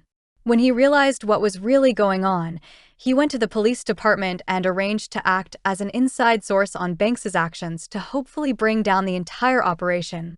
He then brought the idea to Banks that he go work for the police force and be his man on the inside, but he was always one of the good guys. Marshall Hawthorne eyed Abe, the badge on his chest now visible where Abe hadn't noticed it earlier. I can see why you'd have thought different. Regret twinged, but he couldn't bring himself to feel embarrassed about it. Sorry, sir. I saw you holding her with the blood and I thought dash. You thought I was the one who'd hurt her, Milton finished with a nasally voice. I get it, but for the record, I'm the one who dove on top of both her and the chair she was tied to when Banks was about to shoot her. I saw Hawthorne get his shot in the window. Her refusal to stay quiet sped up our timeline a little, but it all worked out. Penelope wiggled in Hal's arms, and he set her down. She wobbled slightly, but Abe was there to wrap an arm around her waist and tuck her into his side. She looked up at him, the look in her eyes captivating him more than he'd ever thought possible. I'm safe. Praise the Lord, Abe breathed as he tucked his arm even more tightly around her. How could he possibly let her go, as close as he'd come to losing her? I'm sorry about hitting you. I acted rashly. Honestly, if he had the situation to do over, he'd probably have done the exact same thing every time unless he knew Milton was one of the good guys. Still, an apology was in order. Milton shrugged, holding the handkerchief tight to his nose even as it slowly changed from tan to red. No hard feelings, Sutton. I'm glad she's got someone looking out for her here. From what Hawthorne told me and the way I saw her climb out the window at Banks's mansion, your girl's a hero. Abe didn't even argue they weren't officially courting, didn't really want to as he planned to change that as quickly as possible. Penelope didn't correct the man either, sending hope fluttering in his chest. That she is. Chapter 18. How long do you think Zeke will stay in town? They'd been back on the ranch for 4 days since Penelope's kidnapping, and the furthest Abe had let her venture thus far was the front porch due to her concussion and other minor injuries from the kidnapping. The headaches had mostly subsided, and she was itching to get back into town to work with Evelyn. Does he know Sheriff Ray is retiring? Abe sighed from his rocking chair next to her, running a hand over his handsome face. He'd let the scruff grow out a little bit over the days he'd taken off from the bank to stay with her, and she had to admit it was a good look on him. I'm really not sure what his plan is. Once Hawthorne and Milton determined the brick through Evelyn's window had nothing to do with you, he said he wasn't leaving until he found Deacon again and got to the bottom of whoever has it in for Evelyn. What's the story between those two anyway? She'd only seen Zeke and Evelyn interact when her boss had come to see her at the clinic when Abe first brought her back to town, then again when she'd come out to the ranch yesterday to check on her, but it was clear they had deep history. Zeke barely took his eyes off her when she was in the room, and only then to scour their surroundings and make sure there was no threat. Were they together when he left? Not officially, I don't think. I don't really know all the details. Zeke isn't exactly forthcoming with information. Our pa always blames Zeke for our mama's death, and that stays with a man even if logically he knows it's not true. Tears misted Penelope's eyes, and Abe tightened his hand on hers. How awful. I'm so sorry for the father you and your brothers were given. Abe shrugged. I made peace with it a long time ago. Had to, or I'd go insane. The only thing left is to move forward. Speaking of which, he trailed off, and Penelope held her breath as he turned to face her. What are your plans now that Banks is dead and his partners in crime are behind bars?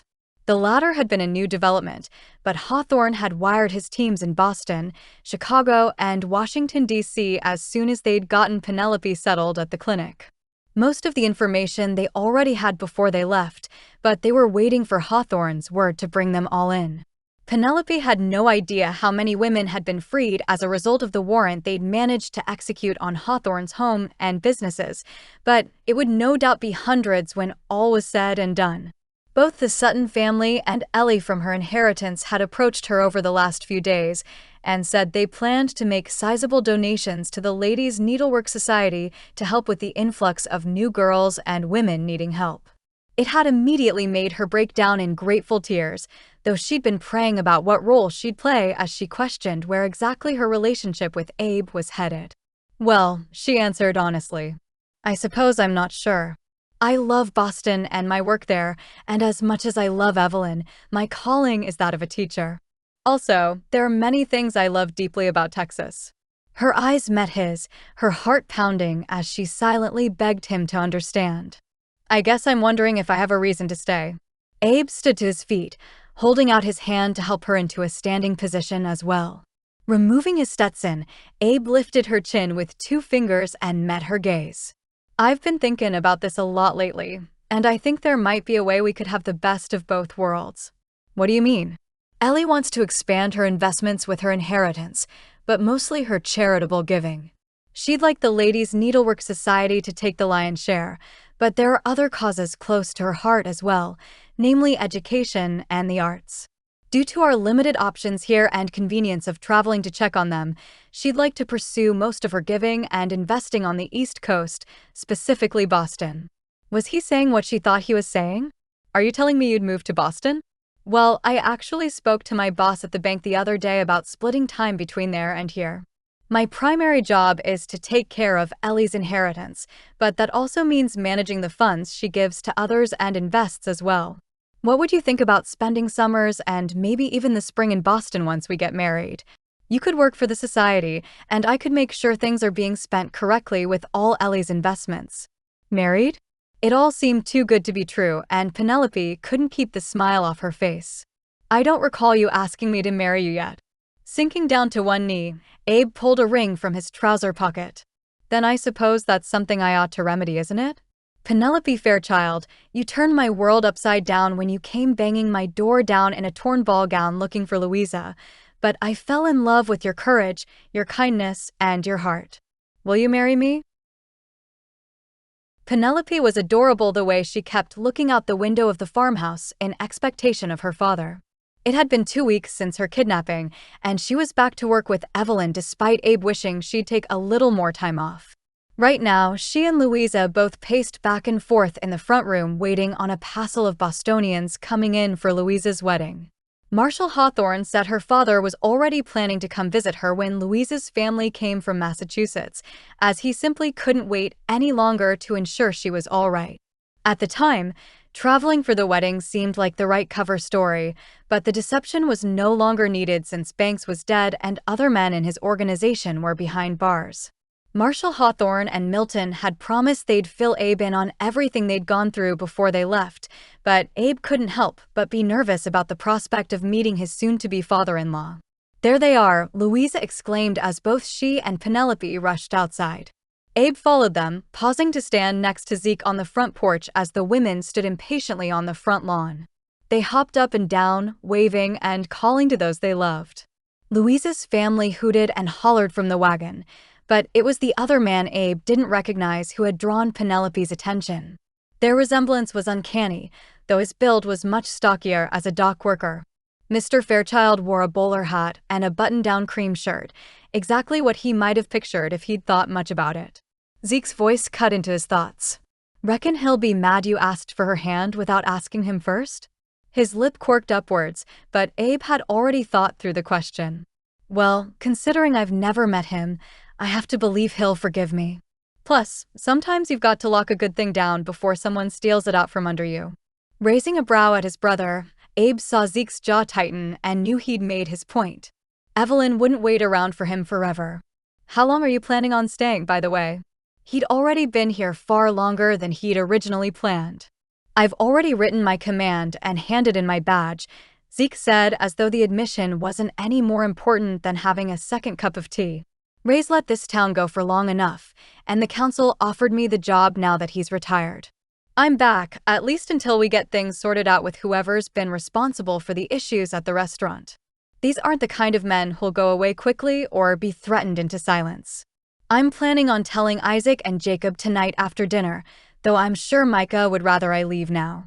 "That's not true," Abe said as the wagon entered the yard and Penelope and Louisa hurried to greet them. "He'll come around. It hit him the hardest when you left the way you did, but he loves you as much as he ever has." He meant it. Micah was the closest in age to Zeke, and he didn't just lose his brother to what felt like the man fleeing in the middle of the night. He lost his best friend. Zeke didn't respond, just shoved his hands in his pockets and joined Abe's gaze out at the happy reunion. Abe clapped a hand on his back, giving it a slight squeeze before stepping off the porch. "Guess I'd better go meet my future father-in-law. Good luck," Zeke grunted before turning and going back inside. "Lord, I've got to give that one to you. I don't think he knows you, and there'll be no peace for him until he does. Show me how to love him while he's here." Abe approached Penelope and her father as he finished his silent prayer, the man's shrewd appraisal making it clear Marshall Hawthorne had indeed shared everything with him. Not to mention, he held Penelope's left hand in his fingers on the ring Abe had placed there. "I hear I've got you and your brothers to thank for giving my girl shelter and helping Hawthorne get her out of a sticky situation." His voice croaked at the end, his love for his daughter clear as his other hand wrapped around her shoulders. "It's our honor, sir," Abe said as he held out a hand. "Abraham Sutton, friends call me Abe. It's nice to meet you." He gestured to the ring on Penelope's hand, then met her teary eyes. "I know this is a little out of order. I look forward to getting to know you better on this trip, but I want you to know my intentions with your daughter are honorable. I love her exactly how she is, and I'll pinch myself every day that she agreed to marry me." Mr. Fairchild looked him up and down, appraising though with a slight twinkle in his eye. "You know she don't take orders very well?"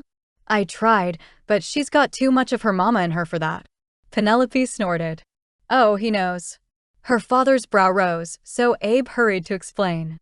"When she first arrived here, I tried to contain her at the ranch to lessen the potential of Banks finding out she was here." "Tried to keep her caged, huh?" Her father's lips spread into a smile. "Never gonna work. She's got more spunk than 100 men, but she always points it in the right direction. I've come to realize that, sir. With the help of the good Lord and some friends who talked sense into me, I've realized her bravery is one of the most beautiful things about her. I may spend the rest of our lives trying to keep her safe, but I'm working on surrendering control to the Lord in order to make that happen." Satisfaction spread over Mr. Fairchild's face at Abe's words. "Then I give you two my blessing. I'll talk more with you in a bit." I believe I heard something about fresh baked scones inside, and it feels like it's been a month of Sundays since we ate breakfast on the train. He tipped his hat to Abe and hugged Penelope once more before following Louisa's family inside the ranch house, leaving Abe and Penelope outside. Abe pulled Penelope into his arms, mindful of their potential audience, and pressed a kiss to her forehead. I didn't realize how nervous I'd been about getting his blessing until now. Grinning up at him, Penelope looked as beautiful as he'd ever seen her. Her eyes shone with tears of joy from seeing her father again, and he knew they'd made the right decision in splitting their time between Boston and Texas for as long as it worked for them. I love you, Abraham Sutton. You were the gift I least expected, but I couldn't be more grateful.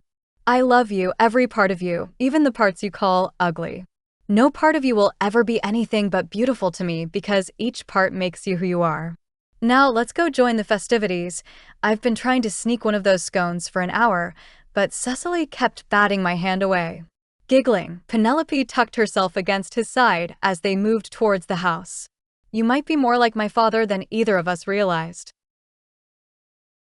Thanks for listening. Don't forget to subscribe to my channel so you never miss an upload.